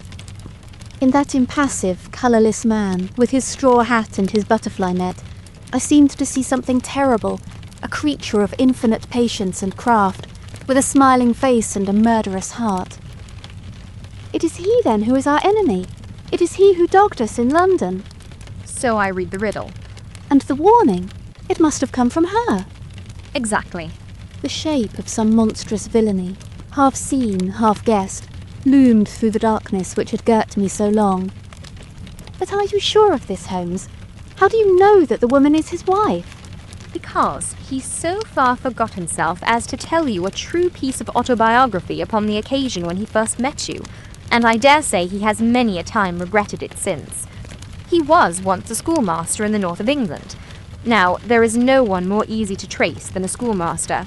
There are scholastic agencies by which one may identify any man who has been in the profession. A little investigation showed me that a school had come to grief under atrocious circumstances, and that the man who had owned it, the name was different, had disappeared with his wife. The descriptions agreed. When I learned that the missing man was devoted to entomology, the identification was complete. The darkness was rising, but much was still hidden by the shadows. If this woman is in truth his wife, where does Mrs. Laura Lyons come in? I asked. That is one of the points upon which your own researchers have shed a light. Your interview with the lady has cleared the situation very much. I did not know about a projected divorce between herself and her husband. In that case, regarding Stapleton as an unmarried man, she counted no doubt upon becoming his wife. And when she is undeceived? Why, then we may find the lady of service. It must be our first duty to see her, both of us, tomorrow. Don't you think, Watson, that you are away from your charge rather long? Your place should be at Baskerville Hall. The last red streaks had faded away in the west, and night had settled upon the moor. A few faint stars were gleaming in a violet sky. One last question, Holmes, I said as I rose. Surely there is no need of secrecy between you and me. What is the meaning of it all? What is he after? Holmes's voice sank as he answered, It is murder, Watson. Refined, cold-blooded, deliberate murder. Do not ask me for particulars. My nets are closing upon him, even as his are upon Sir Henry, and with your help he is already almost at my mercy. There is but one danger which can threaten us. It is that he should strike before we are ready to do so. Another day, 2 at the most, and I have my case complete. But until then, guard your charge as closely as ever a fond mother watched her ailing child. Your mission today has justified itself, and yet I could almost wish that you had not left his side. Hark! A terrible scream, a prolonged yell of horror and anguish burst out of the silence of the moor. That frightful cry turned the blood to ice in my veins. "Oh my God!" I gasped. "What is it? What does it mean?" Holmes had sprung to his feet, and I saw his dark athletic outline at the door of the hut, his shoulders stooping, his head thrust forward, his face peering into the darkness. "Hush," he whispered. "Hush." The cry had been loud on account of its vehemence, but it had pealed out from somewhere far off on the shadowy plain. Now it burst upon our ears, nearer, louder, more urgent than before. "Where is it?" Holmes whispered, and I knew from the thrill of his voice that he, the man of iron, was shaken to the soul. "Where is it, Watson?" "There, I think." I pointed into the darkness. "No, there." Again the agonized cry swept through the silent night, louder and much nearer than ever, and a new sound mingled with it, a deep, muttered rumble, musical and yet menacing, rising and falling like the low, constant murmur of the sea. "The hound!" cried Holmes. "Come, Watson, come! Great heavens, if we are too late!" He had started running swiftly over the moor, and I had followed at his heels. But now, from somewhere among the broken ground immediately in front of us, there came one last despairing yell, and then a dull, heavy thud. We halted and listened. Not another sound broke the heavy silence of the windless night. I saw Holmes put his hand to his forehead like a man distracted. He stamped his feet upon the ground. "He has beaten us, Watson. We are too late." No, surely not." Fool that I was to hold my hand. And you, Watson, see what comes of abandoning your charge. But by heaven, if the worst has happened, we'll avenge him. Blindly we ran through the gloom, blundering against boulders, forcing our way through gorse bushes, panting up hills and rushing down slopes, heading always in the direction whence those dreadful sounds had come. At every rise Holmes looked eagerly round him, but the shadows were thick upon the moor, and nothing moved upon its dreary face. "Can you see anything?" "Nothing." "But hark, what is that?" A low moan had fallen upon our ears. There it was again, upon our left. On that side a ridge of rocks ended in a sheer cliff which overlooked a stone-strewn slope. On its jagged face was spread-eagled some dark, irregular object. As we ran towards it, the vague outline hardened into a definite shape. It was a prostrate man face downward upon the ground, the head doubled under him at a horrible angle, the shoulders rounded and the body hunched together, as if in the act of throwing a somersault. So grotesque was the attitude that I could not for the instant realize that that moan had been the passing of his soul. Not a whisper, not a rustle, rose now from the dark figure over which we stooped. Holmes laid his hand upon him and held it up again with an exclamation of horror. The gleam of the match which he struck shone upon his clotted fingers and upon the ghastly pool which widened slowly from the crushed skull of the victim. And it shone upon something else which turned our hearts sick and faint within us. The body of Sir Henry Baskerville.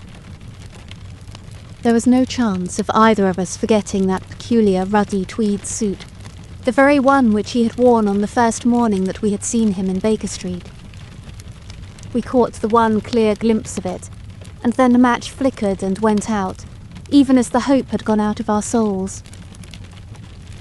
Holmes groaned, and his face glimmered white through the darkness. "The brute! The brute!"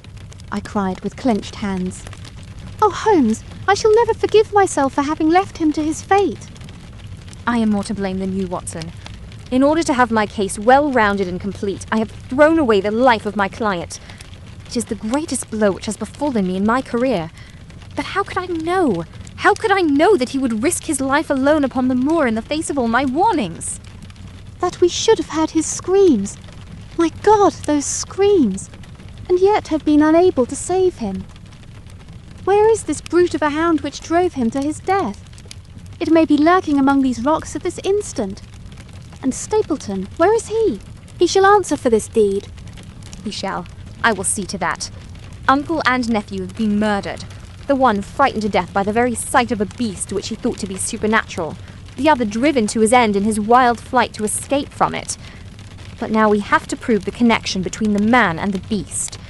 Save from what we heard, we cannot even swear to the existence of the latter, since Sir Henry has evidently died from the fall. But by heavens, cunning as he is, the fellow shall be in my power before another day is past. We stood with bitter hearts on either side of the mangled body, overwhelmed by this sudden and irrevocable disaster which had brought all our long and weary labours to so piteous an end. Then, as the moon rose, we climbed to the top of the rocks over which our poor friend had fallen, and from the summit we gazed out over the shadowy moor, half silver and half gloom. Far away, miles off, in the direction of Grimpen, a single steady yellow light was shining. It could only come from the lonely abode of the Stapletons. With a bitter curse, I shook my fist at it as I gazed. Why should we not seize him at once? Our case is not complete. The fellow is wary and cunning to the last degree. It is not what we know, but what we can prove. If we make one false move, the villain may escape us yet. What can we do? There will be plenty for us to do tomorrow. Tonight, we can only perform the last offices to our poor friend. Together, we made our way down the precipitous slope and approached the body, black and clear against the silvered stones. The agony of those contorted limbs struck me with a spasm of pain and blurred my eyes with tears. We must send for help, Holmes. We cannot carry him all the way to the hall. Good heavens, are you mad? He had uttered a cry and bent over the body. Now he was dancing and laughing and wringing my hand. Could this be my stern, self-contained friend? These were hidden fires indeed. A beard! A beard! The man has a beard! A beard? It is not the baronet. It is... Why, it is my neighbour, the convict. With feverish haste, we had turned the body over, and that dripping beard was pointing up to the cold, clear moon. There could be no doubt about the beetling forehead, the sunken animal eyes. It was indeed the same face which had glared upon me in the light of the candle from over the rock, the face of Selden, the criminal. Then, in an instant, it was all clear to me. I remembered how the baronet had told me that he had handed his old wardrobe to Barrymore. Barrymore had passed it on in order to help Selden in his escape. Boots, shirt, cap, it was all Sir Henry's. The tragedy was still black enough, but this man had at least deserved death by the laws of his country. I told Holmes how the matter stood, my heart bubbling over with thankfulness and joy. Then the clothes have been the poor devil's death, said he. It is clear enough that the hound has been laid on from some article of Sir Henry's. The boot which was abstracted in the hotel in all probability, and so ran this man down. There is one very singular thing, however. How came Selden in the darkness to know that the hound was on his trail? He heard him. To hear a hound upon the moor would not work a hard man like this convict into such a paroxysm of terror that he would risk recapture by screaming wildly for help. By his cries, he must have run a long way after he knew the animal was on his track. How did he know? A greater mystery to me is why this hound, presuming that all our conjectures are correct. I presume nothing. Well then, why this hound should be loose tonight? I suppose that it does not always run loose upon the moor. Stapleton would not let it go unless he had reason to think that Sir Henry would be there. My difficulty is the more formidable of the two, for I think that we shall very shortly get an explanation of yours, while mine may remain forever a mystery. The question now is, what shall we do with this poor wretch's body? We cannot leave it here to the foxes and the ravens. I suggest that we put it in one of the huts until we can communicate with the police. Exactly. I have no doubt that you and I could carry it so far. Hello, Watson, what's this? It's the man himself, by all that's wonderful and audacious. Not a word to show your suspicions. Not a word, or my plans crumble to the ground. A figure was approaching us over the moor, and I saw the dull red glow of a cigar. The moon shone upon him, and I could distinguish the dapper shape and jaunty walk of the naturalist. He stopped when he saw us, and then came on again. Why, Dr. Watson, that's not you, is it? You are the last man that I should have expected to see out on the moor at this time of night. But, dear me, what's this? Somebody hurt? Not... Don't tell me that it's our friend Sir Henry. He hurried past me and stooped over the dead man. I heard a sharp intake of his breath, and the cigar fell from his fingers. Who's this? He stammered. It is Selden, the man who escaped from Princetown. Stapleton turned a ghastly face upon us, but by a supreme effort he had overcome his amazement and his disappointment. He looked sharply from Holmes to me. Dear me, what a very shocking affair. How did he die? He appears to have broken his neck by falling over these rocks. My friend and I were strolling on the moor when we heard a cry. I heard a cry also. That was what brought me out. I was uneasy about Sir Henry. Why about Sir Henry in particular? I could not help asking. Because I had suggested that he should come over. When he did not come, I was surprised and naturally became alarmed for his safety when I heard cries upon the moor. By the way... His eyes darted again from my face to Holmes's. Did you hear anything else besides a cry? No, said Holmes. Did you? No. What do you mean, then? Oh, you know the stories that the peasants tell about a phantom hound and so on. It is said to be heard at night upon the moor. I was wondering if there were any evidence of such a sound tonight. We heard nothing of the kind, said I. And what is your theory of this poor fellow's death? I have no doubt that anxiety and exposure have driven him off his head. He has rushed about the moor in a crazy state and eventually fallen over here and broken his neck. That seems the most reasonable theory, said Stapleton, and he gave a sigh which I took to indicate his relief. What do you think about it, Mr. Sherlock Holmes? My friend bowed his compliments. You are quick at identification, said he. We have been expecting you in these parts since Dr. Watson came down. You are in time to see a tragedy. Yes, indeed. I have no doubt that my friend's explanation will cover the facts. I will take an unpleasant remembrance back to London with me tomorrow. Oh, you return tomorrow? That is my intention. I hope your visit has cast some light upon these occurrences which have puzzled us. Holmes shrugged his shoulders. One cannot always have the success for which one hopes. An investigator needs facts and not legends or rumours. It has not been a satisfactory case. My friend spoke in his frankest and most unconcerned manner. Stapleton still looked hard at him. Then he turned to me. I would suggest carrying this poor fellow to my house, but it would give my sister such a fright that I do not feel justified in doing it. I think that if we put something over his face, he will be safe until morning. And so it was arranged. Resisting Stapleton's offer of hospitality, Holmes and I set off to Baskerville Hall, leaving the naturalist to return alone. Looking back, we saw the figure moving slowly away over the broad moor, and behind him that one black smudge on the silvered slope, which showed where the man was lying, who had come so horribly to his end. We're at close grips at last, said Holmes as we walked together across the moor. What a nerve the fellow has! How he pulled himself together in the face of what must have been a paralysing shock, when he found that the wrong man had fallen a victim to his plot. I told you in London, Watson, and I tell you now again, that we have never had a foeman more worthy of our steel. I am sorry that he has seen you. And so was I at first, but there was no getting out of it. What effect do you think it will have upon his plans now that he knows you are here? It may cause him to be more cautious, or it may drive him to desperate measures at once. Like most clever criminals, he may be too confident in his own cleverness and imagine that he has completely deceived us. Why should we not arrest him at once? My dear Watson, you were born to be a man of action. Your instinct is always to do something energetic. But supposing, for argument's sake, that we had him arrested tonight, what on earth the better off should we be for that? We could prove nothing against him. There's the devilish cunning of it.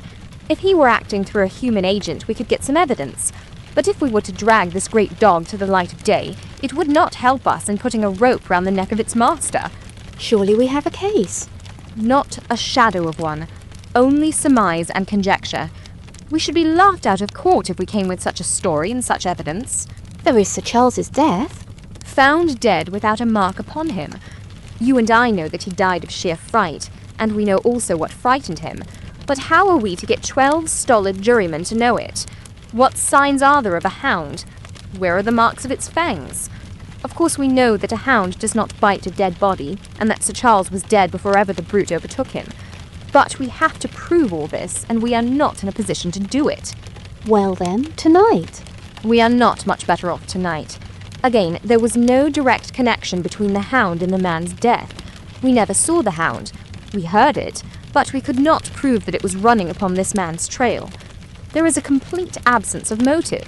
No, my dear fellow, we must reconcile ourselves to the fact that we have no case at present, and that it is worth our while to run any risk in order to establish one. And how do you propose to do so? I have great hopes of what Mrs. Laura Lyons may do for us when the position of affairs is made clear to her. and I have my own plan as well. Sufficient for tomorrow is the evil thereof, but I hope before the day is past to have the upper hand at last. I could draw nothing further from him, and he walked, lost in thought, as far as the Baskerville gates. Are you coming up? Yes, I see no reason for further concealment. But one last word, Watson.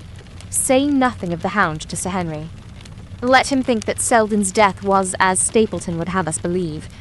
He will have a better nerve for the ordeal which he will have to undergo tomorrow, when he is engaged, if I remember your reporter right, to dine with these people.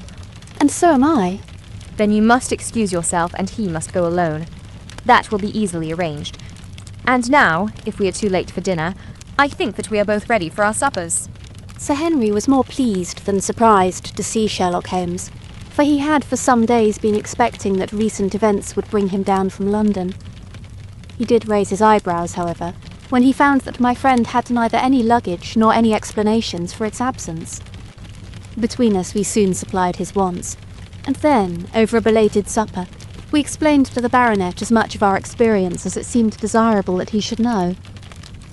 But first I had the unpleasant duty of breaking the news to Barrymore and his wife. To him it may have been an unmitigated relief, but she wept bitterly in her apron. To all the world he was the man of violence, half animal and half demon, but to her he always remained the little wilful boy of her own girlhood, the child who had clung to her hand. Evil indeed is the man who has not one woman to mourn him. I've been moping in the house all day since Watson went off in the morning, said the baronet. I guess I should have some credit, for I have kept my promise. If I hadn't sworn not to go about alone, I might have had a more lively evening, for I had a message from Stapleton asking me over there. I have no doubt that you would have had a more lively evening, said Holmes dryly. By the way, I don't suppose you appreciate that we have been mourning over you as having broken your neck. Sir Henry opened his eyes. How was that? This poor wretch was dressed in your clothes. I fear your servant who gave them to him may get into trouble with the police. That is unlikely. There was no mark on any of them as far as I know. That's lucky for him. In fact, it's lucky for all of you, since you are all on the wrong side of the law in this matter. I am not sure that as a conscientious detective my first duty is not to arrest the whole household. Watson's reports are most incriminating documents. But how about the case? Asked the baronet. Have you made anything out of the tangle? I don't know that Watson and I are much the wiser since we came down. I think that I shall be in a position to make the situation rather more clear to you before long. It has been an exceedingly difficult and most complicated business. There are several points upon which we still want light, but it is coming all the same. We've had one experience, as Watson has no doubt told you. We heard the Hound on the moor, so I can swear that it is not all empty superstition. I had something to do with dogs when I was out west, and I know one when I hear one. If you can muzzle that one and put him on a chain, I'll be ready to swear you are the greatest detective of all time. I think I will muzzle him and chain him all right, if you will give me your help. Whatever you tell me to do, I will do. Very good.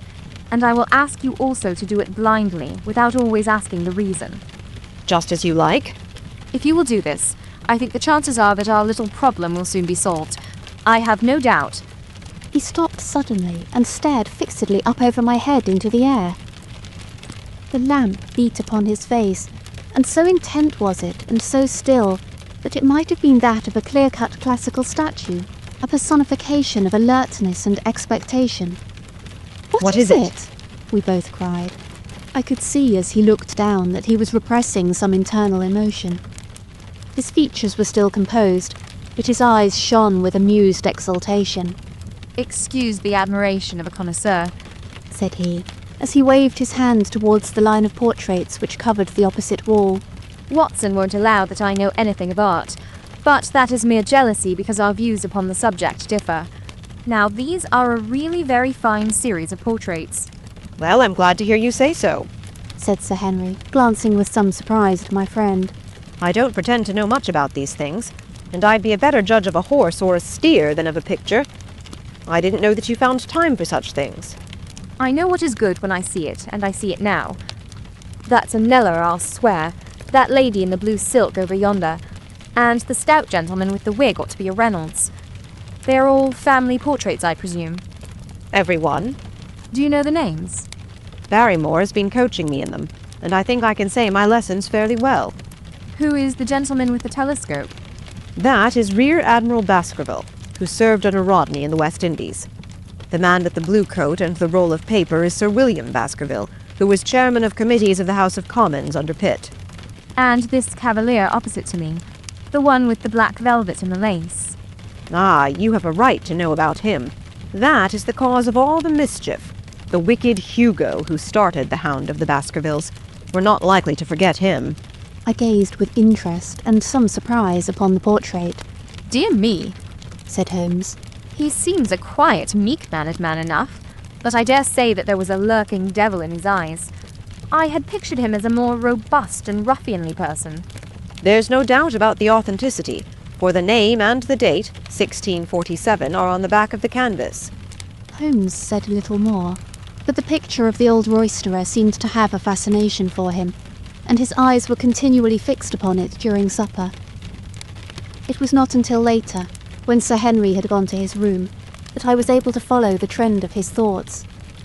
He led me back into the banqueting hall, his bedroom candle in his hand, and he held it up against the time-stained portrait on the wall. Do you see anything there? I looked at the broad-plumed hat, the curling love-locks, the white lace collar, and the straight, severe face which was framed between them. It was not a brutal countenance, but it was prim, hard and stern, with a firm-set, thin-lipped mouth and a coldly intolerant eye. Is it like anyone you know? There is something of Sir Henry about the jaw. Just a suggestion, perhaps. But wait an instant. He stood upon a chair, and holding up the light in his left hand, he curved his right arm over the broad hat and round the long ringlets. Good heavens! I cried in amazement. The face of Stapleton had sprung out of the canvas. Ha! You see it now. My eyes have been trained to examine faces and not their trimmings. It is the first quality of a criminal investigator that he should see through a disguise. But this is marvellous. It might be his portrait. Yes, it is an interesting instance of a throwback, which appears to be both physical and spiritual. A study of family portraits is enough to convert a man to the doctrine of reincarnation. The fellow is a Baskerville. That is evident. With designs upon the succession. Exactly. This chance of the picture has supplied us with one of our most obvious missing links. We have him, Watson, we have him, and I dare swear that before tomorrow night he will be fluttering in our net as helpless as one of his own butterflies. A pin, a cork, and a card, and we add him to the Baker Street collection. He burst into one of his rare fits of laughter as he turned away from the picture. I have not heard him laugh often, and it has always boded ill to somebody. I was up betimes in the morning, but Holmes was a foot earlier still, for I saw him as I dressed coming up the drive. Yes, we should have a full day today, he remarked, and he rubbed his hands with the joy of action. The nets are all in place, and the drag is about to begin. We'll know before the day is out whether we have caught our big lean-jawed pike, or whether he has got through the meshes. Have you been on the moor already? I have sent a report from Grimpen to Princetown as to the death of Selden. I think I can promise that none of you will be troubled in the matter. And I've also communicated with my faithful Cartwright, who would certainly have pined away at the door of my hut, as a dog does at his master's grave, if I had not set his mind at rest about my safety. What is the next move? To see Sir Henry. Ah, here he is. Good morning, Holmes, said the baronet. You look like a general who is planning a battle with his chief of the staff. That is the exact situation. Watson was asking for orders. And so do I. Very good. You are engaged, as I understand, to dine with our friends the Stapletons tonight. I hope that you will come also. They are very hospitable people, and I am sure that they would be very glad to see you. I fear that Watson and I must go to London. To London? Yes, I think that we should be more useful there at the present juncture. The baronet's face perceptibly lengthened. I hoped that you were going to see me through this business. The Hall and the Moor are not very pleasant places when one is alone. My dear fellow, you must trust me implicitly and do exactly what I tell you. You can tell your friends that we should have been happy to have come with you, but that urgent business required us to be in town. We hope very soon to return to Devonshire. Will you remember to give them that message? If you insist upon it. There is no alternative, I assure you. I saw by the baronet's clouded brow that he was deeply hurt by what he regarded as our desertion. When do you desire to go? He asked coldly. Immediately after breakfast. We will drive in to Coombe Tracy, but Watson will leave his things as a pledge that he will come back to you. Watson, you will send a note to Stapleton to tell him that you regret that you cannot come. I've a good mind to go to London with you, said the baronet. Why should I stay here alone? Because it is your post of duty. Because you gave me your word that you would do as you were told, and I tell you to stay. All right, then, I'll stay. One more direction. I wish you to drive to Merripit House. Send back your trap, however, and let them know that you intend to walk home. To walk across the moor? Yes. But that is the very thing which you have so often cautioned me not to do. This time you may do it with safety. If I had not every confidence in your nerve and courage, I would not suggest it. But it is essential that you should do it. Then I will do it. And as you value your life, do not go across the moor in any direction, save along the straight path which leads from Merripit House to the Grimpen Road, and is your natural way home. I will do just what you say. Very good. I should be glad to get away as soon after breakfast as possible, so as to reach London in the afternoon. I was much astounded by this programme, though I remembered that Holmes had said to Stapleton on the night before that his visit would terminate next day. It did not cross my mind, however, that he would wish me to go with him, nor could I understand how we could both be absent at a moment which he himself declared to be critical. There was nothing for it, however, but implicit obedience, so we bade goodbye to our rueful friend, and a couple of hours afterwards we were at the station of Coombe Tracy, and had dispatched the trap upon its return journey. A small boy was waiting upon the platform. Any orders, sir? You will take this train to town, Cartwright. The moment you arrive, you will send a wire to Sir Henry Baskerville, in my name, to say that if he finds the pocketbook which I have dropped, he is to send it by registered post to Baker Street. Yes, sir. And ask at the station office if there is a message for me. The boy returned with a telegram, which Holmes handed to me. It ran, Wire received. Coming down with unsigned warrant. Arrived 5:40. Lestrade. That is an answer to mine of this morning. He is the best of the professionals, I think, and we may need his assistance. Now, Watson, I think that we cannot employ our time better than by calling upon your acquaintance, Mrs. Laura Lyons. His plan of campaign was beginning to be evident. He would use the baronet in order to convince the Stapletons that we were really gone, while we should actually return at the instant when we were likely to be needed. That telegram from London, if mentioned by Sir Henry to the Stapletons, must remove the last suspicions from their minds. Already I seemed to see our nets drawing closer around that lean-jawed pike. Mrs. Laura Lyons was in her office, and Sherlock Holmes opened his interview with a frankness and directness which considerably amazed her. I am investigating the circumstances which attended the death of the late Sir Charles Baskerville, said he. My friend here, Dr. Watson, has informed me of what you have communicated, and also of what you have withheld in connection with that matter. What have I withheld? She asked defiantly. You have confessed that you asked Sir Charles to be at the gate at 10 o'clock. We know that that was the place and hour of his death. You have withheld what the connection is between these events. There is no connection. In that case, the connection must indeed be an extraordinary one. But I think that we shall succeed in establishing a connection after all. I wish to be perfectly frank with you, Mrs. Lyons. We regard this case as one of murder, and the evidence may implicate not only your friend Mr. Stapleton, but his wife as well. The lady sprang from her chair. His wife? She cried. The fact is no longer a secret. The person who has passed for his sister is really his wife. Mrs. Lyons had resumed her seat. Her hands were grasping the arms of her chair, and I saw that the pink nails had turned white with the pressure of her grip. His wife? She said again. His wife? He is not a married man. Sherlock Holmes shrugged his shoulders. Prove it to me. Prove it to me. And if you can do so... The fierce flash of her eyes said more than any words. I have come prepared to do so, said Holmes, drawing several papers from his pocket. Here is a photograph of the couple taken in York 4 years ago. It is endorsed Mr. and Mrs. Vandeleur, but you will have no difficulty in recognizing him, and her also, if you know her by sight. Here are 3 written descriptions by trustworthy witnesses of Mr. and Mrs. Vandeleur, who at that time kept St. Oliver's private school. Read them, and see if you can doubt the identity of these people. She glanced at them, and then looked up at us with the set, rigid face of a desperate woman. Mr. Holmes, she said, this man had offered me marriage on condition that I could get a divorce from my husband. He has lied to me, the villain, in every conceivable way. Not one word of truth has he ever told me. And why? Why? I imagined that all was for my own sake, but now I see that I was never anything but a tool in his hands. Why should I preserve faith with him, who never kept any with me? Why should I try to shield him from the consequences of his own wicked acts? Ask me what you like, and there is nothing which I shall hold back. One thing I swear to you, and that is that when I wrote the letter, I never dreamed of any harm to the old gentleman, who had been my kindest friend. I entirely believe you, madam, said Sherlock Holmes.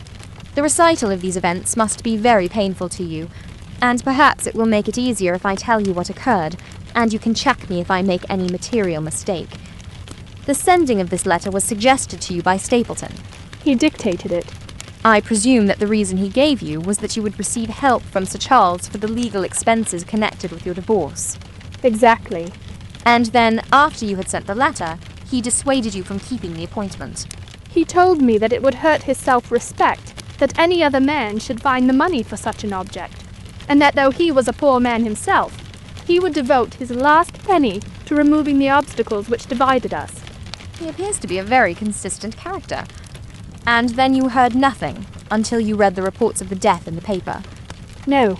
And he made you swear to say nothing about your appointment with Sir Charles. He did.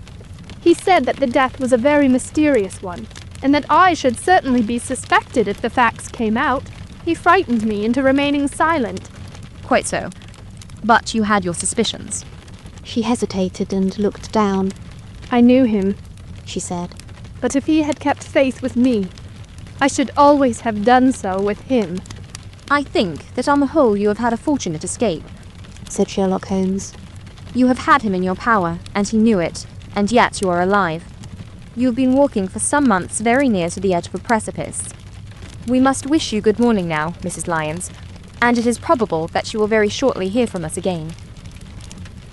Our case becomes rounded off, and difficulty after difficulty thins away in front of us, said Holmes, as we stood waiting for the arrival of the express from town. I shall soon be in the position of being able to put into a single connected narrative one of the most singular and sensational crimes of modern times. Students of criminology will remember the analogous incidents in Godno, in Little Russia, in the year 66, and of course there are the Anderson murders in North Carolina, but this case possesses some features which are entirely its own.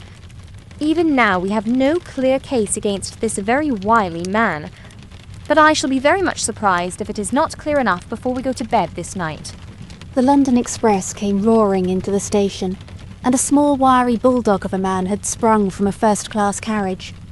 We all 3 shook hands, and I saw at once from the reverential way in which Lestrade gazed at my companion that he had learned a good deal since the days when they had first worked together. I could well remember the scorn which the theories of the reasoner used then to excite in the practical man. Anything good?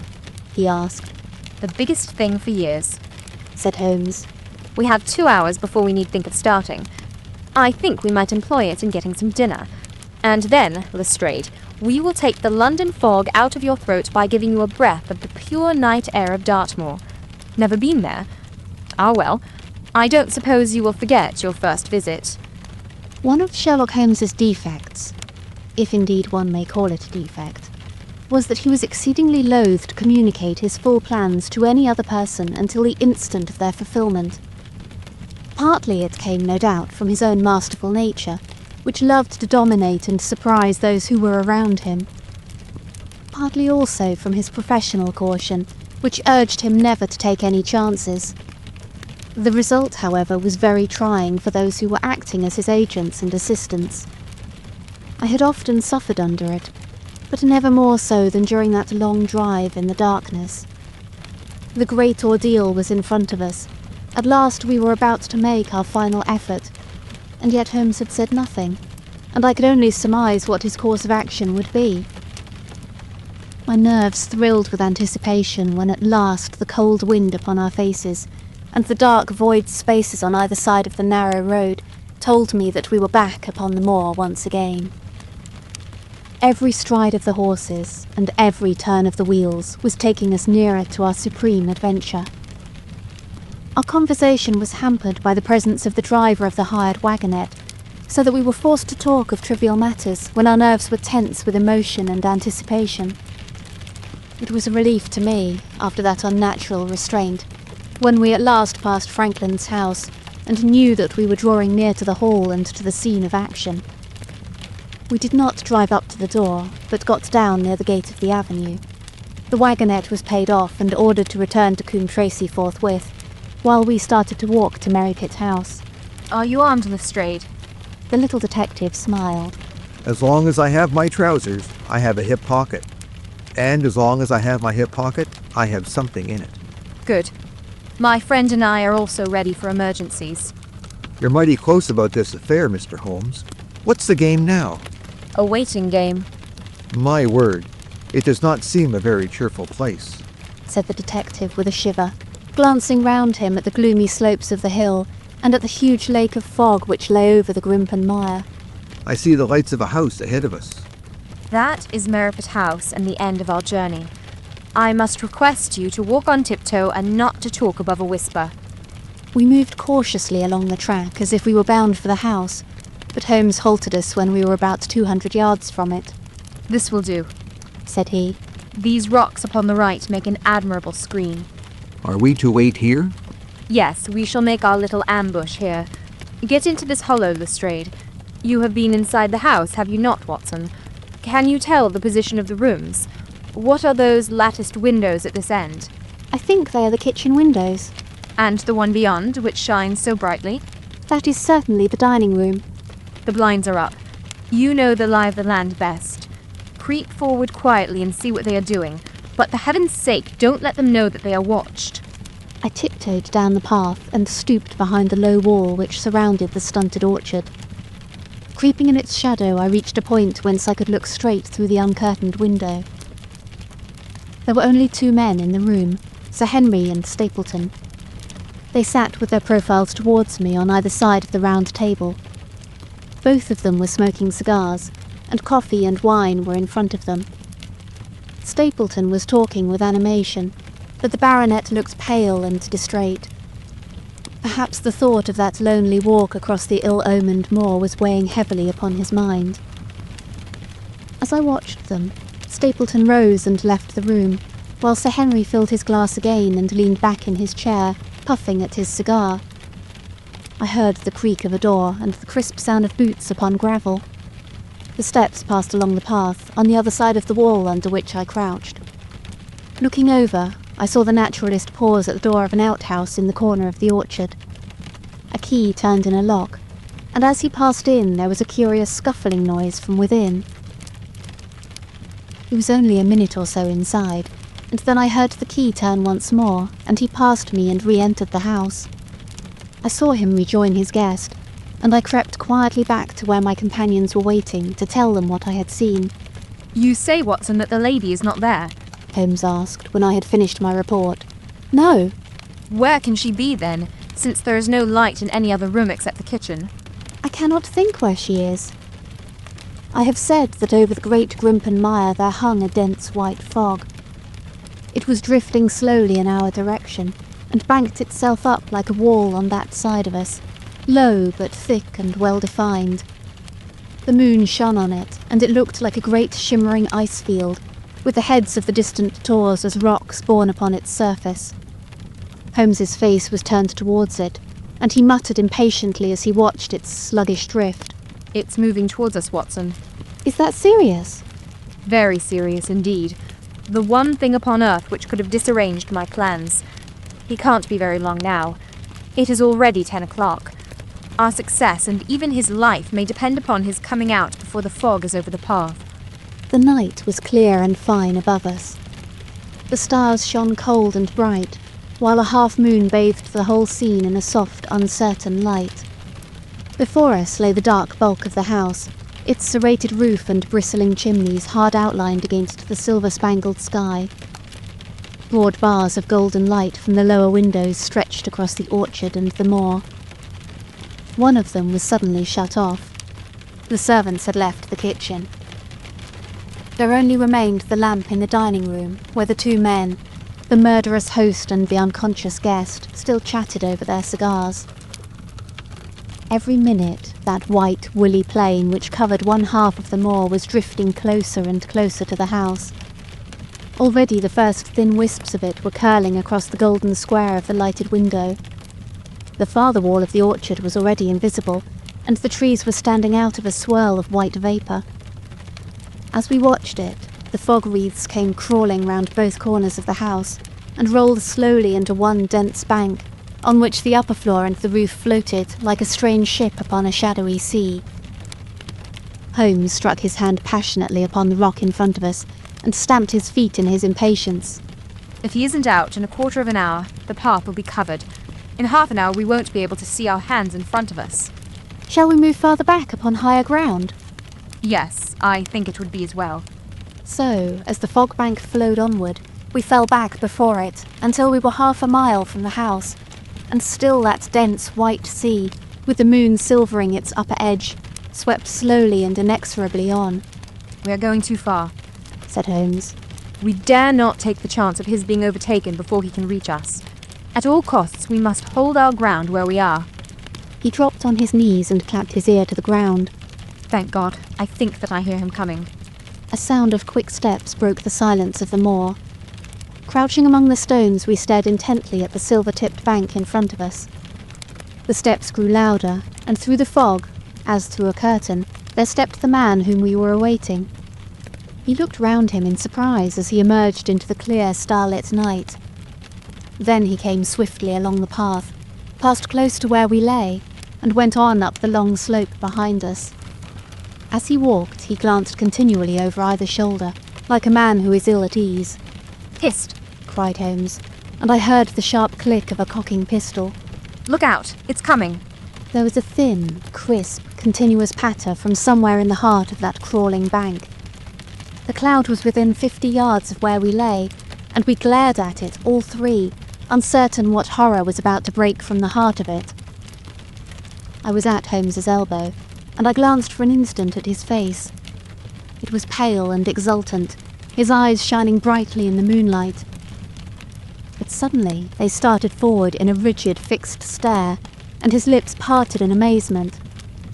At the same instant, Lestrade gave a yell of terror and threw himself face downward upon the ground. I sprang to my feet, my inert hand grasping my pistol, my mind paralysed by the dreadful shape which had sprung out upon us from the shadows of the fog. A hound it was, an enormous coal-black hound, but not such a hound as mortal eyes have ever seen.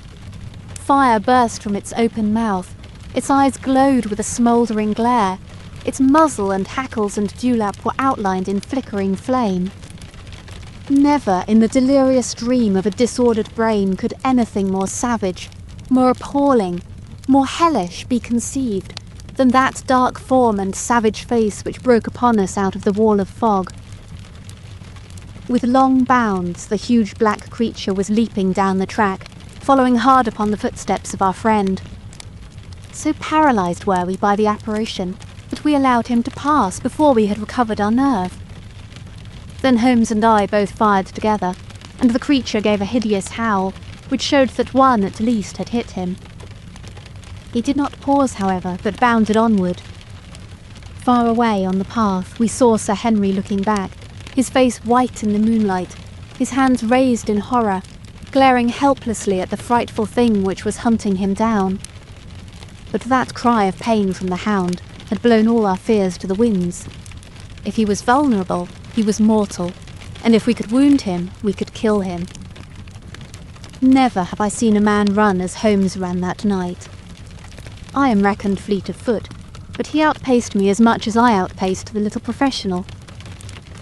In front of us, as we flew up the track, we heard scream after scream from Sir Henry, and the deep roar of the hound.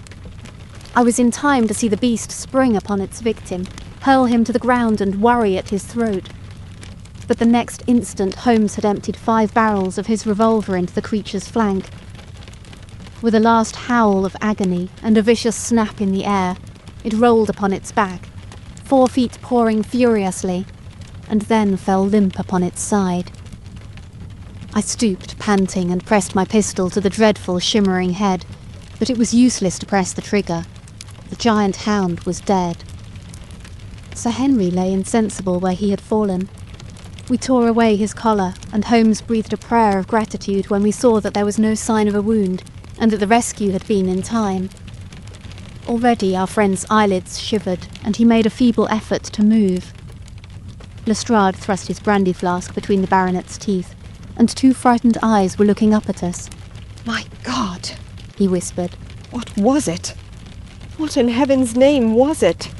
It's dead, whatever it is, said Holmes. We've laid the family ghost once and forever. In mere size and strength, it was a terrible creature which was lying stretched before us. It was not a pure bloodhound, and it was not a pure mastiff, but it appeared to be a combination of the two, gaunt, savage, and as large as a small lioness.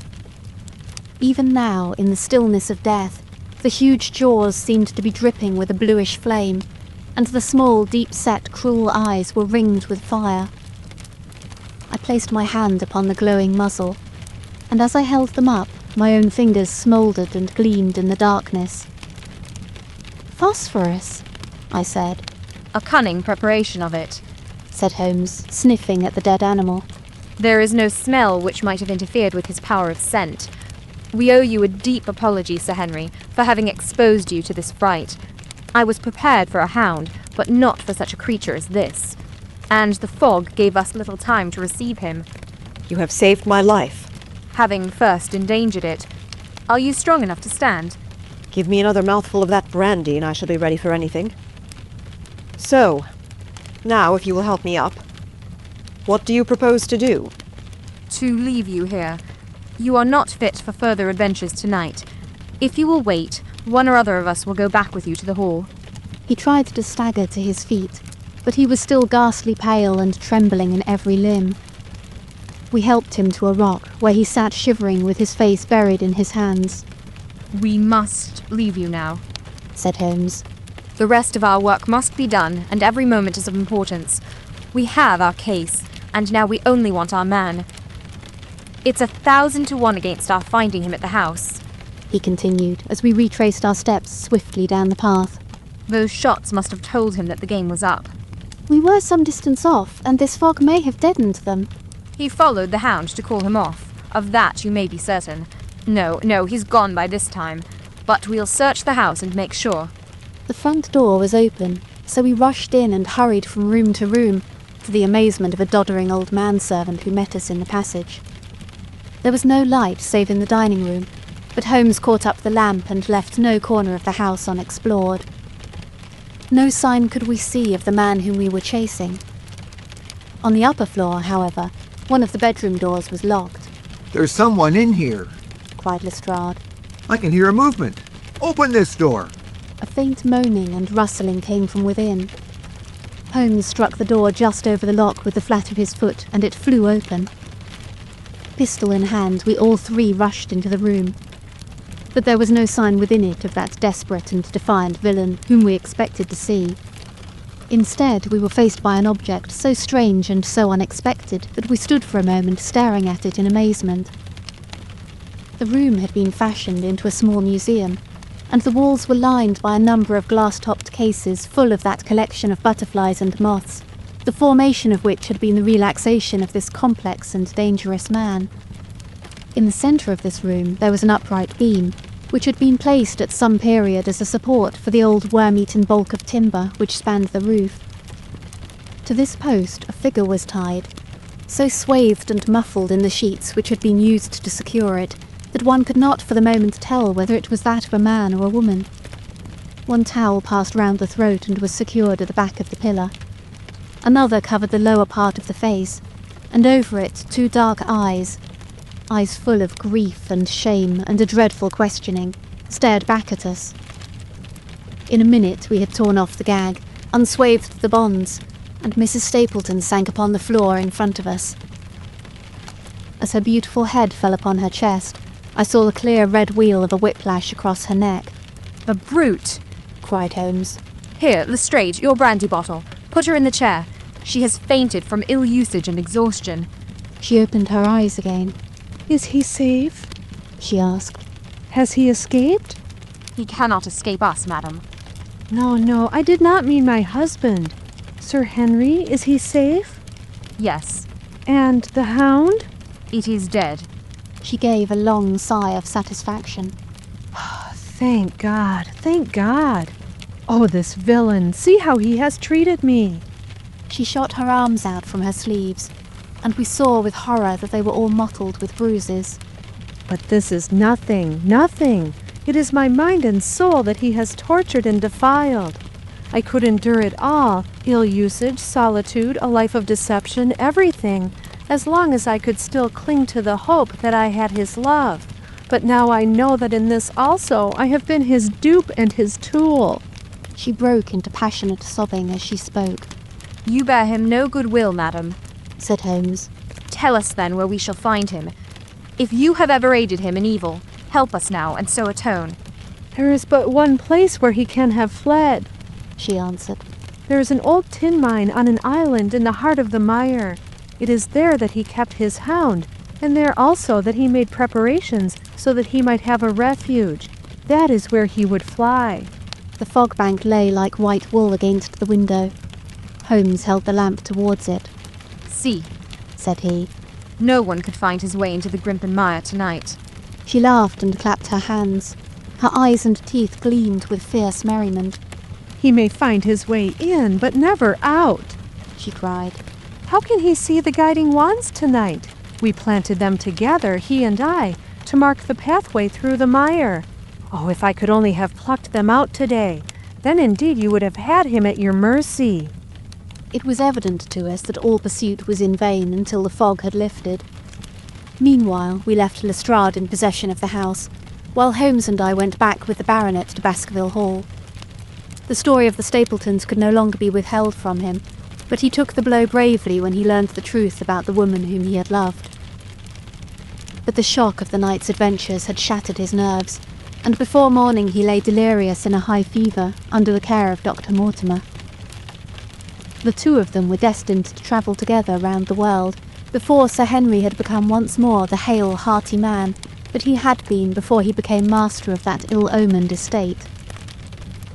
And now I come rapidly to the conclusion of this singular narrative, in which I have tried to make the reader share those dark fears and vague surmises which clouded our lives so long and ended in so tragic a manner. On the morning after the death of the hound, the fog had lifted, and we were guided by Mrs. Stapleton to the point where they had found a pathway through the bog. It helped us to realise the horror of this woman's life when we saw the eagerness and joy with which she laid us on her husband's track. We left her standing upon the thin peninsula of firm, peaty soil which tapered out into the widespread bog. From the end of it, a small wand planted here and there showed where the path zigzagged from tuft to tuft of rushes, among those green-scummed pits and foul quagmires which barred the way to the stranger. Rank reeds and lush, slimy water plants sent an odour of decay and a heavy miasmatic vapour onto our faces, while a false step plunged us more than once thigh-deep into the dark, quivering mire, which shook for yards in soft undulations around our feet. Its tenacious grip plucked at our heels as we walked, and when we sank into it, it was as if some malignant hand was tugging us down into those obscene depths, so grim and purposeful was the clutch in which it held us. Once only we saw a trace that someone had passed that perilous way before us. From amid a tuft of cotton grass which bore it up out of the slime, some dark thing was projecting. Holmes sank to his waist as he stepped from the path to seize it, and had we not been there to drag him out, he could never have set his foot upon firm land again. He held an old black boot in the air. Myers, Toronto, was printed on the leather inside. "It is worth a mud bath," said he. "It is our friend Sir Henry's missing boot." Thrown there by Stapleton in his flight. "Exactly. He retained it in his hand after using it to set the hound upon the track. He fled when he knew the game was up, still clutching it. And he hurled it away at this point of his flight. We know at least that he came so far in safety.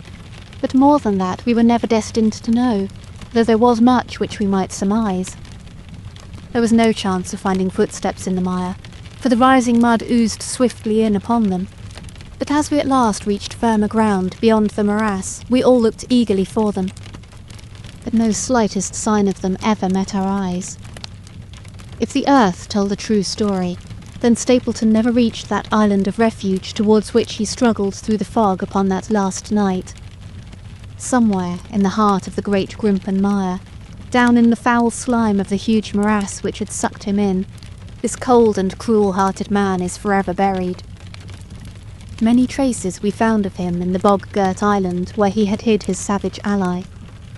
A huge driving wheel and a shaft half filled with rubbish showed the position of an abandoned mine. Beside it were the crumbling remains of the cottages of the miners, driven away no doubt by the foul reek of the surrounding swamp. In one of these, a staple and chain with a quantity of gnawed bones showed where the animal had been confined. A skeleton with a tangle of brown hair adhering to it lay among the debris. "A dog," said Holmes. "By Jove, a curly-haired spaniel. Poor Mortimer will never see his pet again. Well, I do not know that this place contains any secret which we have not already fathomed.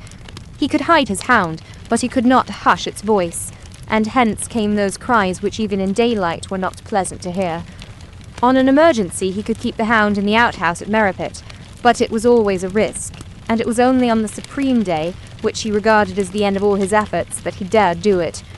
This paste in the tin is no doubt the luminous mixture with which the creature was daubed. It was suggested, of course, by the story of the family hellhound, and by the desire to frighten old Sir Charles to death.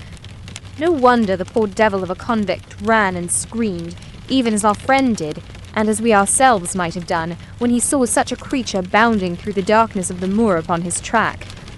It was a cunning device, for apart from the chance of driving your victim to his death, what peasant would venture to inquire too closely into such a creature should he get sight of it, as many have done upon the moor? I said it in London, Watson, and I say it again now, that never yet have we helped to hunt down a more dangerous man than he who is lying yonder. He swept his long arm towards the huge mottled expanse of green splotched bog, which stretched away until it merged into the russet slopes of the moor. End of chapter 14.